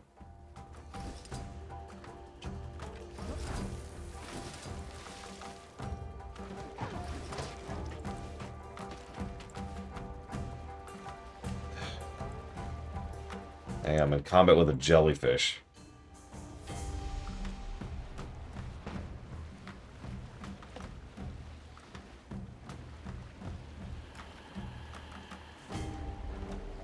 Well, Mercury is fine. Ah! Gorik, I have a boat and travel permits. Ready to head to New Kyning? We're waiting on you, Commander. I hitched a ride in Jory's fishing boat. How'd you get your permit so quickly? Oh, I was in and out of the Ministry of Transit in 5 minutes. Very friendly clerk. MOT wait times are pretty much a crapshoot. Commander, I'll meet you on the docks. Oh, Commander. Navon would like to hitch a ride with you. She doesn't have her own transportation. I don't have all the details, but it'd be a really big help. For diplomacy. Okay, Ambassador Mead. For diplomacy. Oh, where's Tar? Oh, that's barely visible. Here's my tarred boat. Look at that. Ugh. What would be a good color for that, like, splotchy thing? What do you think? What do you think? Because that's the only color I can affect, is the splotches. Yeah, thank God for that, Mook. Ah! Okay, that's horrifying. This is... I got there before Bragwin did, apparently. Oh, yeah, you know what? What's permafrost look like here? No, there we go. That's it. That's it. Also, I just won the fishing tournament by catching a fish.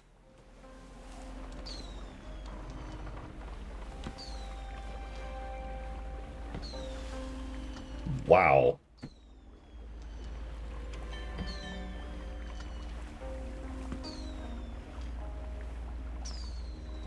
Commander, last-minute business in Kainang, and as we said, transports are booked months in advance. Thank you for being so accommodating. Happy to help. I don't mind the company. There we go. Him. Are you comfortable, Navon? Very comfortable. I like to be close to the water. It's, inspiring. Your friend, the Elder Dragon. What is she like? Wise and timeless? Filled with sage advice and deep thoughts. Aurene. She's more like us than you might expect. She feels happiness and sadness. She feels loneliness and kinship. Though it's true that she's always trying to bear the weight of the whole world. Sounds a lot like you, Commander. I mean, there's probably a reason for that. This is nice. Wish I could stay on the sea forever. Me too. Should I change course and take us to the unending ocean? Maybe another time. But, feel free to take the scenic route.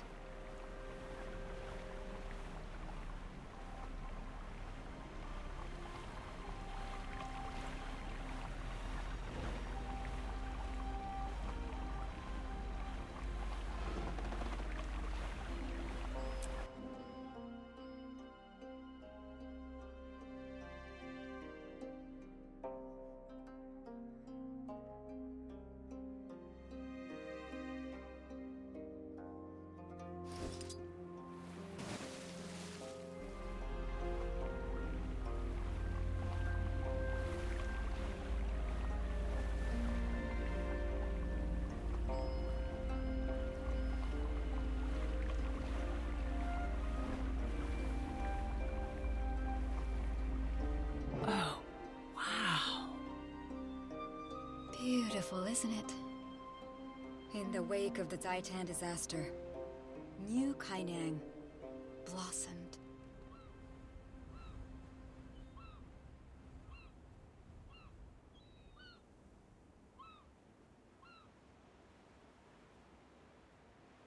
So yeah, welcome to the Magitech city. Hey, Commander, you can dock over here. Oh, could you not? With the yelling, or the talking, or the breathing? Should have drank more water.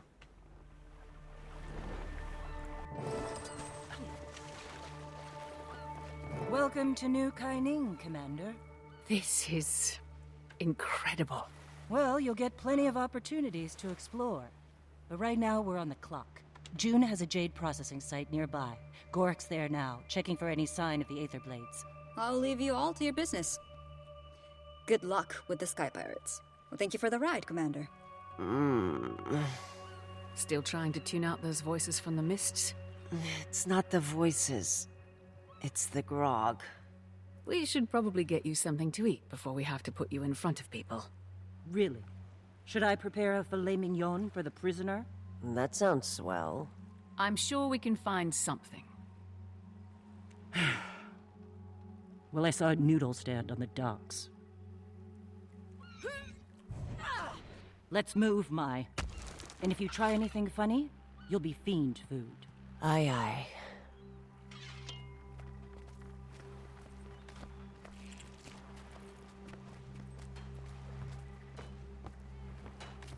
Congrats, Ross. I'm glad you're able to take the bandage off. Any idea on the ETA for the rest of it? So, New Kaining is really something. I remember when I first saw... Don't make small talk, Mai. That demented mass murderer in your head almost killed me once. Yeah. Fair point. But you survived, right? And I wasn't even there for that. You worked for her. And there's plenty of blood on your hands, too. Captain Ashford comes to mind. Who? Captain Theo Ashford. He had a husband and a kid. You assassinated him for his seat on the Captain's Council. Oh, right. Dragon Bash. Captain's Council. So it's coming back to you. Look, I'm sorry about Theo Ashland, okay? Ashford. Ashford. And I'm sorry about what happened to you. And everyone in Lion's Arch. I'm not the same person. Scarlet made me feel like a part of something bigger. I was... Just following orders? Contrition won't bring back the dead, Mai. What should I do then? Should I self-flagellate until I die? What do you want from me, Delacroix? I want you to get out of my face.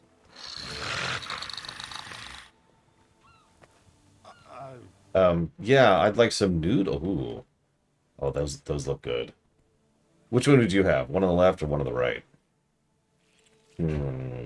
I'd go with the one on the left. It looks meatier. And it's still got eggs, which is good. And just... Yes, that one. So, Kaining spicy, please. Specifically for helping someone with a hangover.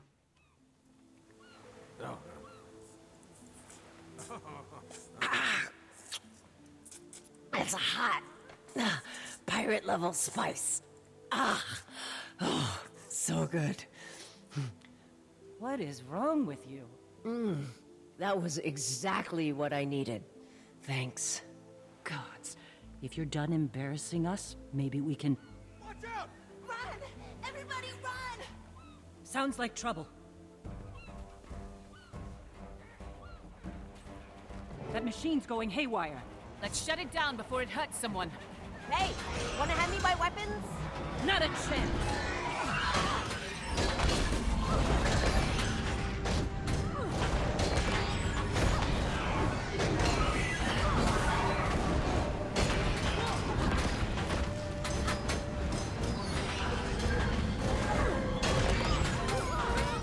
Like it or not, that does say a lot about the commander. Oh shoot, a giant terrifying mecha is going haywire and threatening the people. Quick! Jump in and beat the crap out of it!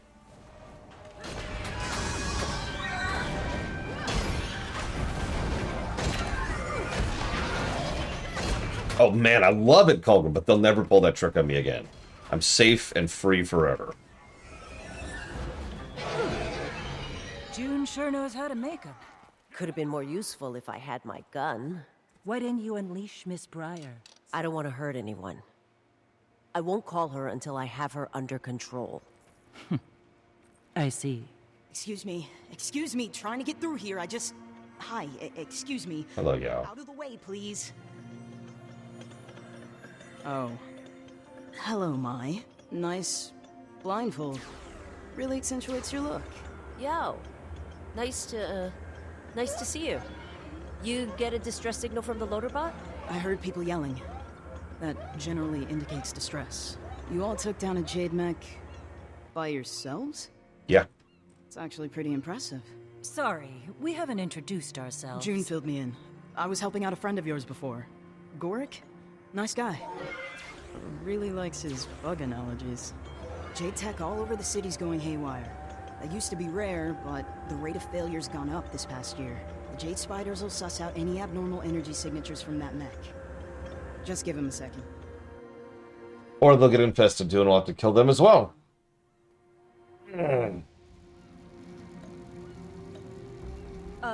Is that supposed to happen? Echo 1, Bald 1, fall in line. Deactivation protocol now. And they're not deactivating. All right, backup plan. We smash him to bits. Yellow, I need my weapon.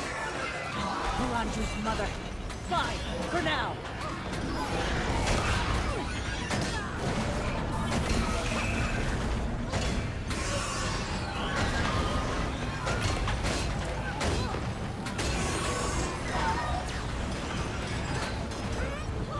So anyways, it turns out Sigma apparently got into Kaineng. It's a Jade bot. Just let it do its thing. Trust me, we're having a hard time thrusting into these Jade contraptions right now.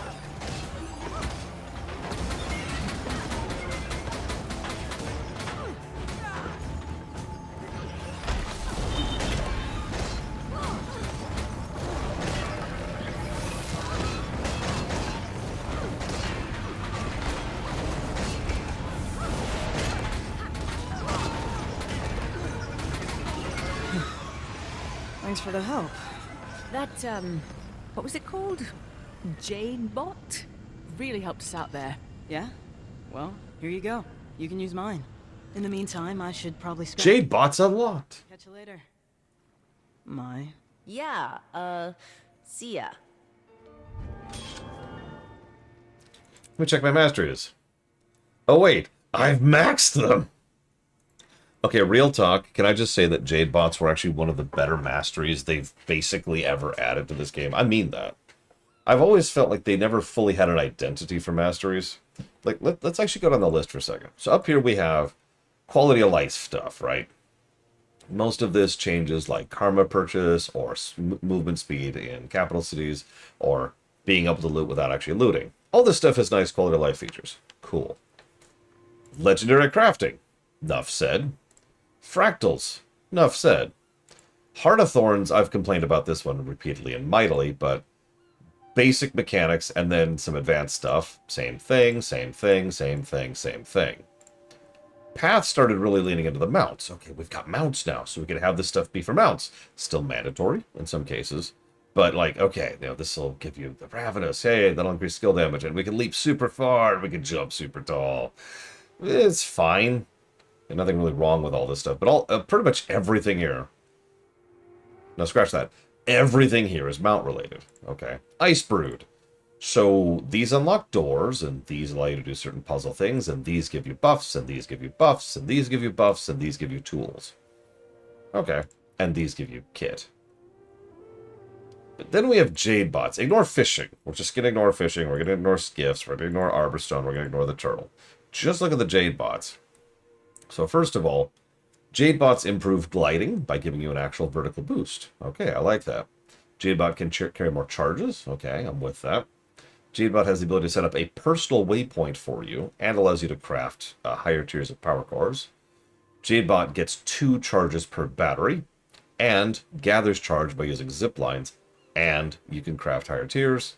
And Rescue Protocol, which is the really good one. That's the Life 3 button. every 10 minutes or whatever the cooldown is. The Jade bots themselves, you're also given one as part of the story, should have been going on earlier, also help with navigation, even though it is inferior to the thermal vents, as I already mentioned. And you can actually, here, I'll show you. Bots. I don't remember where there it is, J-Bot. You can actually equip them with stuff. You've probably noticed me getting random loot constantly the entire game. That's because I have a scavenger protocol, which makes it so that periodically I get magical crafting mats off of kills. There are a decent number of these little protocol things for both service chips and the central cores. The central cores increase your vitality. I only have a tier 1 because I am poor. But you can also get stuff like this to boost mount regeneration, or I forget what else. There's a bunch of stuff. So, nice little horizontal leveling thing to help give you either utility or resources, or just generally make your life better. Jade bots are actually kind of awesome, plus to gameplay. To my knowledge, they completely abandoned Jade bots after End of Dragons and have done nothing with them since. Please feel free to correct me if I'm wrong about this. Well, this tiny core gives me 100 vitality. For a bit of perspective, I have 1,305. So 1/13 of my vitality comes from the Jade bot. That's a tier 1. As a curiosity, what do we got here?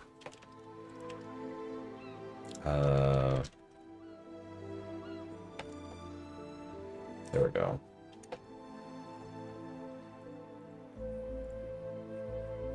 So a tier 10 core, which is 40 gold, by the way, increases your vitality by 235. That is not a small bit of increase to your health. And whatever else vitality gives you. I have thought about picking one up or trying to craft one, but 40 gold is a big ask even now.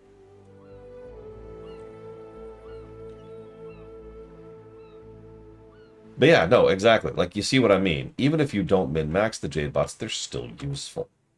And that's another thing that I like about the Jade bots, is you don't have to min-max them to be useful. You don't have to grind for them to be useful. But if you do, you are rewarded for it, as opposed to grind to progress the story, which I've been complaining about this entire time.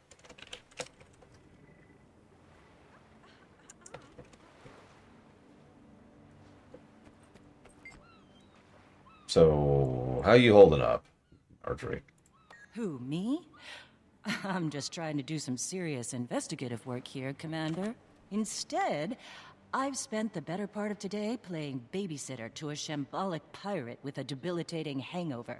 I'm fine. Thanks for asking. So, what's your take on her?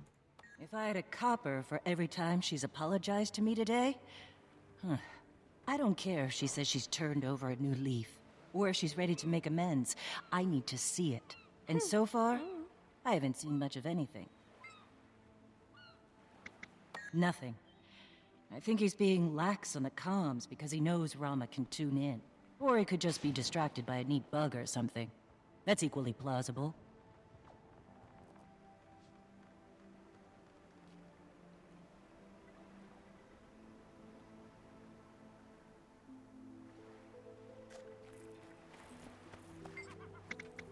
You feeling any better? After a bowl of Kaineng noodles and winning a robot punching contest, hard not to feel good. Also, getting used to this blindfold. I guess, thanks for that. I don't think we can trust you. Yeah, well, I get it. Done some things I'd rather take back, but hey, you can't. Not in the mists anymore. Cause and effect actually mean something. I tried to hide who I was from June, but I think in a lot of ways I was hiding from myself, too. I don't know, I'm just saying, I get it. I wouldn't trust me either. Yeah, tell me about this Anka lady. Oh, this is gonna be fun. She wasn't always like this, you know. We picked her up after Thomanova. I saw how smart she was. Would do anything to get the job done. But there were lines she wouldn't cross. By the time we got to the Mists, she'd already seen a lot of her friends die. That can change you. But she changed a lot more. Years in there, you know? When we got back, she was like this. Nice lady.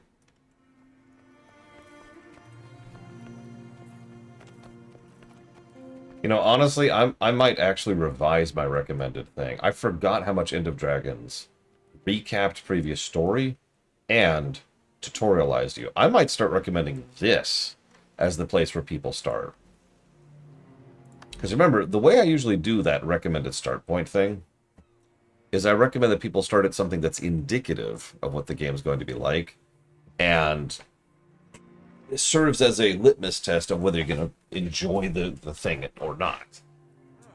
So, if you enjoy End of Dragons, there's a decent chance you'll enjoy some of the previous stuff. At that point, go back and buy, you know, Path of Fire. Go back and buy Living World Season 4. Skip Icebrood.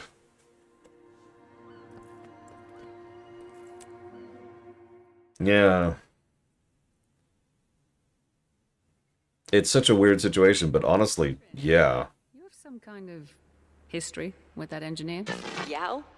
No clue what their problem is. Must be your agreeable personality. When we worked together, they always came across as a bit possessive of June's attention. Possessive? Well, excuse me if we didn't all get to be June's protege with 0 qualifications. Yao! Sorry, I didn't know you could...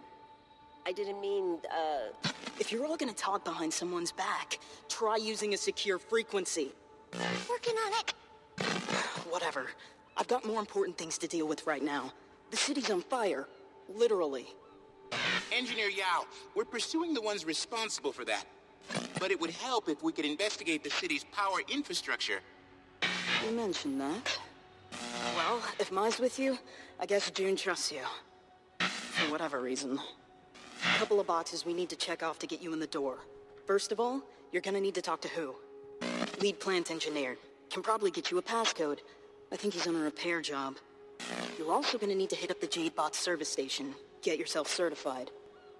Might be able to meet you there, if I stop being a vital asset to the development of Hu. Service station. Anything else? That should do the trick. Consider it done. Okay. Admittedly, that is true, Colgrim. Because on foot, well... let's just play around with being on foot for a second, shall we? So first of all, let's get this out of the way. This is the best and worst zone in this expansion. And I mean that. The attention to detail is so crazy we're going to have to break it up into sections. Like, the docks deserves its own positives for some of the design and presentation and all kinds of stuff. For example, really minor detail, this is all the jade they're shipping out. But this is all dead jade, inert jade. However, we can also see energized jade, which is used right here on the edges of the docks. Implication, this is what charges the ships. They come in here, they get charge from literally from the docks, sending the energy into the jade mechanisms, engines, whatever, in the ships, and then they head off, right? And you can see this all over the docks, actually. Yeah, cores? I don't know, whatever. You get the general idea.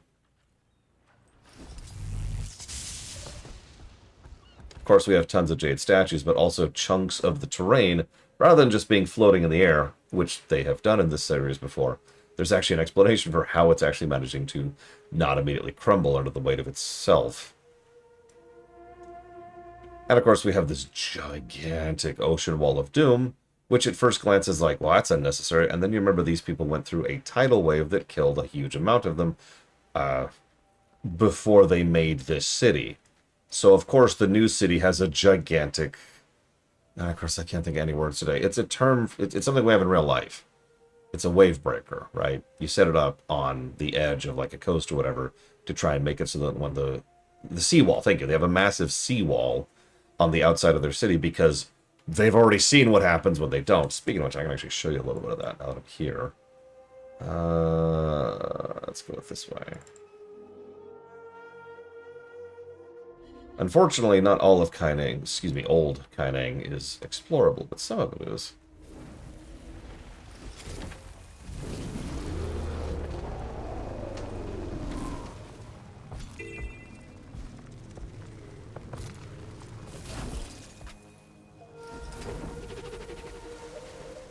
So over here, it's Old Kaineng, or what's left of it. This is what Lunarith was referencing yesterday.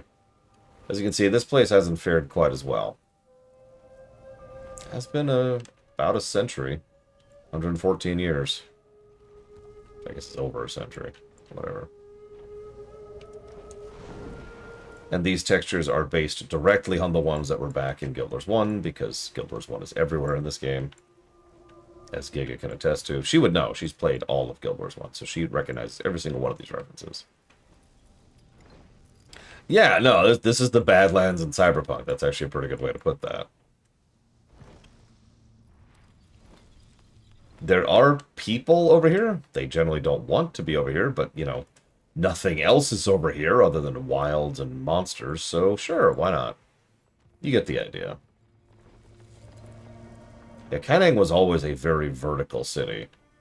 Actually made it a colossal pain to navigate back in Guild Wars 1, but whatever.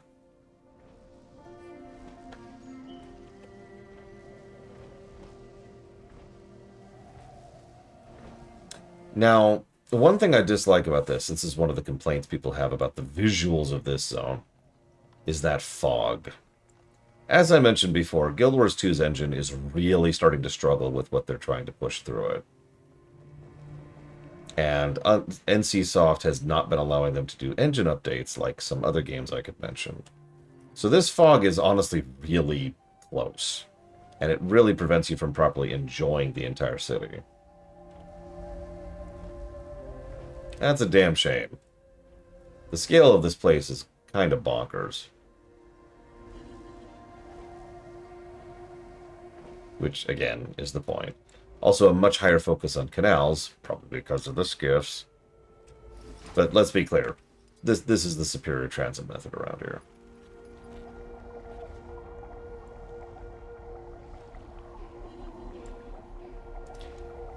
There's another common complaint about the city I actually agree with. There's not a lot of NPC set dressing going on. In fact, there's hardly any. Which, once again, makes sense if you remember one of the biggest things that this engine struggles with is lots of actors in the same area. So, yeah, there's not a lot of NPCs in Kaineng. It's mostly an empty city. So no pluses on that front. It is, however, absolutely gorgeous. There's also an upper area. Where am I? Okay, so it should be like right around here, I want to say. Yes, I think.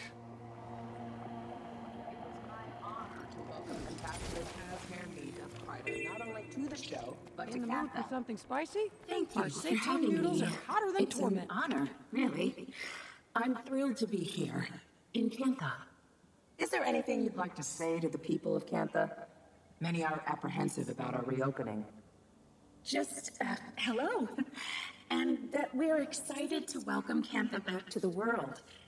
We want to build a warm relationship. When you say we, who are you referring to? Tyria as a whole, or Kryta? Officially, I speak for Kryta. But I think I can also speak for Tyria. We are all eager.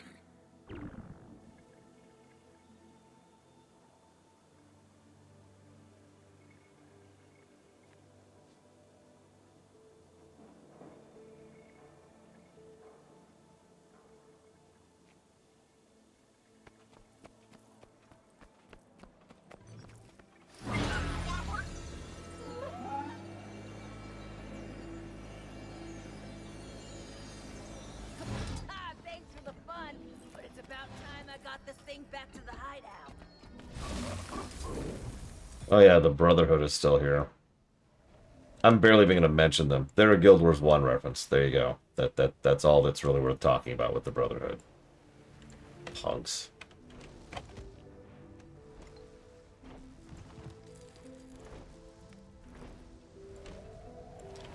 So the upper area, of course, is where the rich people live. And, I mean, it looks like this. I don't know what else to add to that. Almost all the NPCs up here are aristocrats. I'd say they have a nice view, but there's this fog everywhere. God, it's like they live in San Francisco or something.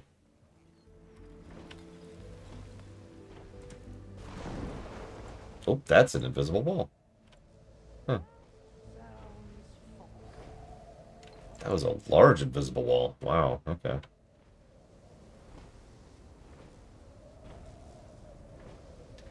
This is probably the best overall shot of the city I could give you right here. Because it just doesn't render very far. Although, do I have that waypoint? I do. I'm going up there anyways.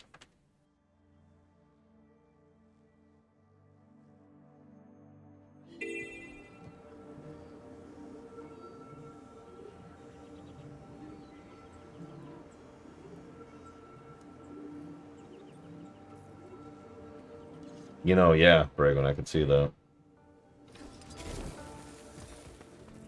So up here is the, I think this is it? Yeah, this is like the towny area, relatively speaking. So this is one of the more populated areas. A bunch of events happen up here, too.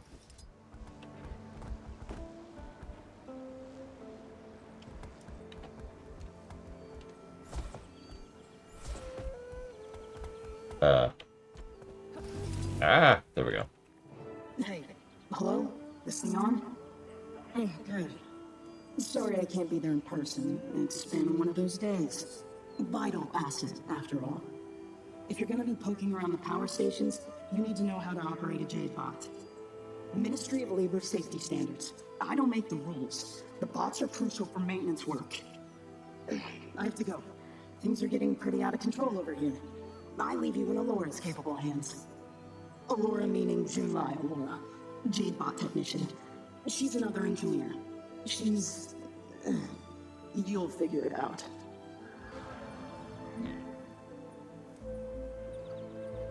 Alright, Evo. How many pluses? Go!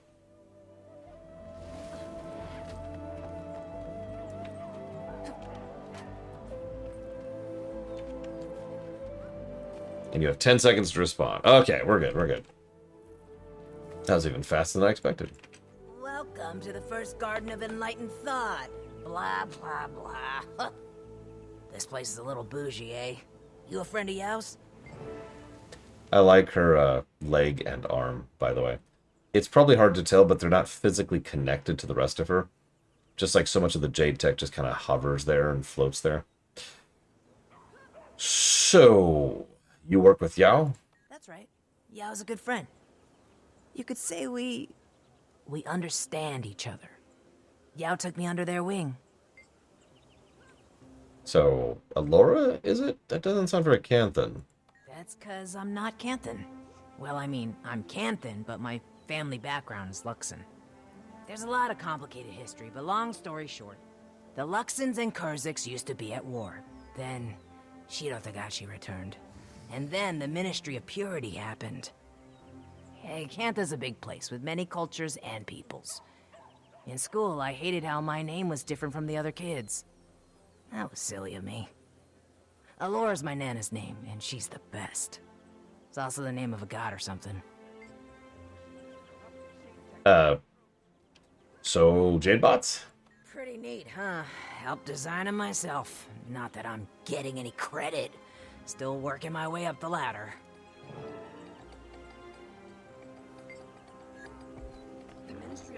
Okay. So, I guess this is our tutorial for Jade-bots.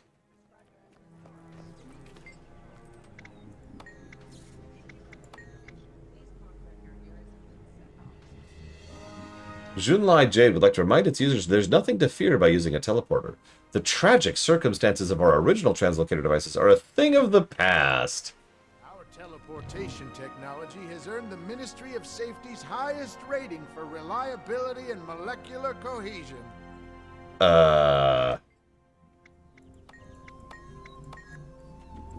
Thanks to our teleporters, you can get exactly where you need to be when you need to be there. Right. Alright, everyone in chat, would you jump into that teleporter? Keep in mind, we have literally seen Jade Tech falling apart earlier today. Zipline technology? Nothing is ever too far away. If you can see it, you can reach it.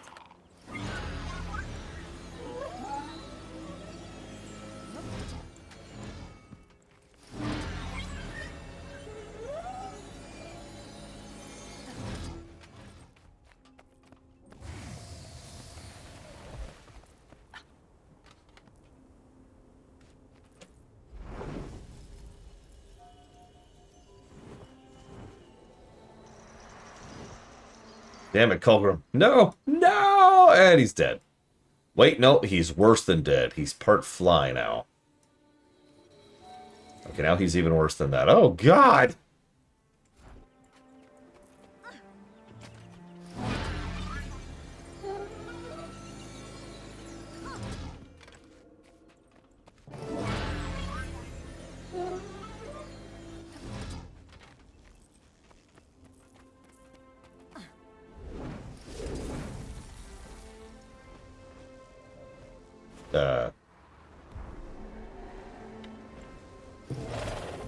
Ah!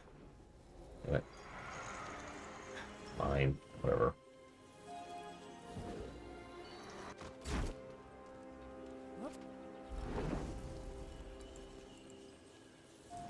Okay, I don't remember how to light up the balloons.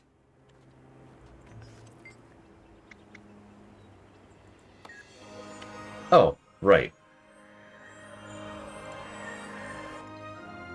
No, I didn't.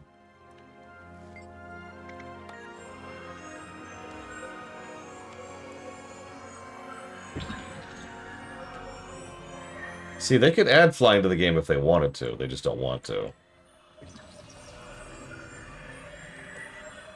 I wonder why. I mean, the obvious answer is because the terrain doesn't support it. But they've already got invisible walls everywhere to cover that. So that doesn't sound like a very good excuse to me. Like, we could already fly up to the places we're not supposed to be to. It's just more irritating. Oh, you know, that would make sense, Culver. Did you know that June's first Dragon Jade innovation was a light bulb? Oh my gosh. Oh yeah, sorry. I call it Jade Tech. They call it Dragon Jade. But yeah. Sorry. God. Jade bots look like this. Hello. There's also this version of a Jade bot. This terrible, terrible monstrosity. You saw nothing. This is actually one of the better ones.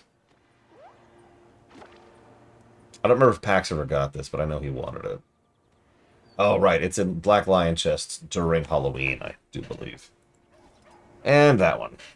Yeah, I know, right, Colgrim? I'm telling you, they abandoned the Jade bots just completely.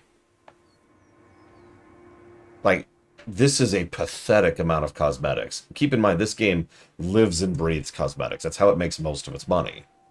And this is it. By the way, all of these cost real money, except possibly the dragon.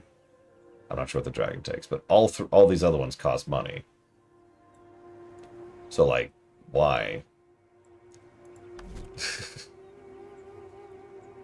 Like, even the novelties, which most of you don't even know exist, have more than that. Look at that. Look at that. Look at that. Oh, since Evo's here, I can show off something I've been holding on to just for you. Green or blue, Evo?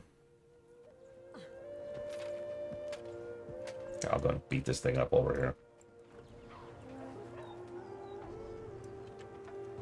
Blue. Okay, hang on. Let me charge up my little Jade bot here. Oh, I don't think I could pick Spartan.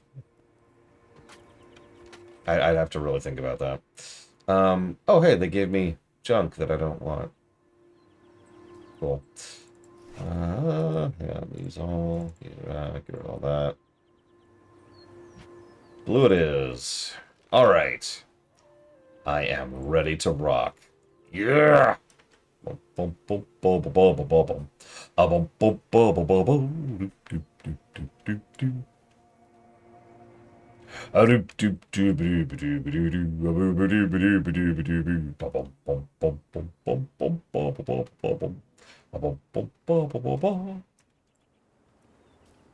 are we talking story, gameplay, both?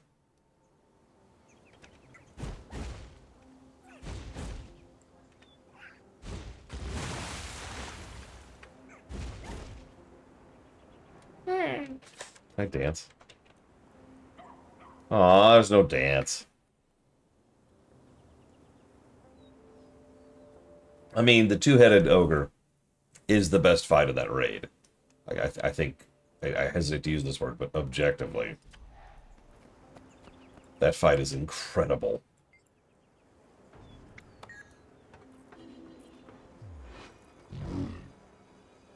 Engaging training is engaged. Take him down, buddy!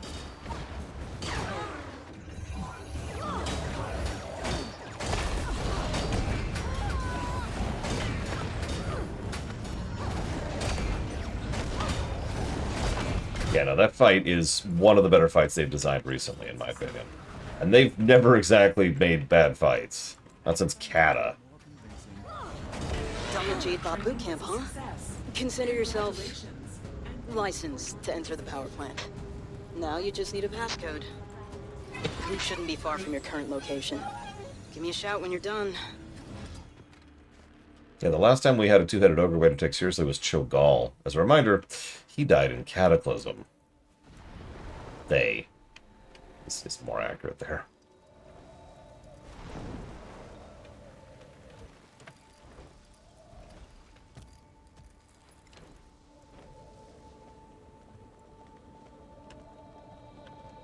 Is this further down? I think this is further down.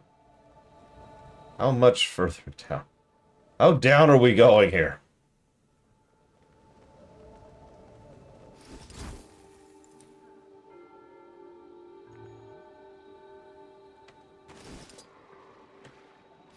Nope, not this far. It's apparently up from here. Great.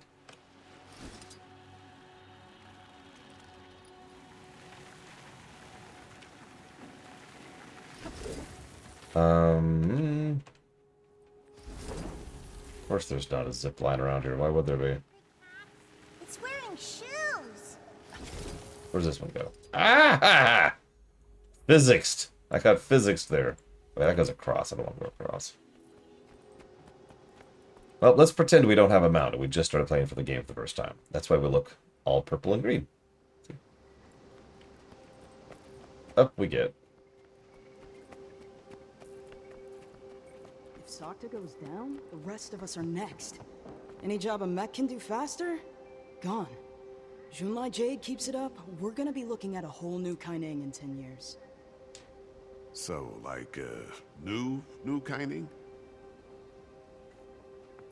I think Blade Tuvol is right, by the way. Almost all the voice actors here, especially for NPCs, are just the same actors they've had on retainer for years. And that's probably why. Under the gun, not a huge amount of budget, and rushed. In a display of resilience, two warriors from opposing factions stood together to conquer a common enemy, Shiro Tagachi. In a special report, we spotlight St. Victor Zoohelzer, Arkham Morris, and their lasting impact on Kantha. If you're a Revenant, you can summon those, by the way. The two people she just mentioned. Noodles. Boris Bowls is a national delight. You can locate one on almost every corner. Thanks. Yeah, so Yao sent me. I need a passcode. If you want my passcode, you need help with my problem. I hear a but. I need root access to the terminal, but when I put it in diagnostic mode, it shorts out. This parasitic thing shows up. Okay, do it. That's a freaking elite. Oh my god. Sure, I'll just fight an elite. It's cool. I know what I'm doing.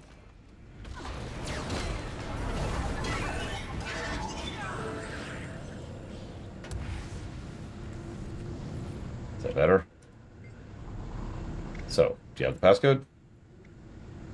Done and done. Anything else, Yao? Should be able to walk right on in. If anyone gives you trouble, just tell them who gave you the go-ahead. The main entrance is across the canal from Ministry headquarters. Hard to miss.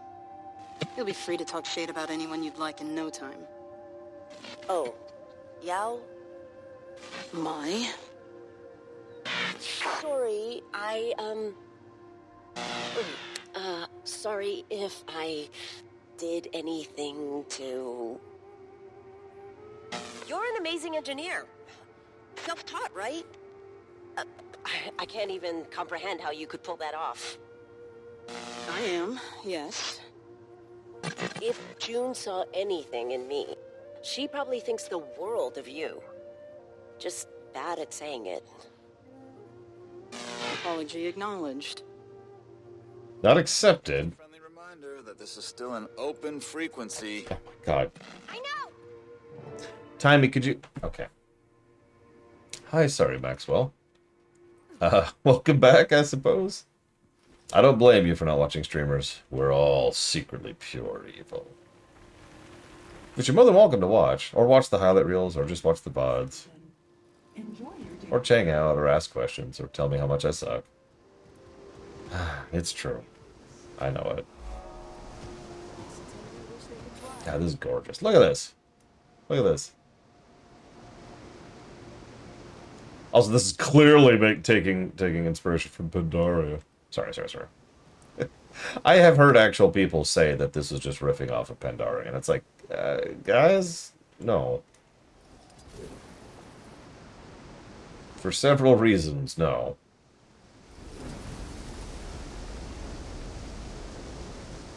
I wonder if I'll carry the buff through. Let's try it.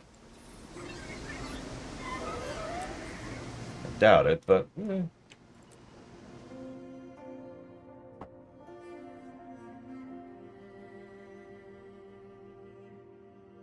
Yeah, the artists just did their homework. They just happened to do it on the same thing. Yep, nope, didn't take the buff with me. I figured. This facility's under lockdown. I'll have to ask you to... What's she doing here? Why wouldn't I be? I just assumed you'd be busy cavorting with your gang of vicious sky pirates. Wow, that got around fast. It's called Hollow News. Travels at the speed of light. Okay, look. We actually have permission to be here. Engineer Hu should have already sent word. Is that so?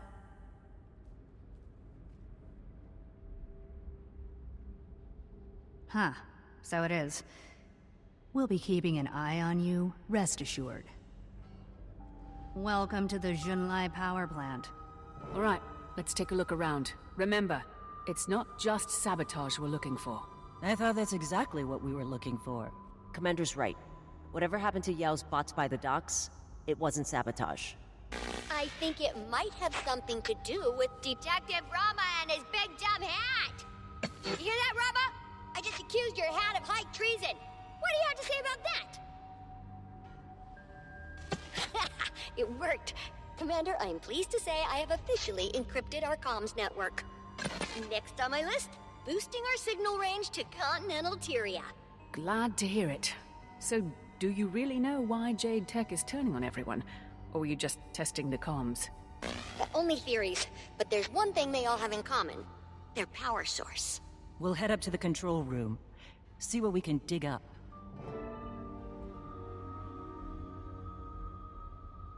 Alright. Everyone in chat, you see this giant hell-death mecha in the distance there that's like 3 stories tall? Now, if you were a betting person, how much odds would you give me for the fact that we're going to end up fighting that thing? Probably soon.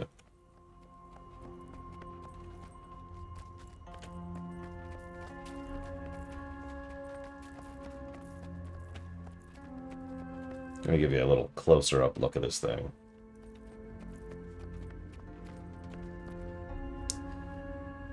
Yeah, anyways.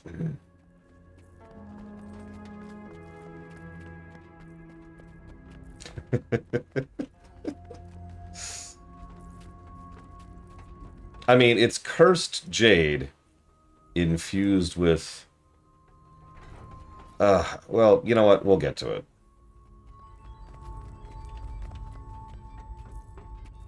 You can probably guess, though.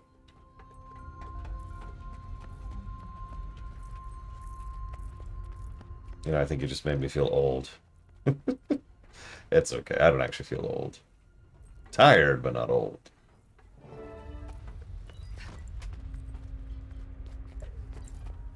The Junlai distribution network.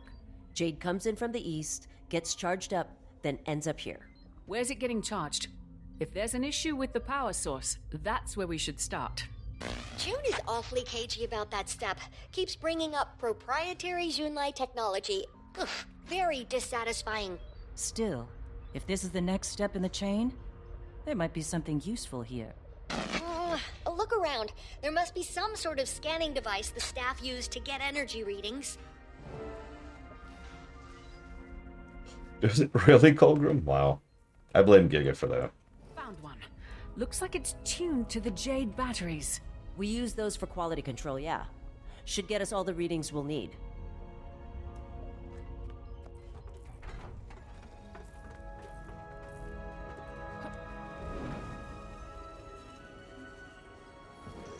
Look, it's fine. It's fine. We killed him, Brigwin.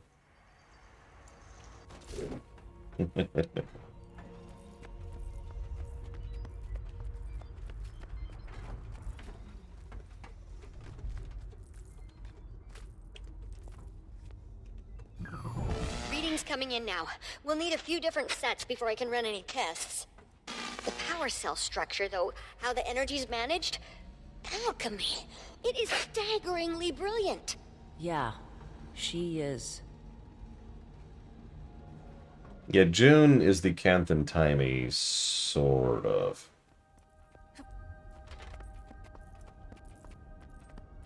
I stand by my earlier comparison. Stark. So I need to run some tests on those batteries. Oh, it's going to be tough to do with the sleds malfunctioning. Alright, hang on. Or you could just not have my glider work for absolutely no reason.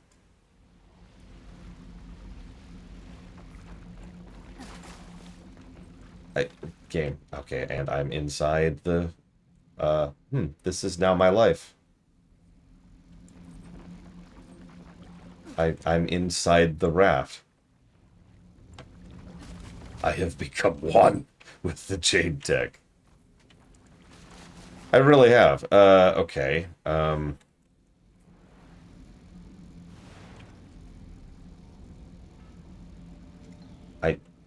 I swear there's an unstuck command in this game.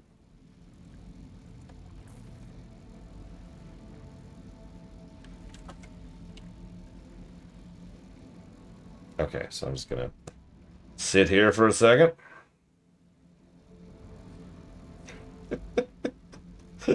Commander? Commander! Oh my god! It's fine, it's fine. I'm still here. I'm just inside the skiff.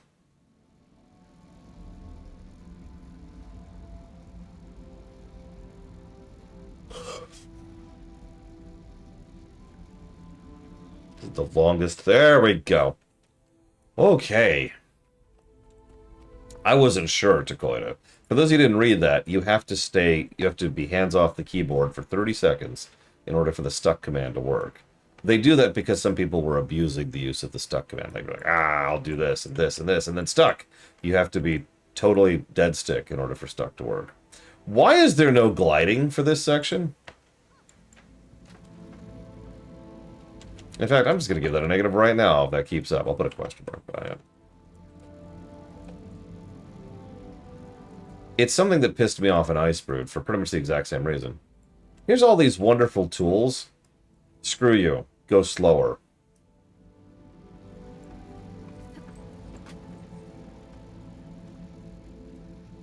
Like, for this, it doesn't bother me that much. Because, yeah, it's a jumping puzzle. Sure, fine, whatever. But, like... Icebrood, in particular, used that for everything. I just realized I don't have a scanner. Every mission had that stupid no-mount debuff on that. Which means things like this right here take longer for no reason.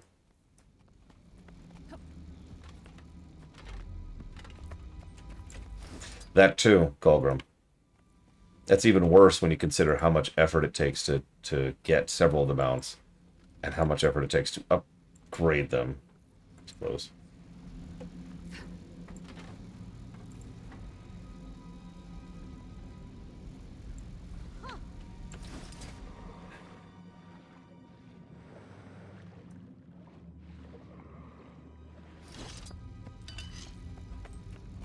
Maybe I should break for lunch, because by the time I get back, I might have actually finished getting across this.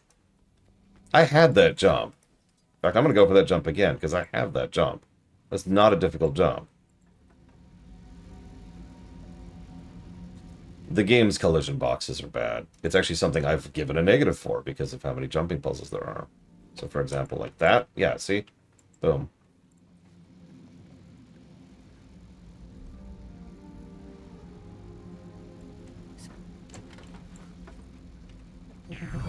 Okay, everything's coming in loud and, well, not loud, but definitely clear. Wait, what? What is... I don't... Hang on, I need to check... Hang on. Timey, we're all standing here.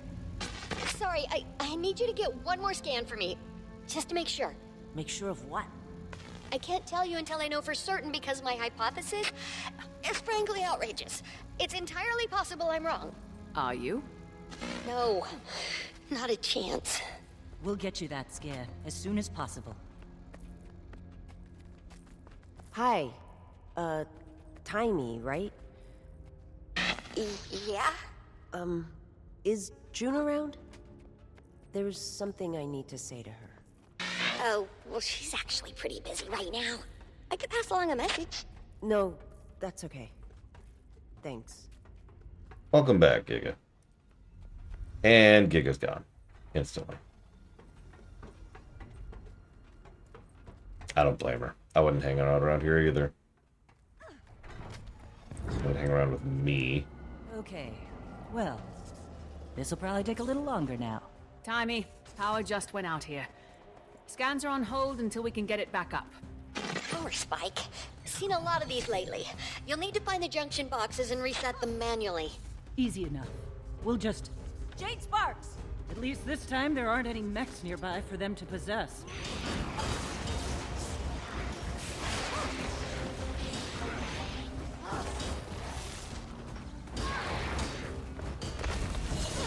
Yeah, by the way, have you noticed the quiet foreshadowing that's been there this whole time?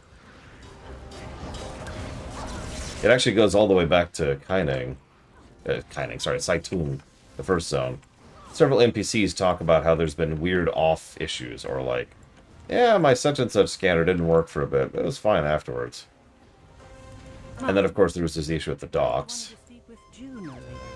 That was nothing. Let me guess. You want to tell her how sorry you are. How you screwed up. And that you'll do anything to make it up to her? Wow. Detective Delacroix's famous powers of deduction. Truth is, I don't know if I can make it up to June. She's not the forgiving type. By the way, I hope you like Simon Says. They use a lot of that in this one. Yeah, if you've ever played any of the real builder games, like the factory builder games, imagine if you have a small issue with one conveyor, but you don't notice that issue. Maybe you notice a symptom of that issue, but you don't actually see the issue itself. And then it compounds and compounds and compounds until sometime later, you're trying to figure out why your power grid has completely shut down.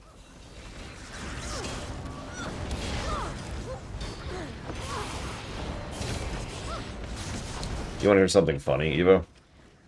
So, I have actually gone on record before saying that I wasn't sure that there's any type of gameplay you could add to a dungeon crawler. It's not possible. There's no gameplay to be had there. There's just walking through hallways. That's not gameplay. But then I realized that I was a moron. So, yeah, and then the biters close in. That's pretty much exactly right. I actually have had that exact thing happen to me in Factorio, by the way. It is Blade Duel. You're right. So, I've been... when I'm working on paperwork time, I've been watching a few gameplay just dissection videos of some of the PS1 and PS2 era dungeon crawlers, and they have interesting gameplay mechanics. These JTech malfunctions, I have to say, not really Anka's style. She has a style. Well, Scarlet inspired a lot of people. She inspired me. I know you think she's a goddamn murderer. A bit eccentric. But she stood up to Mordremock the only way she knew how. At least, that's how she started. Democratization through chaos. That was Scarlet's style. and now it's Anka's. I'll actually tell you a specific example. There's a hallway, and there's pits in it, and there's things within the hallway that push you around. If you fail at some point in time as you're maneuvering through it, you'll fall into the pit. Now, the pit will still allow you to progress, but simply being in the pit gives you the poison status effect. The poison status effect does not go away. However, there are enemies right after this pit, and those enemies, if they're left alive for a second, simply by being near them, remove the poison status effect from everything nearby them. Now, that also turns them into a poison variant of what they were before, but it gets rid of your poison. Stuff like that. I wasn't kidding, by the way. We're going to see a bunch of this.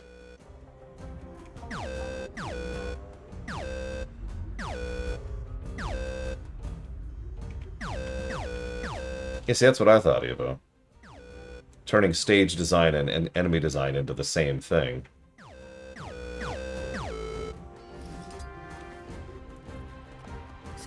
I agree, Colgrim. Jory is a wonderful contrast to Casimir. I mean, she's been through a lot, but she's always been a bit different. I mean, she's a Necro, for God's sakes. Casimir is a Mesmer. Like it or not, your profession does say something about you. In this setting. And in some other settings, too. You get my point.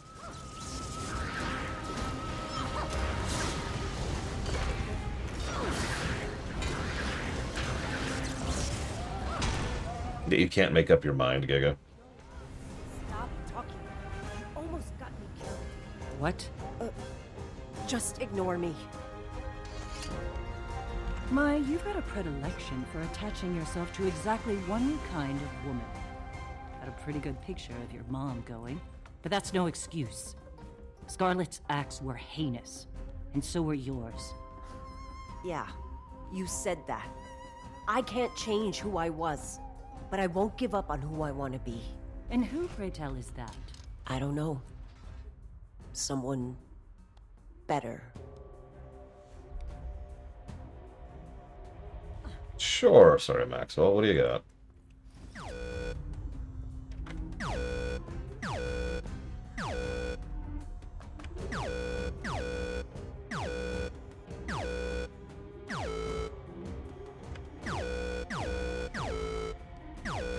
Also, I love how you come back watching me while I'm living out of a suitcase in someone else's house.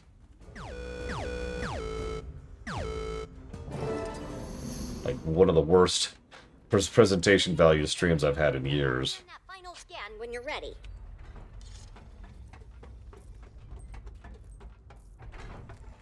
I've heard my own mic on some of the VODs. It's fine, but...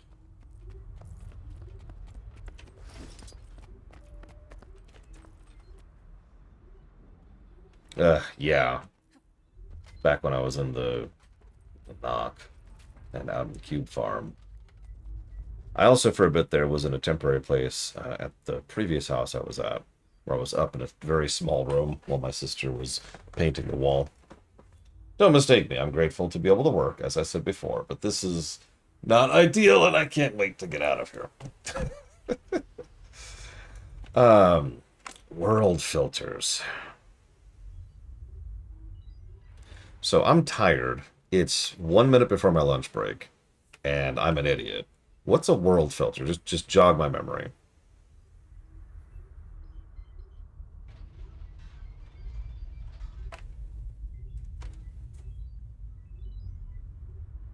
I'm gonna take a break. I want to know what a world filter is. There we go. Don't worry, I'm gonna have a sandwich. Commander just scanned the And a last cookie. battery, Timey. Maybe What two. do you got? I've cross-referenced the waveform of Jade Power with every other energy waveform I have in my record. First I checked conventional sources, Magitech, Leyline Power, usual suspects.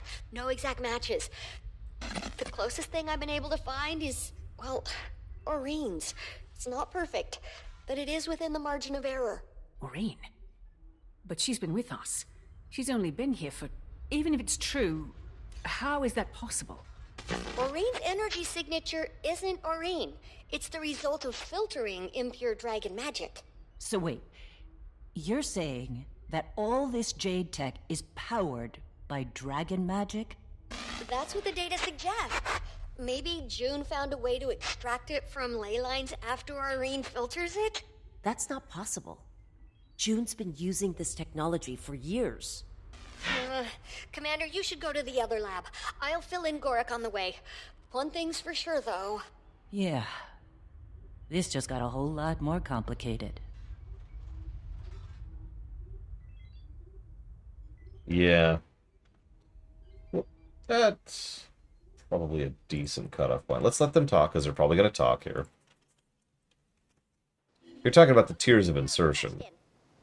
Based on our findings, the power source of Jade Tech is some kind of dragon magic composite. Something's fritzing up the Jade Tech. Could be Anka. Or something else entirely. We need a broader data set. Yo, can you get us access to the Napui lab? Yeah, about that. These power spikes scrambled Napui's security system, so you're SOL. Hey, watch it! Stay back! Listen, I gotta tuck out. Jade Loader's about to decapitate a bystander. Good luck. Well, alright. Thanks for the update, Yao. Guess we wait until they sort out this whole security mess? We don't have time for that. The Aether Blade could be responsible for all of this. I might have something that can help. Commander, meet me at my apartment, south of Cobble Ward. Yeah, I'm pretty sure that is specifically a call out for the Blackout meta, which I'm still not doing. So the tiers of insertion are actually pretty simple. The idea is that tier 0, you have no options. Tier 5, you have total control even after you pop in. Yes, Czar. It's just a way to discuss, because one of the most common types of discussions I tend to see is, you know, which such and such would you live in? Or if you were in Warcraft, where would you be? You know, or if you were jumping into Star Trek, what kind of species would you want to be? It's extremely common amongst speculative fiction. So I just came up with a rule set to kind of standardize it and make it easier to explain, which naturally led to lots of confusion and making it worse to explain. You can tell I'm an engineer at heart. Anyways, as it happens, and I'll link it in chat right now, I actually have it on the webpage, or the website, which is not a webpage, because I was born in more recent times, I swear. I'm one of you young kids, you can tell. I'm hip with all of those happening cats. The general idea, though, is that tier 0 is total nothing. You're just picked up and dropped somewhere. Tier 0 is the one that's just there for asterisk-y kind of situations, because in most situations, you die immediately to things like diseases or just the nature of the setting in a tier 0 environment. Tier 1 is conversion. You're converted to something that can at least survive and, you know, have basic things like communication. And then it goes up from there. Yeah, hey, you're in Warhammer 40k, and you're dead. Okay, cool. Yes, tier 1 is conveniences. Tier 2 is a few alterations as regards to location. Tier 3 is full conversion. Yeah, I've always been told I have baby face, Moog. I don't take that as a bad thing. I don't mind. I'd rather look like this than, well, some other people I could mention. Yeah, exactly. How do atoms exist in FF14? Because they kind of don't, for those of you familiar with how that setting works. So if you're just warped into FF14, you might not be able to breathe. Whereas WoW is more of a, you know, tangible reality thing. You know, atoms and physics work the same general way over in Warcraft. You're fine, Yao. We'll see. Yeah, we might literally just be... We just might be deconstructed if we were dumped into FF14 in a tier 0 environment. That's why most people think about tier 1 or tier 3. Tier 3 is the one where you're converted to the setting. Let me explain that really quick. So let's say in tier 1 you're jumped into Warcraft. Okay, well, I'm going to go become a mage and I'm going to learn magic. It's going to be great. And you can't, because you're a human being, a real life human being. You don't have magic. You don't have the ability to learn magic. It's not possible. But tier 3, now you could show up and you could be an elf or a local human or Char or a Lugian or whatever. And you could do things like learn skills and abilities and powers and magic and the Force and whatever else, right? So, a tier 3 into FF14, we now have Ether. Yes. You get the general concept. Tier 4 is just total choice for insertion. Tier 5 is total control after insertion. Tier 6 is going to grab lunch.